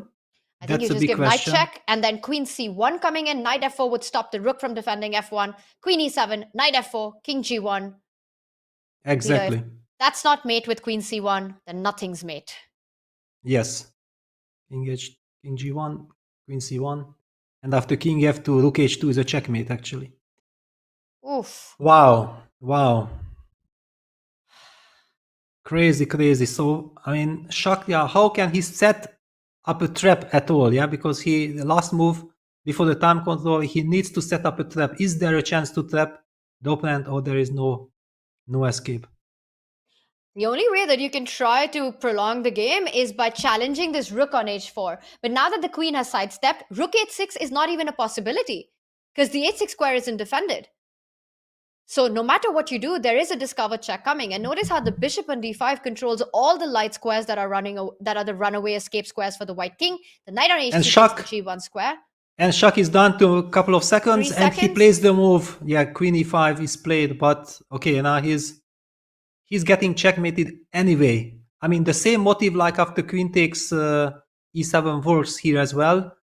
So Peter, black can choose. I think the trick is that you probably have to go knight f4 and block this rook from f6 because Shak has set up a discover check. Let's say black gives a check from knight on g5 instead. Then once the king moves back, maybe we can have some draw arrows here. King g1, queen c1, and then suddenly white will be the one winning after rook f1 being a check. Yes, this is the last trap that we talked about, but I mean, simply the knight f4 checkmating motive is the same. It's the same, and it looks like it's going to be super strong, and it's on the board. Shakrar Mamedyarov about to get eliminated from the World Cup. Yes, I mean, there is just no way, no miracles possible because time control has ended. So now black will have all the time in the world to figure out, but he does not need it.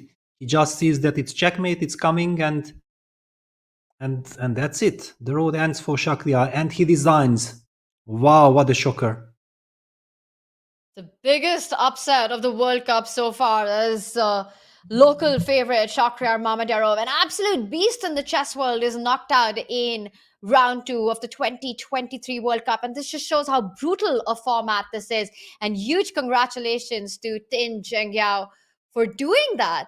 He's almost 200 points rated below Shakryar Mamedyarov. He draws the first round and an attacking masterpiece takes down Shakryar in Shak's style himself.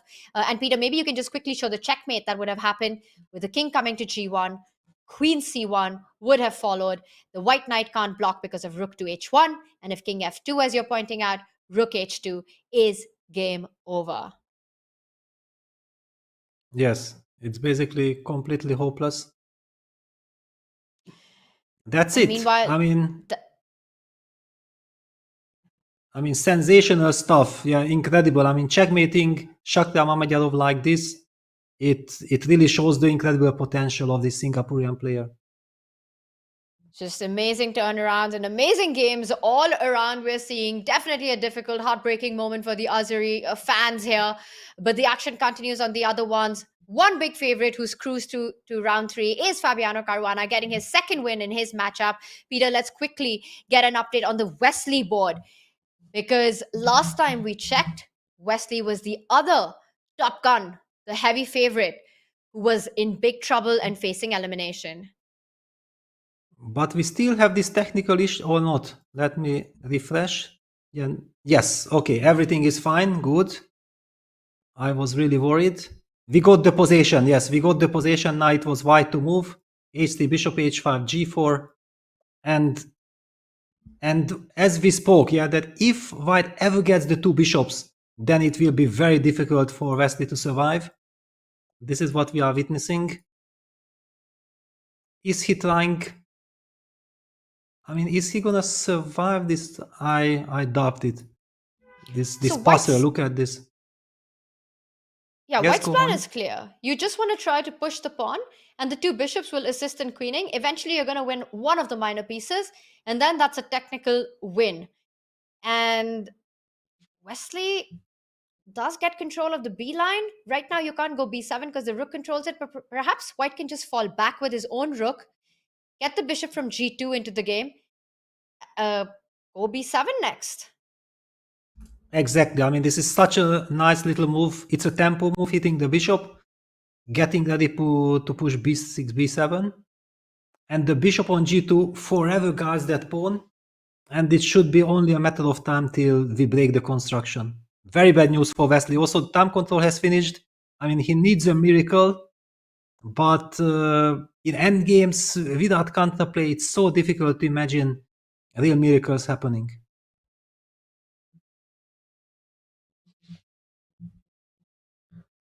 Just Wow. Peter, big updates coming from all around. And of course, this we could be in for the second most shocking result of the day after Shak being knocked out. Wesley facing defeat here. Nodirbek Abdusatrov also in huge trouble. The troubles in that game continue as well. Should we get an update on that board and take a look? What a day of chess this has been. Yeah, I mean, okay, the line we discussed, yeah, white had to collect the pawn on h6, covering the c1 square, the checkmate. Black collects the a3 pawn. I mean, first the e6 pawn, white goes queen g5, then black captures on a3. And white pushes h4. This is the only asset in white's possession. White wants to keep on pushing that pawn.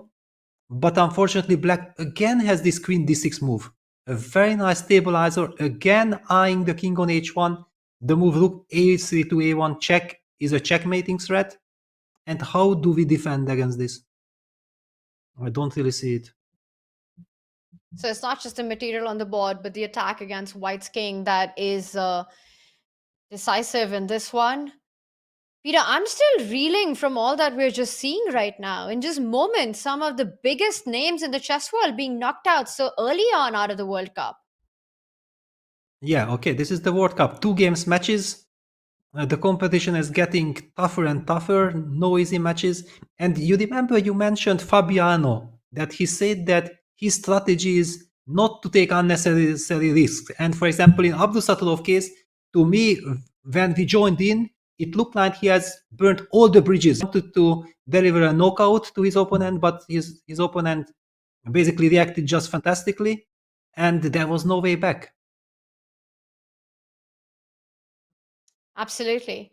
And these two mini match formats are so deceptive. Just one mistake and one risk taken, and you could be just out of the whole tournament. Peter, more good news coming in for the Indian fans. I'm looking at the games. Nihal Sareen with a fantastic win takes his match in 2 games. Another Indian prodigy with the black pieces, and you're going to love the final position on the board.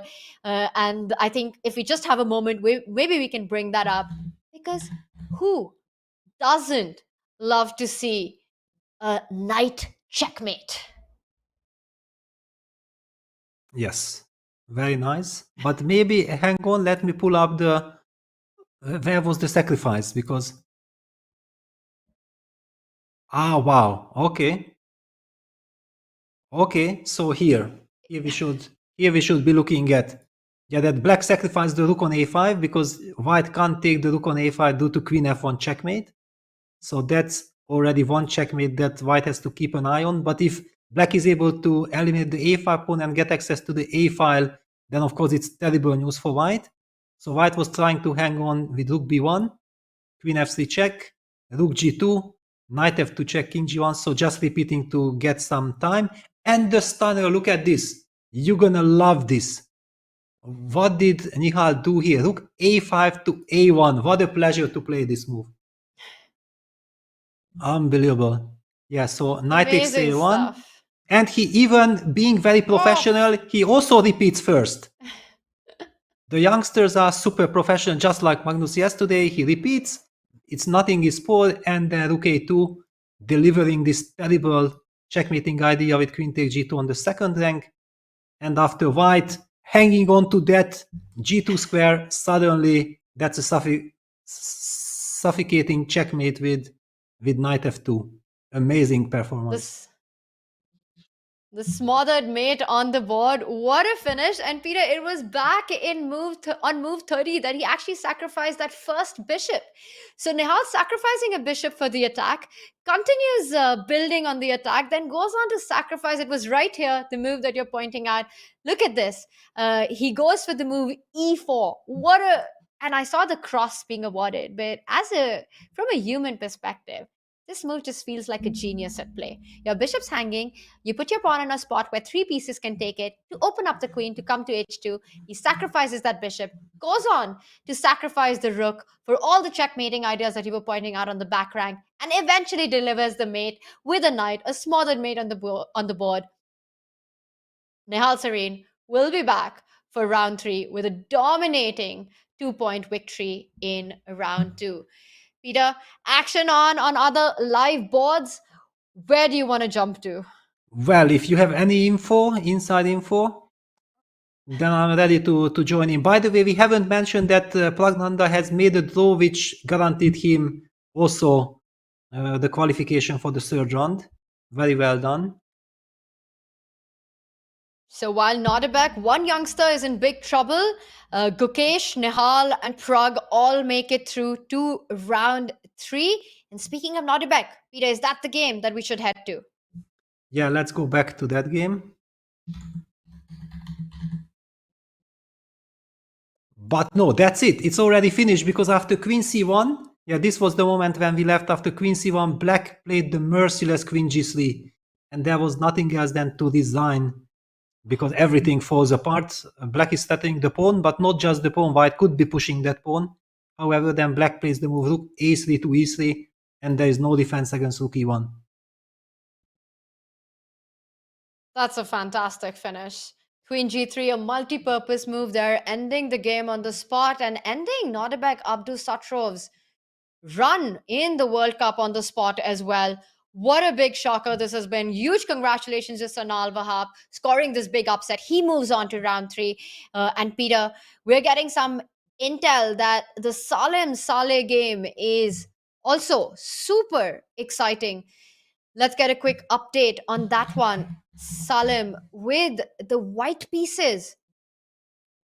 And it's absolute chaos. It's an opposite color bishop, but whose king is under fire? It looks like white has managed to create a lot of threats against the black king. Yes, it looks very promising for white because the bishop on f6 is a monster, creating threat against the g7 pawn along the g file. The computer criticizes the move Rook h5 because maybe there was something stronger. Let's just go back one move. So this is the moment when the players reach the time control, and according to the computer, white is just much better if he does nothing. In fact, the computer suggests just bring back that rook to g2. I mean, the reason is not clear at all, but a very deep point, typical computer point. Suddenly, after you remove the rook from g5, the bishop, which is such a monster in attack, actually supports the advance of the h pawn, so it protects the pawn, and then white just marches h5, h6, and we know that computers are just brutal, and apparently it just wins. But spotting this idea is very difficult. So after king g8, Salem goes rook h5, he wants to trade that defender on h7. Now the good news for black is that black has no other move than to capture on h5.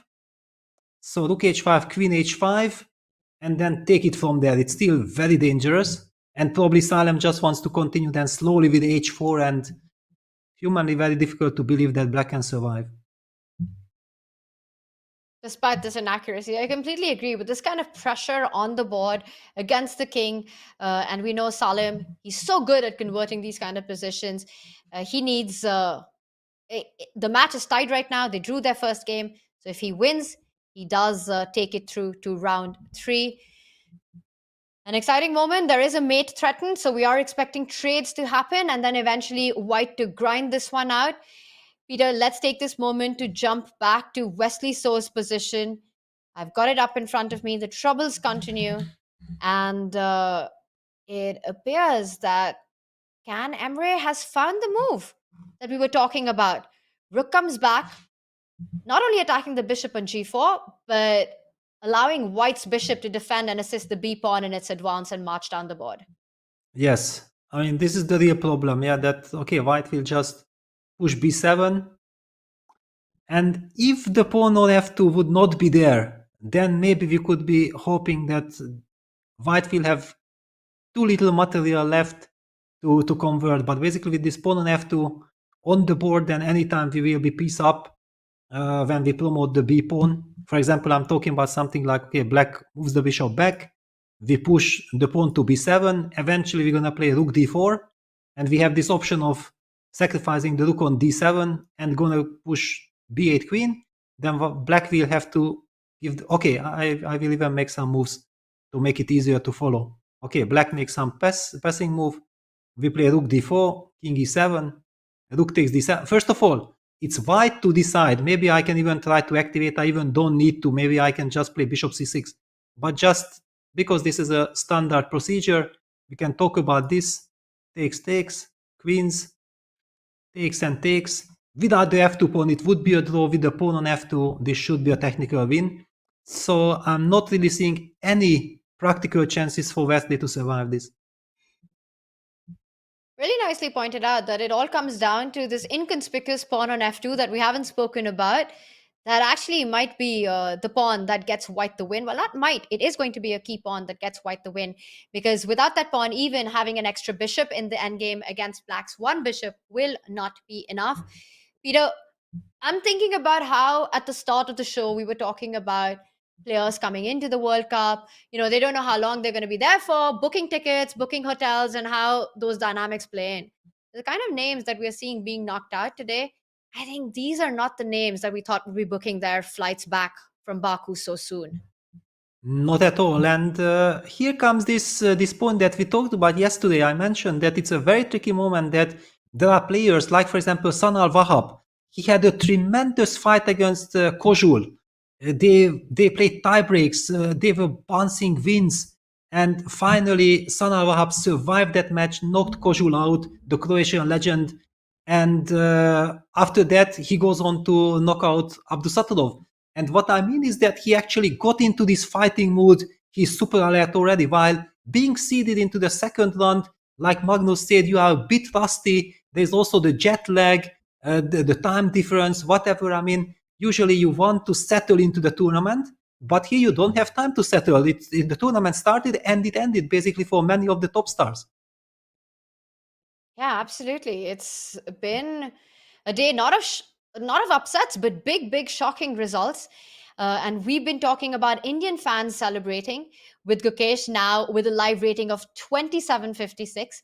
I think that's 2 points more than Anand on the live rating list. He's just 17 years old. Incredible stuff. With Prag going through, with Nehal making it through to round 3.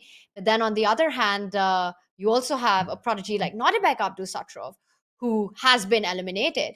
And it's not just the Indian fans who've got reasons to celebrate, but the Turkish fans as well. We've been talking about Sanal Wahab, who has taken down a great of the chess world, and now Can Emre also looking at taking down Wesley. So it's a big day for Turkey and for India. Yeah, absolutely. I mean, and I don't really see any hopes. Okay, how do you set up any chances, any traps? Is a direction like bishop e2, bishop a6 a way, but I just don't believe in it. Yeah, just to show that bishop e2. The problem is that after rook f4 check, we can't move with the king to the e file, yeah, because then we will even be running into some rook e4 checks as well. But we can't run anywhere else, so we have to, I don't know, put the king on. I'm just randomly putting it somewhere. And then, okay, just to see what happens. b7, bishop a6. This was my idea, that can I somehow target this pawn on b7? At least it gets complicated because white has to play something like rook e4, king moves away, rook d4. And anything which is a bit complicated, that's already would be good news for Wesley. But the problem is that isn't the same motive, just taking on d7 and queening works here as well. And if it works, then that's it. A really nice motive there. You first check the king, deflect it from defending that key defender, the knight on d7, and then you attack the knight on d7 to queen. And there on the camera, we've got the man of the moment, Can Emre. Can he win this game and take down Wesley? So what a moment it is for the Turkish Grandmaster. Just moves away from finding this line that you're talking about. Well, I see a move has been played, and it's not the idea with the bishop to e2. Wesley goes with the king side pawn advance with h5, defending that bishop. And now Can Emre can continue rolling down the b pawn with b7 and eventually targeting that defender, the knight on d7 with rook d4. Peter, he's got to be feeling the nerves right now. He knows he's so close in these moments. Yeah, absolutely. Now the big question is, we talked about the f2 pawn, the importance of the f2 pawn. And then there is a question that, for example, after b7, does black have the time to capture on f2 or not? Because if that would be an issue, white also has the luxury of giving eventually first rook f4 check, and after the king moves, then to go b7, and the idea anyway remains the same, that you first give a check or you move it to d4 and then you're gonna take on d7 and queen. I still don't see how much h5 is changing on the evaluation. I'm loving this super GM precision that you're bringing out. You know, b7 feels like a move like a hand move that you make, but realizing the importance of that f2 pawn and putting in that check before you go in, start getting greedy with that b7 pawn could be the critical moment that takes away any chances that Wesley might have to hold on to this one. And it is a big moment for the Turkish fans here. So Nalvahap has done it in his match. Can Emre do it as well? He's thinking it's a good time for him, Peter, to not rush with b7 and to actually try to find this idea of keeping the f2 pawn alive. So very professionally and rightly done by Can.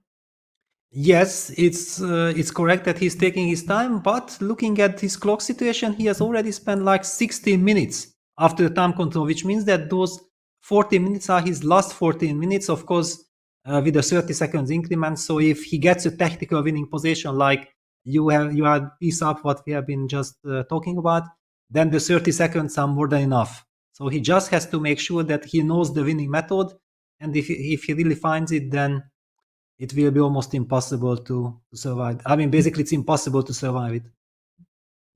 And Peter, look at the playing hall. Once again, it starts to feel like a ghost town there. You know, when we start the day, we always have the chairs being filled in. There's so much media. The players are walking in. It's buzzing with tension and excitement. And now with just a handful, not even a handful, a few players left, and some of them, it could be their last moments of the World Cup, including Wesley So right now. Yes. He's still in a think.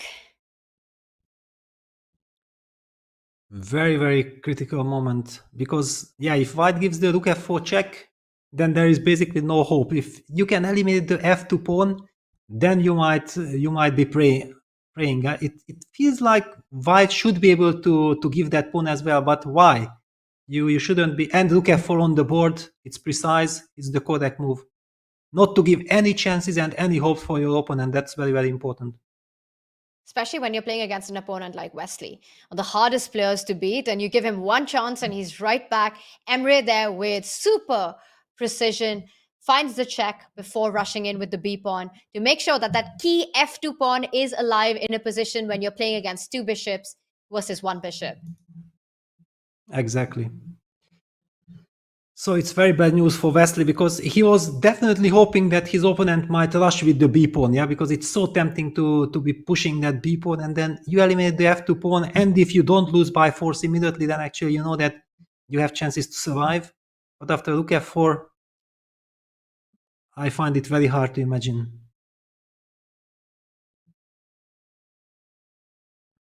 I mean, I'm trying to figure out if there is any construction like in this, that because Wesley pushed the pawn to h5.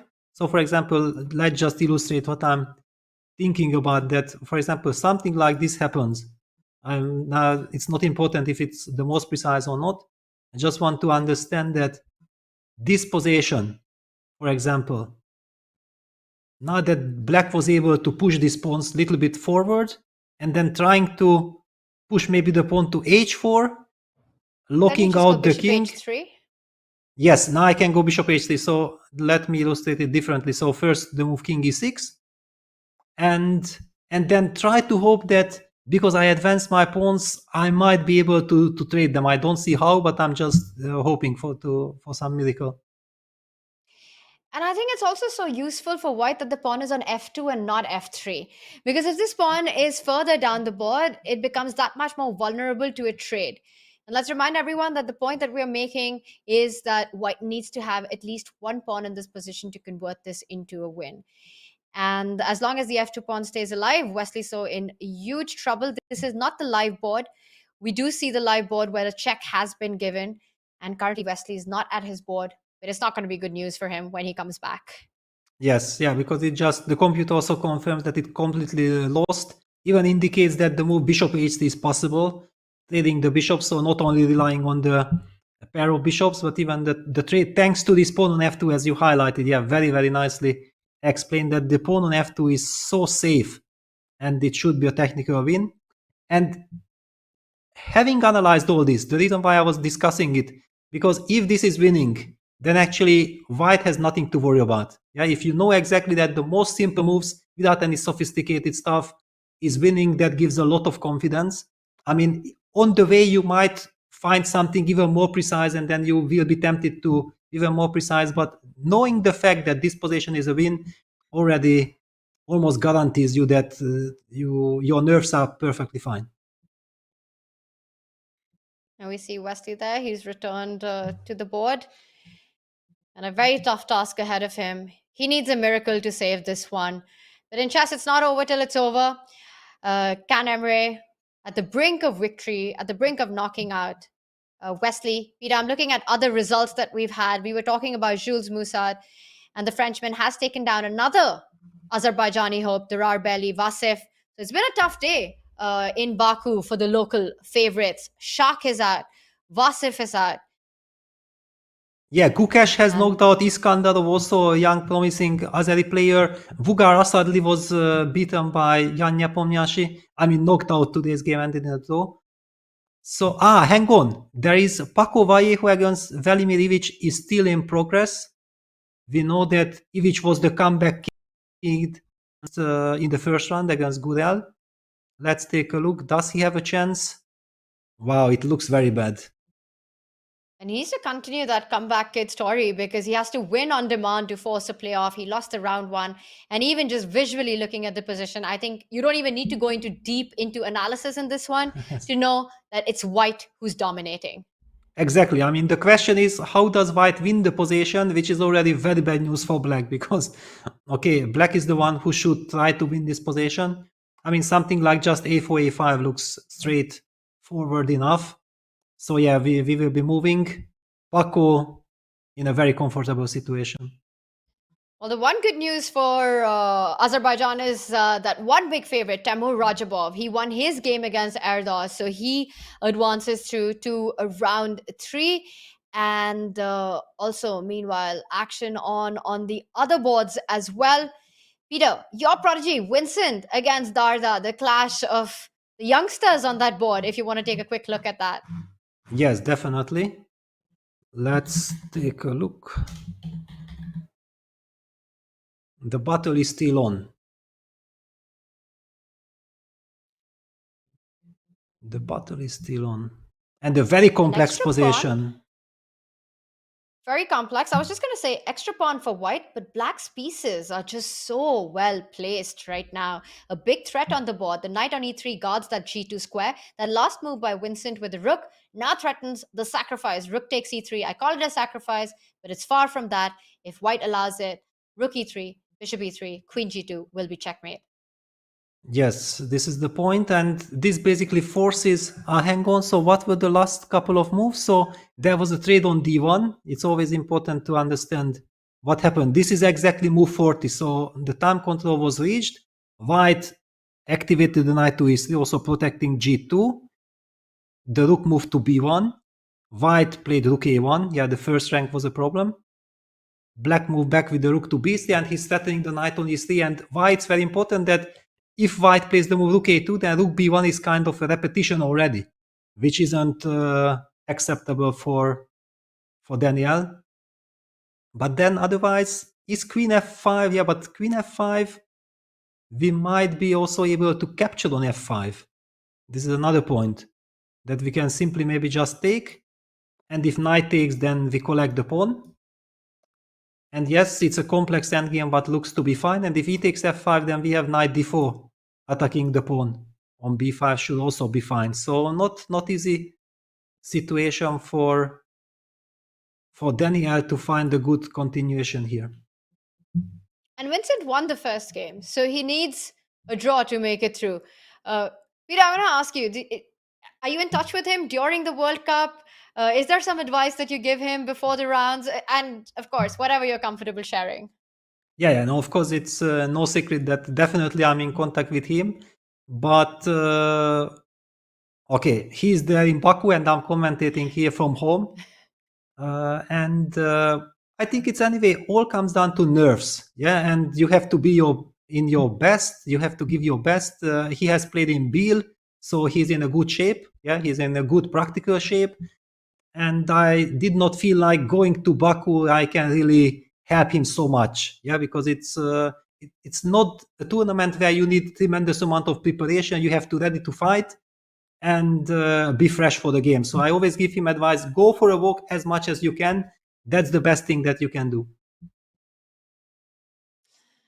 Some great advice there in general to just be as fresh for the game as possible. And it looks like Vincent has managed to do that. A great round 2 so far for him. And we're seeing a repetition on the board right now. Rook comes back to B1 with a big threat. Now the white-black knight is threatening to capture the H3 pawn using the pin on G1. So tactical ideas everywhere. Knight H3, G takes H3 would end up in a mate on G1. So once again, white trying to hang by a thread, and he needs to find a way to win this game. It looks like it's not going to be possible. Well, there is a question that what happens if white just gets out of this pin, yeah, with king h2. I feel like, again, there are all these tactics with knight takes h3. I mean, it's of course now much more complex. We have to analyze and look into it, but I feel like that still gh3 is impossible, and if king takes h3, then I don't know, I can even play knight g5 check, or I can take on g1, because even knight g5 check is possible. And after, so tempting. Yes, king h2, we sacrifice another knight with knight f3, and okay, g takes f3, queen g1. There is no way that this is not working for black. What a fantastic line this is. Even if it's not checkmate on the spot, you at least pick up the e3 knight, and you're anyway completely winning in this game. So it's super hard for white to fight against the threat of the black knight on the live board jumping onto h3, combined saving that with the other threat of black rook shifting onto the third rank and then suddenly creating threats on the g2 pawn. So even though Vincent Keimer is down a pawn, he's the one with all the initiative. He needs a draw in this match to go through. Peter, we will keep an eye out on Vincent. I know that game is just a little extra special for you, but there have been a lot of moves on the Wesley board. Lines, ideas that we were looking at have appeared, and we are heading towards the game with white having that one extra pawn on f2. Rook d7 has happened. White gives up a rook temporarily to queen his own pawn, and this will be a matter of technique now. Yes, well, I mean, of course, you remember I mentioned that I'm maybe not making the most precise moves, and now we do see that Wesley actually, instead of moving with his king, he got the bishop back to e6. This is important for the fact that after bishop takes d7, b8 queen, rook takes b8, bishop takes b8, the move that I wanted to play with h4, which was not possible with the king on d7 and bishop g4 because of bishop h3, is not possible. And then I'm somehow hoping or dreaming of some g4, g3 check and eliminating this pawn on f2. I know that it's more of dreaming, but there at least is some hope. Absolutely. And black is managing to, as long as black manages to create hope, that's the most that you can ask for in this position. But Peter, I want to ask you, if black was to play h4, and we've been talking about that it's so important for white to have the pawn on f2, will it be a decision to be made for white, let's say in this kind of position, black goes h4, to actually put that pawn on f3, so that when black moves forward with his own g-pawn, white can start advancing and avoid the trade? Or do you still want to keep that pawn on f2? Yeah, because after f3, g4, this gets messy. I don't know if immediately. Maybe I can just keep, but in general, I mean, this g4, f4 kind of stuff, when black has the chance of pushing some g3 check, at least it's unclear. Of course, you have the pawn and everything is fine. It should be winning. But I somehow would feel like I want to keep this pawn on f2 and maybe move the bishop first, g4 sidestep with the king. And if g3 happens, then I'm going to play f3. I don't know why, but I have this feeling that I don't want to touch this pawn yet. First, at least I want to activate my bishop from g2. That would be my kind of feeling. And we have this on the board. h4 has been played by Wesley. The dream for black here is to trade off that last remaining pawn that white has. Emre has to find a way to make sure that doesn't happen. So the idea you're mentioning, just sidestep with the king so that there's no check when the g pawn advances to g3. And once black gets there, you can push your own pawn. But anyway, then okay, black gets these g3, h3 pawns. Yeah, at least humanly those are very tricky positions. It's not trivial at all. I mean, that's why this was such a key moment for black, yeah, that he was able to capture back with the bishop and get his pawn to h4, g5. It was my only concern of the position that, yeah, maybe this poses some technical difficulties. And we've been talking about it being a great day for the Indian chess fans, a great day for the Turkish chess fans. More news coming in as the Norwegians can start celebrating as well. It's not only Magnus Carlsen who's made it to round 3, but also Aryan Tari has won his round 2, going into the next round, eliminating his opponent. And the chess world will have a lot of fun when it's going to be an all-Norwegian clash in round 3. It will be Magnus Carlsen taking on his countrymate, his teammate, his good friend, Aryan Tari, just like he did in 2021 in round 3, which Magnus won. It's going to be a fun matchup. Yes, definitely, because I think that Aryan is getting more and more experience playing Magnus in the Stavanger Norway chess tournaments. Yeah, and it's always, of course, probably they played hundreds of blitz games or maybe thousands of blitz games already between each other. But in a classical game, if those games, for example, went more or less normal for Tari, then he can get confidence out of them. Of course, Magnus is the clear favorite, but always playing against your countryman with all the expectations. You know that at home now everybody is following this match, everybody is kind of intrigued. So Magnus, will you beat Aryan? And Aryan has nothing to lose. I mean, it's not going to be such an easy match for Magnus. The one thing about playing Magnus is that it really just takes the pressure off you because the expectations are not there. And if you score big, then you really do score big. And we did see in Norway chess as well, I think it was the Blitz game that Aryan Tari actually beat Magnus Carlsen. And we've seen him have those results against Magnus. So can he do it in a mini match? It's a big ask, but it's going to be an exciting fight as these two countrymates meet each other in big round 3. But before that, of course, the big question right now is Wesley So, the other big favorite. Can he survive this game to try to take it to round 3 in the playoffs? And right now, his chances are looking bleak. Emre taking his time. And Peter, I think that's a good decision because you really want to be sure when you start pushing the f2 pawn. It's the difference that can cost you that very critical half a point. Absolutely, and I'm not even sure that practically it's gonna be easy to convert. I mean, I feel that Wesley has all the hopes. Before it looked like it's gonna be hopeless, because if he would have not been in time to get his pawns to h4, and then we have to come back to this moment when after rook c4, you remember we speculated that where should black put this bishop, and then anyway we will be reaching that position, and Wesley had foreseen that, yes, I mean, I'm in a terrible situation, but I have to find my best chance. And he did spot it that pushing, advancing this pawn is very important because now also he's still keeping an eye on the f2 pawn. So white is losing some time with this check. And g5 comes with a tempo. And finally, he's able to set up this, this defensive resource. And white will not have an elementary win. And this is the most important. If white has to make decisions and start thinking about, you know, for example, computer gives some line like king g1 and suggest that black should play bishop b5, but let's just be humans and push the pawn to g4. And then computer says, you know, that you play bishop f1. I mean, these moves are not natural at all. It does not change anything about the position. I would be continuing bringing my king. Computer plays like bishop c7. Okay, I'm gonna play king g5, trying to protect. And then computer says, okay, check, king h5 and bishop e2.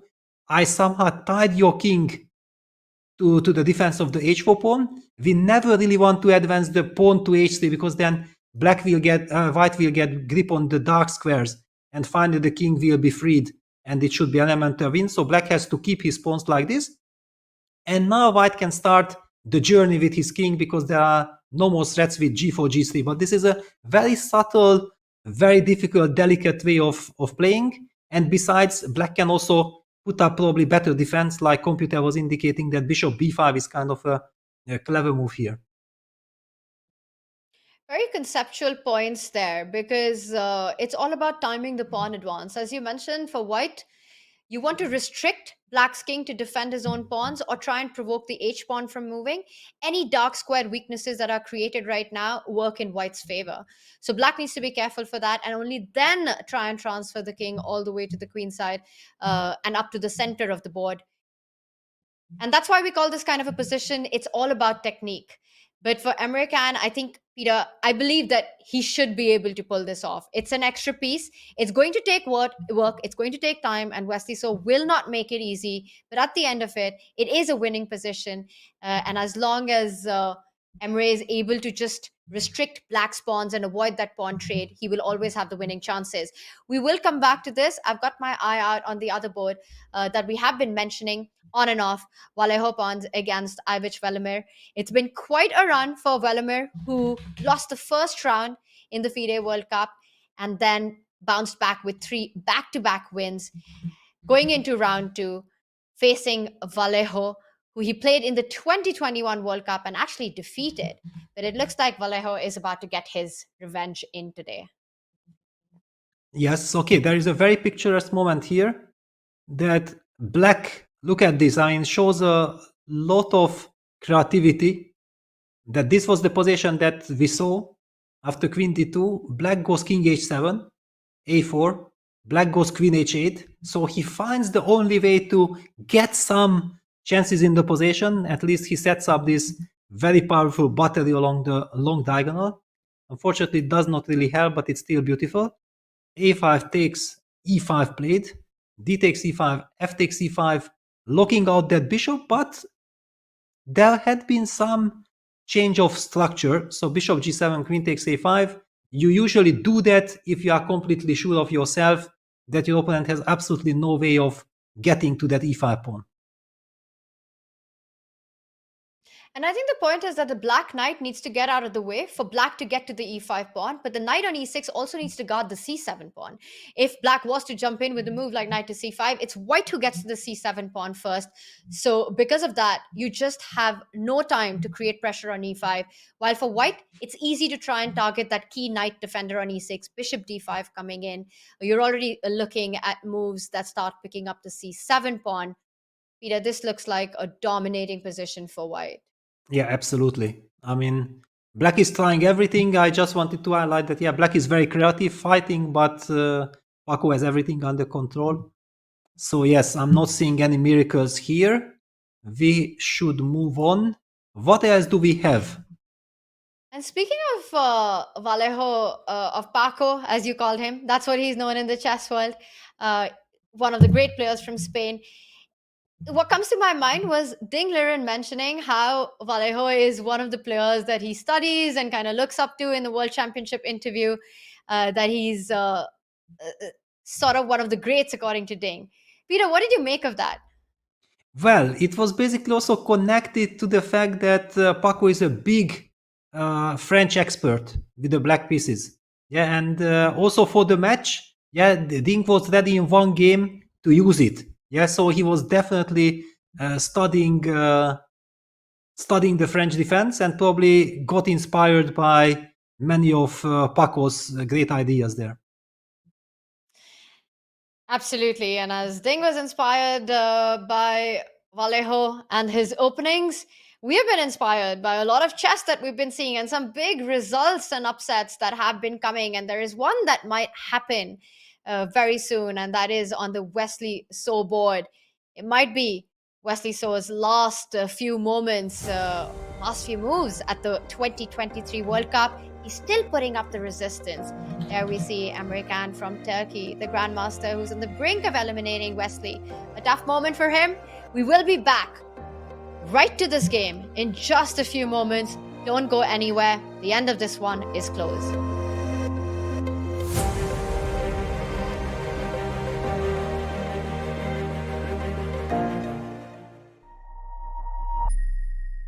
International Master Danny Wrench, Chief Chess Officer, back again with more chess terms here for you today.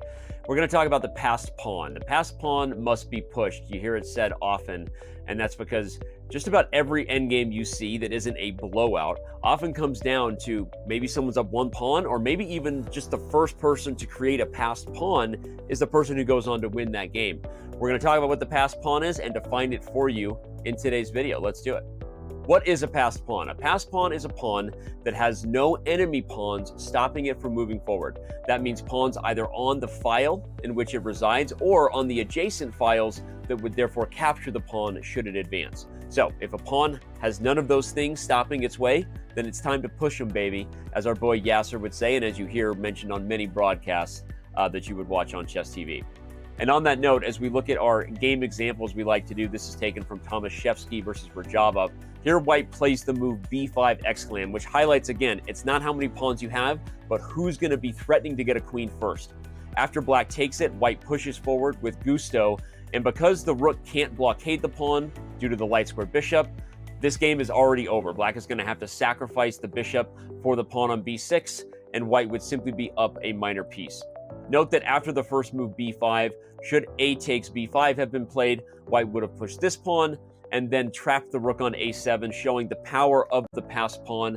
As with it protecting the bishop, this rook is completely out of the game, and white would easily go on to win, picking up pawns and just flexing the rook's muscles over the bishop for the rest of the game. So here we see a passed pawn being used as a weapon to just cramp down and trap all of your enemy pieces. So this has been another Chess Terms video. Hope you enjoyed it. Hope you're enjoying all of them. And with that, I will sign off, hoping that you learned something about what a passed pawn is, and we'll see you around on chess.com.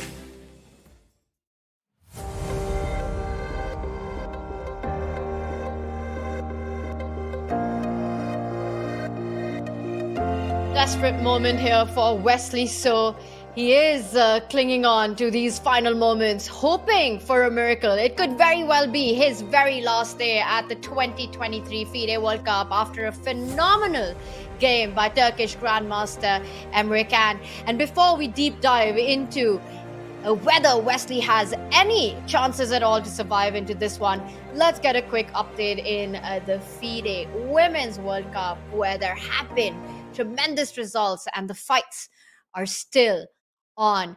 And Peter, I just want everyone with the action that has concluded. Humpy did draw her game against Priyanka. She was better throughout, but the match demanded a draw. She goes through to round 3.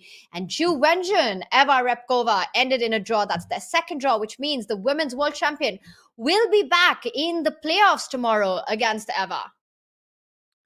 Yes, and we have a game of Irina Krush on our board, and this is some kind of a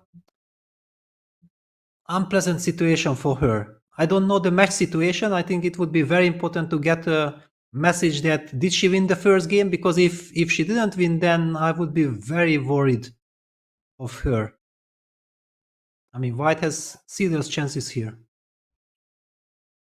And it's easy to see why. White has all the space in the position. Also, just compare the pieces. White's queen on 8-6, putting a lot of pressure on that g5 pawn, tying down Black's bishop on d8, not allowing it to get rid of White's key knight. Meanwhile, it's White's pieces with all the flexibility. We see the knight jumping around, the bishop on g3 looking good. A potential break in the center when it's required will appear. And Peter, the update is that Irina Krush, luckily for her, right now in a difficult situation, did win that first game. So for her opponent from Canada, Melly Jade, she needs to win this one to force a playoff. Yes, yes. And of course, she's torturing Irina. Irina is down to 6 minutes. And apparently, according to Computer, she made a mistake with Bishop E7, but I don't think that this is really a mistake. It's maybe a mistake for a computer. It just feels like Irina believes that she anyway cannot do anything in the position, and she just has to sit and wait for the opponent to come up with a plan and hope that her opponent will not be able to break through. And she sticks to this strategy. I think this strategy she had been using for quite some time already. The problem is that this knight on a5 is a monster. It targets the weakness on c6. Of course, it's very good that the black knight is on g6 so that white is unable to jump into e5 for free. So any knight e5 jumps will lead to a trade. Knight takes e5, bishop takes e5. Anyway, this is a very logical continuation. Now checkmate is threatened. So black is basically forced to play the move f6. And now, do you include a check or not? Okay, just to highlight the positions of something like bishop g3. And then this bishop moves back to f8 or to d8. And Irina will try to sit in this position and wait if her opponent will be able to break through. So just passive defense is what is on the cards for the American Grandmaster. And while we are in for some mouth-watering tie-breaks playoffs in the FIDE World Cup, with Hikaru taking on Karthik, Anish Giri taking on Nestorov, Maxime Vachier-Lagrave taking on Dragun, even in the FIDE Women World Cup, we will have some amazing matches, Peter. We know that Wenjun goes and plays a tiebreak against Eva Repkova, and Alexandra Kostyuk, the chess queen, also lost the second game. Her opponent managed to level the score, and we'll be seeing a tiebreak in that one as well. And I also see the results that Katerina Lachno is also in for a tiebreak. She also made 2 draws, and it's just 1-1 result against Marianne Gomez. So, yeah, no easy pairings. And Sarah Hadamasharieh got knocked out. So we have to say goodbye to Sarah. That's also heartbreaking. There have been a lot of heartbreaking goodbyes today here, Peter. As you mentioned, Sarah, I think it's a good moment to jump back to our Wesley board, who's also staring at elimination, unless Kaisa somehow smiles at him, because what he needs is indeed a miracle. And we see our playing hall there with just a few players. And this is our live board. So the dynamics that we were talking about have happened. In fact, Black has managed to push the pawn h4, g4. The dream for Wesley is to get rid. If Black manages to trade that last remaining pawn of White, then the position is a draw. For white, you need to make sure that when black plays g3, you have the option of advancing the f-pawn, and Emre there reaching out to make his move, comes back with the bishop. At some point, white needs to start involving the king into the activity and the game. Yeah, but this is what Wesley very cleverly stops with the move bishop b5. This bishop simply blocks the f1 square, and all the other squares are blocked by the pawns. So it's, yeah, if the white could king somehow jump to e3, then it would be all trivial, but like this, it's very tricky, and I feel like, also looking at the clock situation, that Emre is down to 4.5 minutes. The nerves are coming into play. There are no direct lines. Black can also try to put the bishop on e2. I mean, there are some hopes for Wesley. I wouldn't rule out a miracle here. And I just want to point out that last move of Emre, it's not a pointless move. It does have an idea. What white is also dreaming of to make progress, like you mentioned, the king is stuck on g1, can't go through the path of f1 because the light squared bishop blocks it. But what white wants to do is put pressure on that h4 pawn, provoke black to push that pawn. Let's say if black makes a move like king to f8 or king to f6, walks into the straight blunder. But the point that I want to make in this position is if white's bishop lands on d8, forces black to push h4 to h3, then white's king has a clear path to victory. You step up on h2, you step up on g3, and that is big progress. So bishop c7 eyes those threats, and what he wants to combine it with is probably fall back with the light squared bishop 1 square to e4 and start combining threats of bishop f5 and bishop d8 to create progress. Peter, the idea that you pointed out, I think it's going to be key for Wesley to try to hold everything together, getting his own light squared bishop on e2, where he can stop the white king from getting to f1, but also defend his own g4 pawn. Exactly. Yeah, this is the setup, and also, yeah, it's on the board, bishop e2, holding on. Very importantly, black has to stay with the king on e7. It would be very natural, and we highlighted this immediately, that what happens if black starts the journey, and Emre goes with this precise bishop g2 move. He had foreseen it that, okay, you will have to eliminate. Maybe it's also some Zugzwangish position. No, but I don't think that Zugzwang is really relevant, because I can even just play king d7 and king e7 back. Or no, king d7 then bishop f4. So hang on. I mean, just to highlight, king d7 is met by bishop f4, and then no. Then I have some g3, because I wanted and to... f3, h3. Yes.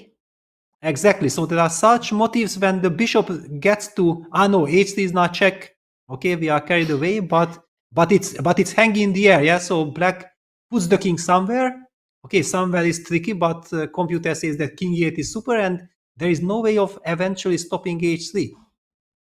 It just highlights that there are some real technical difficulties here. And Wesley could set up this track, because after king d7, it looks like bishop f4 and white wins on the spot, because there's no way to stop bishop g5 provoking that pawn. But bishop f4 would be a huge blunder. Yes. I mean, of course, the players are deep into the position. Yeah, it's Emre has already spent something like 25 minutes with this position. And Wesley also burned a lot of time. He's down to his 10 minutes. I mean, Wesley fighting for his life, and Emre is trying to fight for the win of his life. Which would be a draw at this point. A draw at this point would be a win of his life for Wesley. And Peter, the more you show us these dynamics that exist, I'm trying to understand then, how is white making progress? If it's not with the idea of bishop f4, do you want to try and trade with bishop f1? Is that a concept that white could try to get in? Yes, that's of course it's not a very tricky strategy, yeah, because after bishop f1, you really have to calculate that the trade of bishops are guaranteeing a win for you. Yeah, it's not trivial. I mean, I don't dare to say anything unless I'm calculating seriously all the consequences of these g3, h3 lines. My intuition, this is a type of position where intuition gives absolutely nothing. Besides, after bishop f1, I might have bishop f3, and I will be threatening to go g3. That's another important moment. I'm just wondering, have we been writing off Wesley too soon in this position? No, ever since he got his pawn to h4, I'm saying that I kind of believe in some kind of a miracle. I mean, not like I believe, but I feel that it's possible. Yeah, in a practical game with little time on the clock, it's possible to get frustrated with white. But let's see what happens. You make your own miracles on the chessboard, and it looks like Wesley has managed to find the only defensive resource, the only way to keep his chances at the World Cup alive. Peter, if he saves this game, that would also be a huge momentum shift. Going into the tie breaks, that's going to be a difficult situation for Emre to deal with, not being able to convert an extra piece. Yes, definitely. But okay, we are still very far away from that because maybe there are all kinds of, these very slow kind of things that it's important to put this bishop on a different diagonal. Yeah, that, for example, whenever the bishop reaches e3, like we spoke about before, after king d7 instead of bishop f4, then the move g3 will not pose any problem because we can push the pawn to f4. And then all new things are developing. So maybe Emre has already worked all these things out. I mean, the speed which he blitzed out bishop g2 indicates to me that he has a plan. Yeah, this is bad news kind of for Wesley. He's also taking his time. He's trying to understand that, do I have some special idea, or should I just have to pay attention? How do I wait?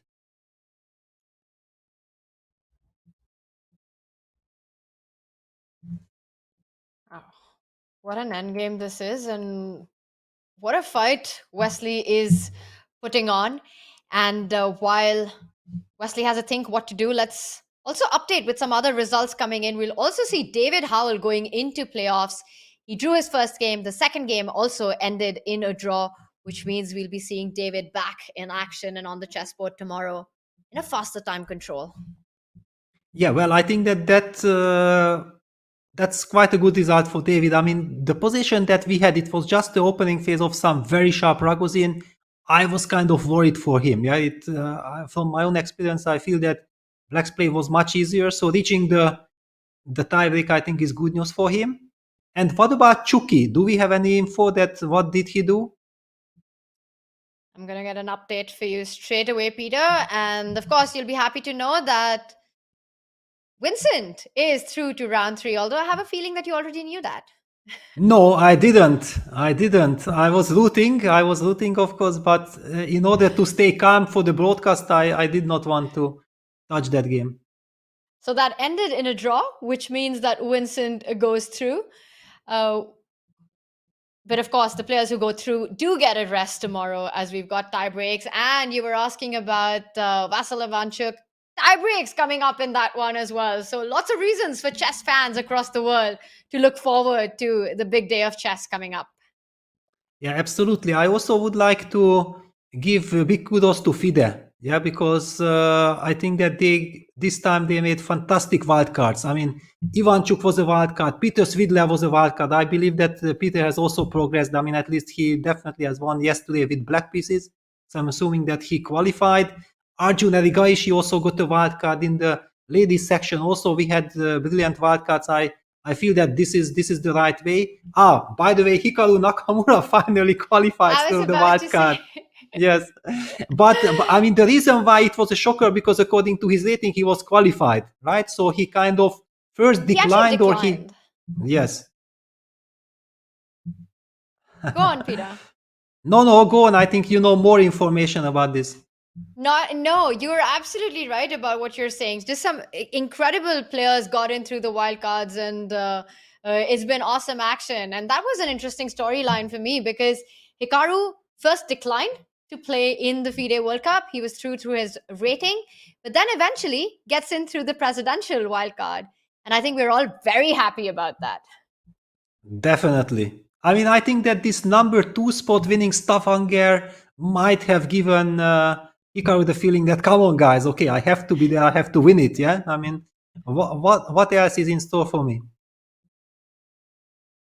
Yeah, and as you've been mentioning, that for him, he's enjoying chess so much over the last few years since we've seen him become one of the biggest streamers in the world, that his chess rating, his chess performance, winning tournaments after tournaments, has also gone to another level.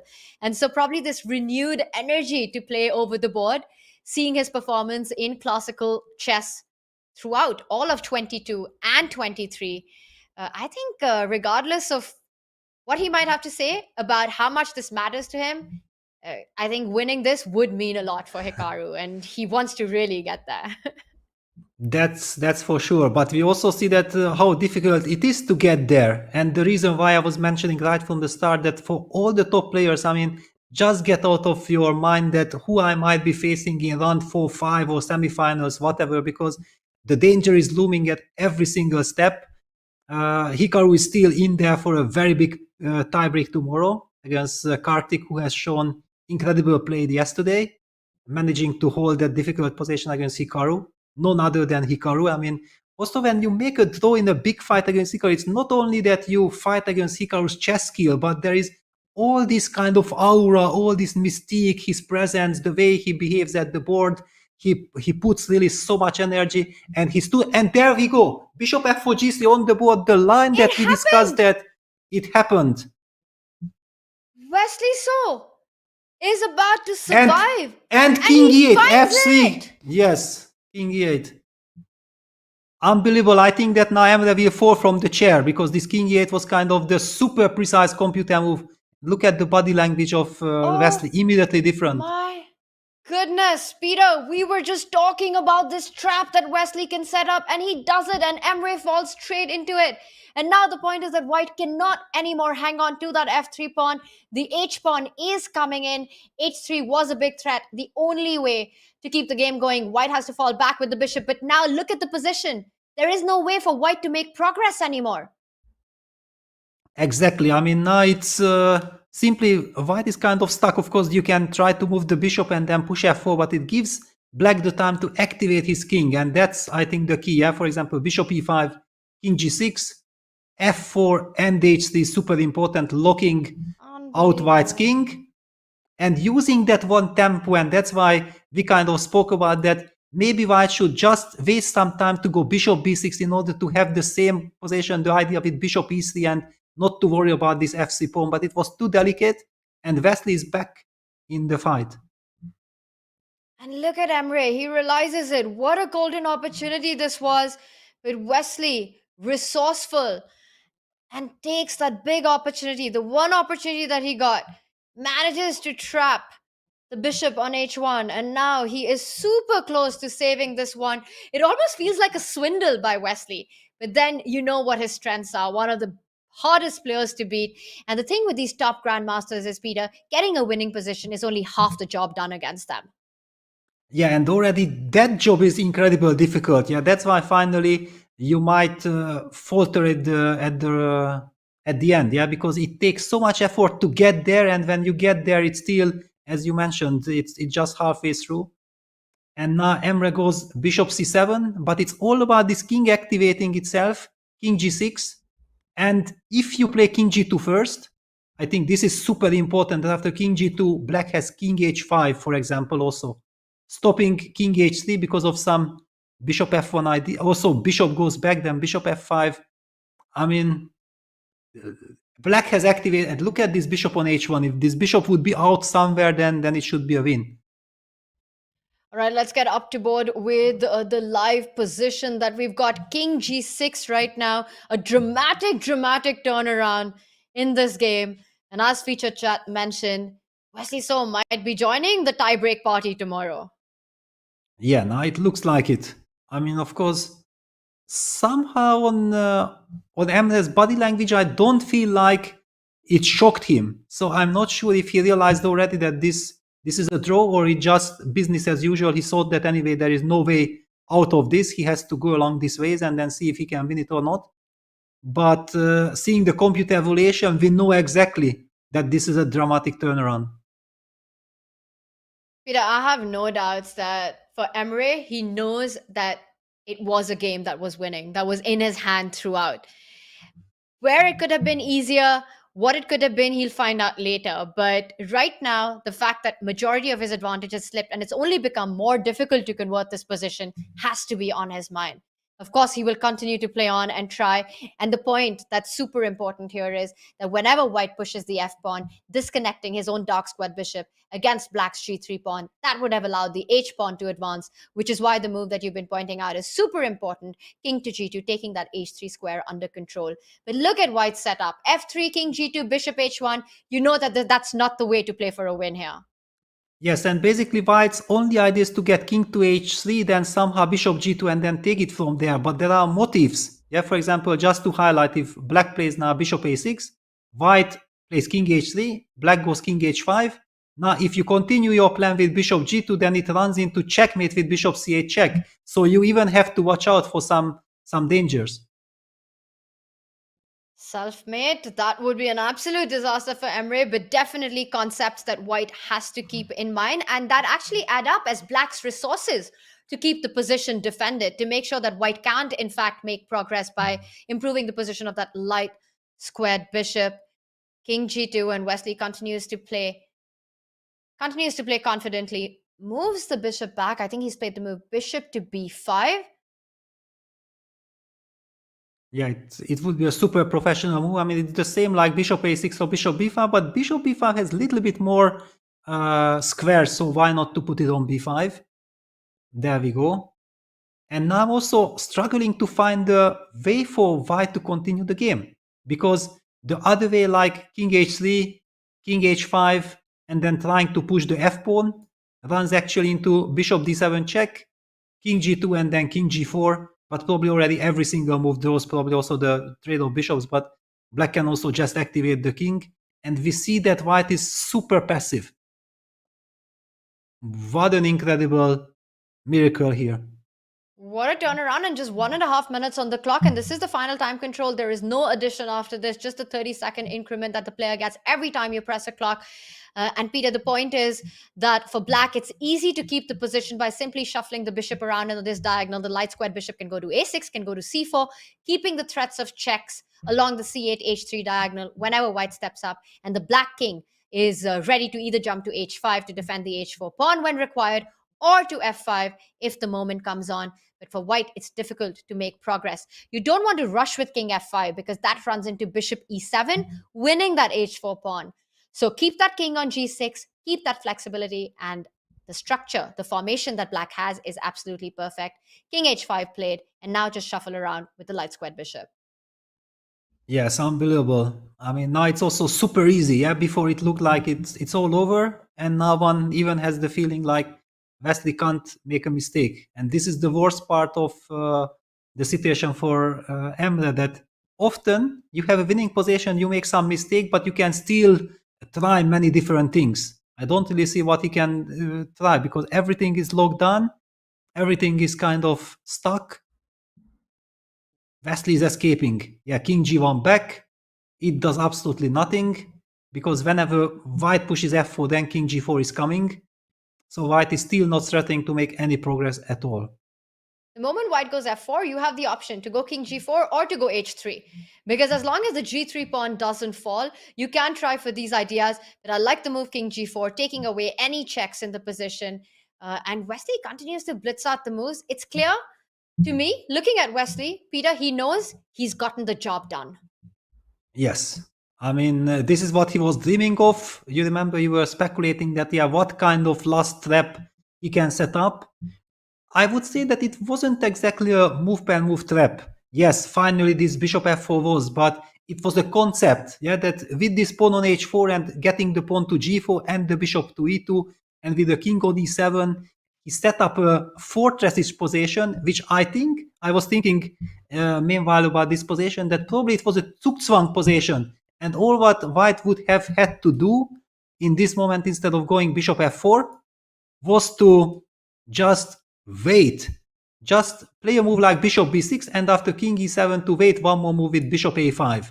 And black has to move because the king has nowhere to go. If black goes king d7, then we go bishop d2, and we do exactly the same what Emre wanted, but without the problem of this g3 with the bishop on f4. And basically, if you don't go king d7, you have nowhere to go, because if you go king f7, we have bishop d8, and if you go king e8, we again have bishop d2, bishop g5. If you move the bishop to d3, then bishop f1 might be also a possibility. So it looked like just one patient move could have been enough, and now basically he's stuck in a position where he cannot make progress.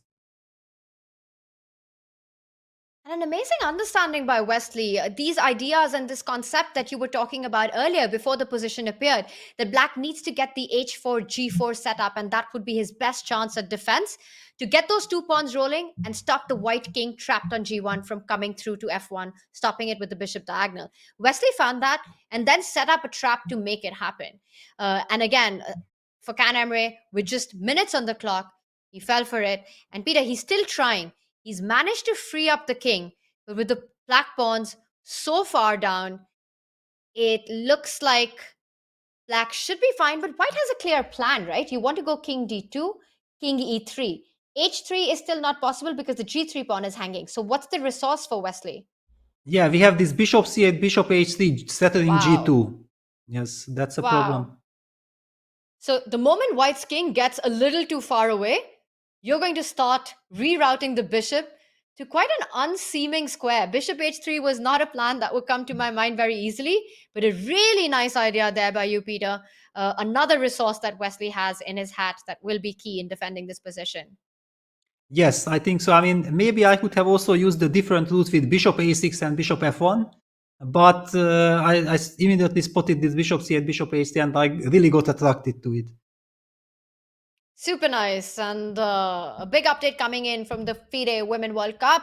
Alexandra Goryachkina is through to round 3 as she wins her game with the white pieces. Yeah, it wasn't an easy battle. I mean, that was a very big fight. We have seen yesterday, that she was kind of happy to make a draw with Black, and today finally she squeezed out a victory. I think we're getting big fights across the boards, Peter, especially the one that we have in front of us. This has been just insane to watch. And one has got a feel for Emre. If this does end in a draw, what a fantastic game he played from the start. If you think about his advantage that he had out of the opening and then managing to get that bishop pair, that crucial bishop pair that we were talking about, he pulls that off, a strategic battle against one of the strategical masters of the chess world against Wesley So. He gets that bishop pair, then advances the b pawn down the board, wins that material, converts a strategic advantage into a material advantage, and then seems to be doing everything right until this very last moment, and Wesley finding this great saving structure. And I'm seeing Wesley for the first time to go into a bit of a think here. Yeah, because he knows that the position is draw, and he just has to keep his focus and be super alert. He definitely does not want any new surprises, any new challenges anymore. And at the start of round 2, had someone told Emre that he would take Wesley to the tie breaks, potentially, I think that would have been a great result, a great outcome for Emre. But he's got to be feeling the disappointment right now. For sure. And after the game, there is this scenario that you should not check your game with a computer, but it will be so difficult not to look at it, that what happened, and then you figure out that everything what you played was good, and just at the moment when you suddenly showed some nerve that maybe it was a zugzwang position, I should have just placed the bishop on b6 or on a5 and let my opponent make a move, and then everything would have worked for me perfectly. I mean, that will be a very, very super tough night for Emre to survive, and then he needs all the energy for tomorrow in the playoff against Wesley. Very difficult situation. And it's a completely different format that requires a completely different mindset to have that shift against one of the best speed chess players in the world, Wesley. The momentum will shift if this game does end in a draw, which is what it's headed towards. And Peter, you mentioned to check this game might not be a good idea, but I think Emre is already thinking in his head, it's already playing. Where was that missed opportunity? Where could he have wrapped this game up? Because as a chess player, we all know when we've had a winning game, regardless of what level you're playing at, what tournament you're playing at, and you fail to convert it, it's that question that doesn't let you sleep. Where did I miss it? Exactly. The problem is that if you don't know, you cannot sleep. If you know it, you also. There is no good solution, but finally, I also tend to believe that it's better to know But I know some players who, have this incredible strengths, inner strengths, not to know and not to care. But I mean, how do you do that? It's not human at all. Hikaru might be able to answer that with his I literally don't care in those situations, but I think this one is not going to be the same. And Peter, the idea, the resource that you were talking about, it is on the board. Wesley rerouting the bishop as White's king marches up the board towards h3 to start threatening g2, trapping White's bishop. And once again, if the f-pawn advances, that creates weaknesses for Black's king to march in and the h-pawn to move forward. Yes, and now if I can read the body language even from behind, the way how Wesley looked on the side a bit indicates that he knows that that's it. This was kind of the last important touch. The game is kind of saved, and okay, this is basically coming back from the dead. And in this case, if he really goes through to the third round, he will be a completely different man. I mean, he will be completely ready for the tournament. It's a big, not that Wesley would need a confidence boost, but it's definitely knowing that you went through the struggle and you survived it. It gives you that extra strength and motivation. And I think not just on paper with a rating favorite, but because of the way this game has ended, it would be a big psychological blow for Emre as well. But of course, the Turkish Grandmaster, he's shown amazing chess in the classical, not just this game, but it was also in round one that it was Emre who was pushing for the advantage against Wesley. So we can't write him off, even if it goes down to tie breaks. But this was so close to wrapping up. And there we see essentially a draw offer, picks up the bishop. Wesley takes the bishop. He'll pick up the g3 pawn, but it is an opposite color bishop. And we will have handshakes. We see the arbiters there waiting. What a game this has been. Yes, and the final outcome is Wesley is alive. Wesley is alive.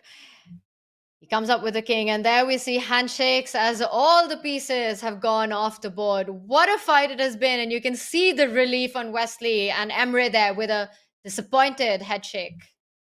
Yes, I immediately recalled the moment that it happened, the very first World Championship in Groningen 97, when Vichy had an incredible scare against Halifman. He was about to be eliminated in a hopeless double rook endgame. And then Vichy survived that game, knocked Halifman out, and went on to be the challenger of Karpov. Basically, he won the knockout championship. Karpov was waiting for him, privileged in the finals. So these kind of things, such saves, can actually be really historical if Wesley manages to make the most out of it. Absolutely. And if you just zoom out and forget the actual game that's happened, it's a fantastic result for Emre. 2 games, he draws both games, never in danger of losing, and then goes into tie breaks. But he was the one who was pushing in game 1. And in round 2, so close to victory. And Peter, we saw the body language of both these players at the end. It was very clear that Wesley knows he's used up one of his 9 lives today. Absolutely. I mean, okay, now if someone asks him, he will say, yeah, I'm super relieved. I'm the happiest man alive. He knows that tomorrow is the tiebreak, and usually whenever the tiebreak is coming, you are tensed. But I think now this is an extra. Yeah, there is just no more pressure on Wesley. He can just play for free, because during the game, the last 2-3 hours, he definitely had his mind already set on maybe I have to leave the tournament, or most probably I have to leave the tournament. But he's still there and he's alive. And if Wesley's alive, that's bad news for a lot of other players. And of course, he will be back for the playoffs tomorrow. As chat mentioned, Wesley joining the tiebreak party. And what a save it was by him for Emre Can. It's going to be a difficult night to get some sleep in. Peter, I look at our tournament hall, and I believe we've got one more game still on, well into 5th hour of play. And it is Vallejo against Velimir Ivic.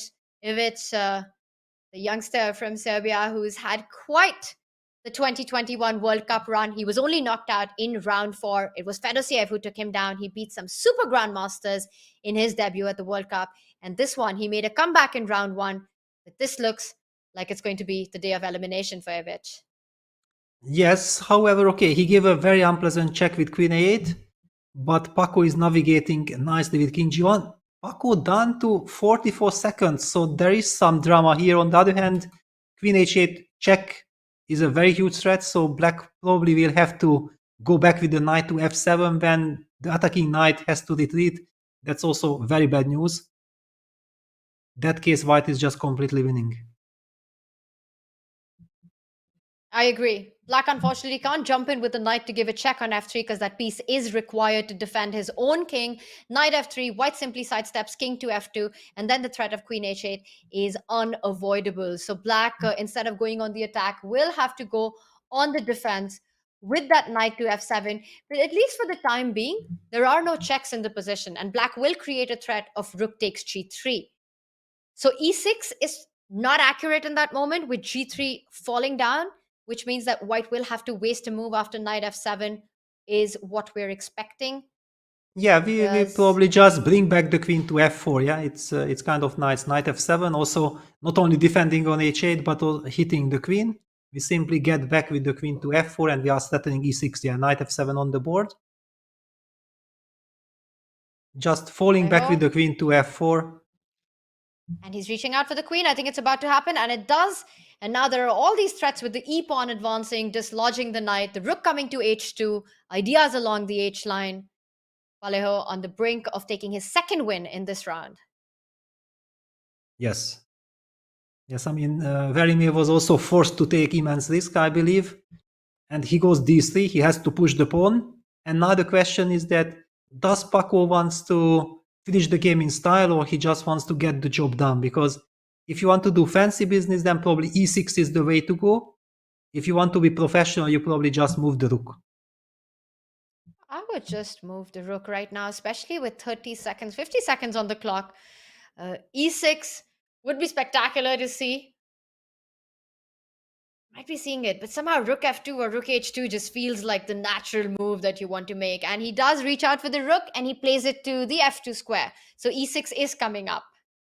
Yeah, this is the most solid one. Yeah, guarding the king, putting pressure on the f-file. The e-pawn is coming anyway. With few seconds on the clock, there is absolutely no reason why you should try to be fancy. This is super clever and very simple. So queen takes a5, exactly. That's a nice spot that black is able to eliminate the pawn and also pins the rook on h5. So pushing the pawn to e6 isn't possible due to the fact that the h5 pawn is hanging. I mean, h5 rook is hanging. I mean, that might still not be line over. I think white would still have chances of winning that with taking the knight on f7, but I don't see Vallejo getting into those complications unnecessarily right now. And he sidesteps with the king. Black's d-pawn still cannot advance because the queen on f4 and the rook on f2 control that. But with king on h2, e6 is still not an idea. So what's the breakthrough for white in this position next? Well, I think the biggest strength of white's position is that you signal to your opponent that please make a move. Actually, nothing moves. Yeah, because the knight needs to guard the king, the rook needs to guard the knight. The queen was perfectly placed on a5. There is also no better square, and now white will just simply slowly improve his position. He can eventually also push the pawn to g4, protect that rook. Then e6 will be a threat. Also, he can try to target the d3 pawn. I believe he will just make sure that everything on the king side is triple protected. Then he knows nothing can happen. I thought when I asked you, how does white progress, you were going to give me a little bit of a math lesson saying, Tanya, the biggest advantage for white is that he's exchange up. He's got all the material and the compensation in the position. So it's really up to black to try and hold it together. And white goes ahead with the king. Black's queen comes in to e1. Losing control with that h5 rook, but still e6 not possible. It might be time for Vallejo's queen to step in and start threatening some checks. And I'm looking at moves like queen f5. I want to give a mate on c8.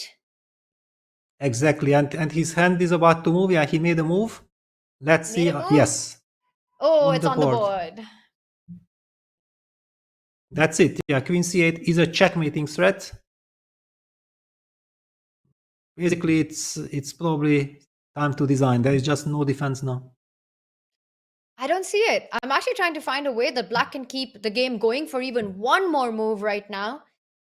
And I fail to find it. If the knight moves, there's a mate on f8. The knight can't move. The rook from g7 doesn't really have a square to move to. And Queen C8 is coming in, and we've got handshakes. Vladimir Ivic is out of the 23 World Cup, but know his name, remember his name. Undoubtedly, we'll be seeing Ivic in many, many World Cups in the future. He made a big comeback in round 1 and goes down to the player that he eliminated in 2021. Yes, this is kind of, I think maybe this is the best person against whom to get out, I mean, to be eliminated, because you feel like I have already knocked him out, so it's like fair play that this time he got the upper hand. And I believe that is the last game that was on in the FIDE World Cup, and it has ended with Vallejo advancing through to round 3. No, hang on. The Robson versus Alexander Fear, I don't have result yet. Do we have result, or White is about to win? Yes, White is about to win. Yes, and White is about to wrap that one up as well, which would mean that Ray Robson takes the match. But Peter, what a day of chess this has been. Some absolute shocking results. We've had Sam Shanklin knocked out. Nodirbek Abdusatro, one of the big favorites of the tournament, along with Shakhriyar Mamedyarov. These two are eliminated. And Boris the Great as well, a heartbreaking one for many Boris fans. He's out. And we've set ourselves up for a big day of playoffs with some of the greats returning to try to make it through to round 3. Peter, we had history being made. We had big shockers, big upsets, masterpieces. Nihal Sarin's smothered checkmate. What was the highlight for you?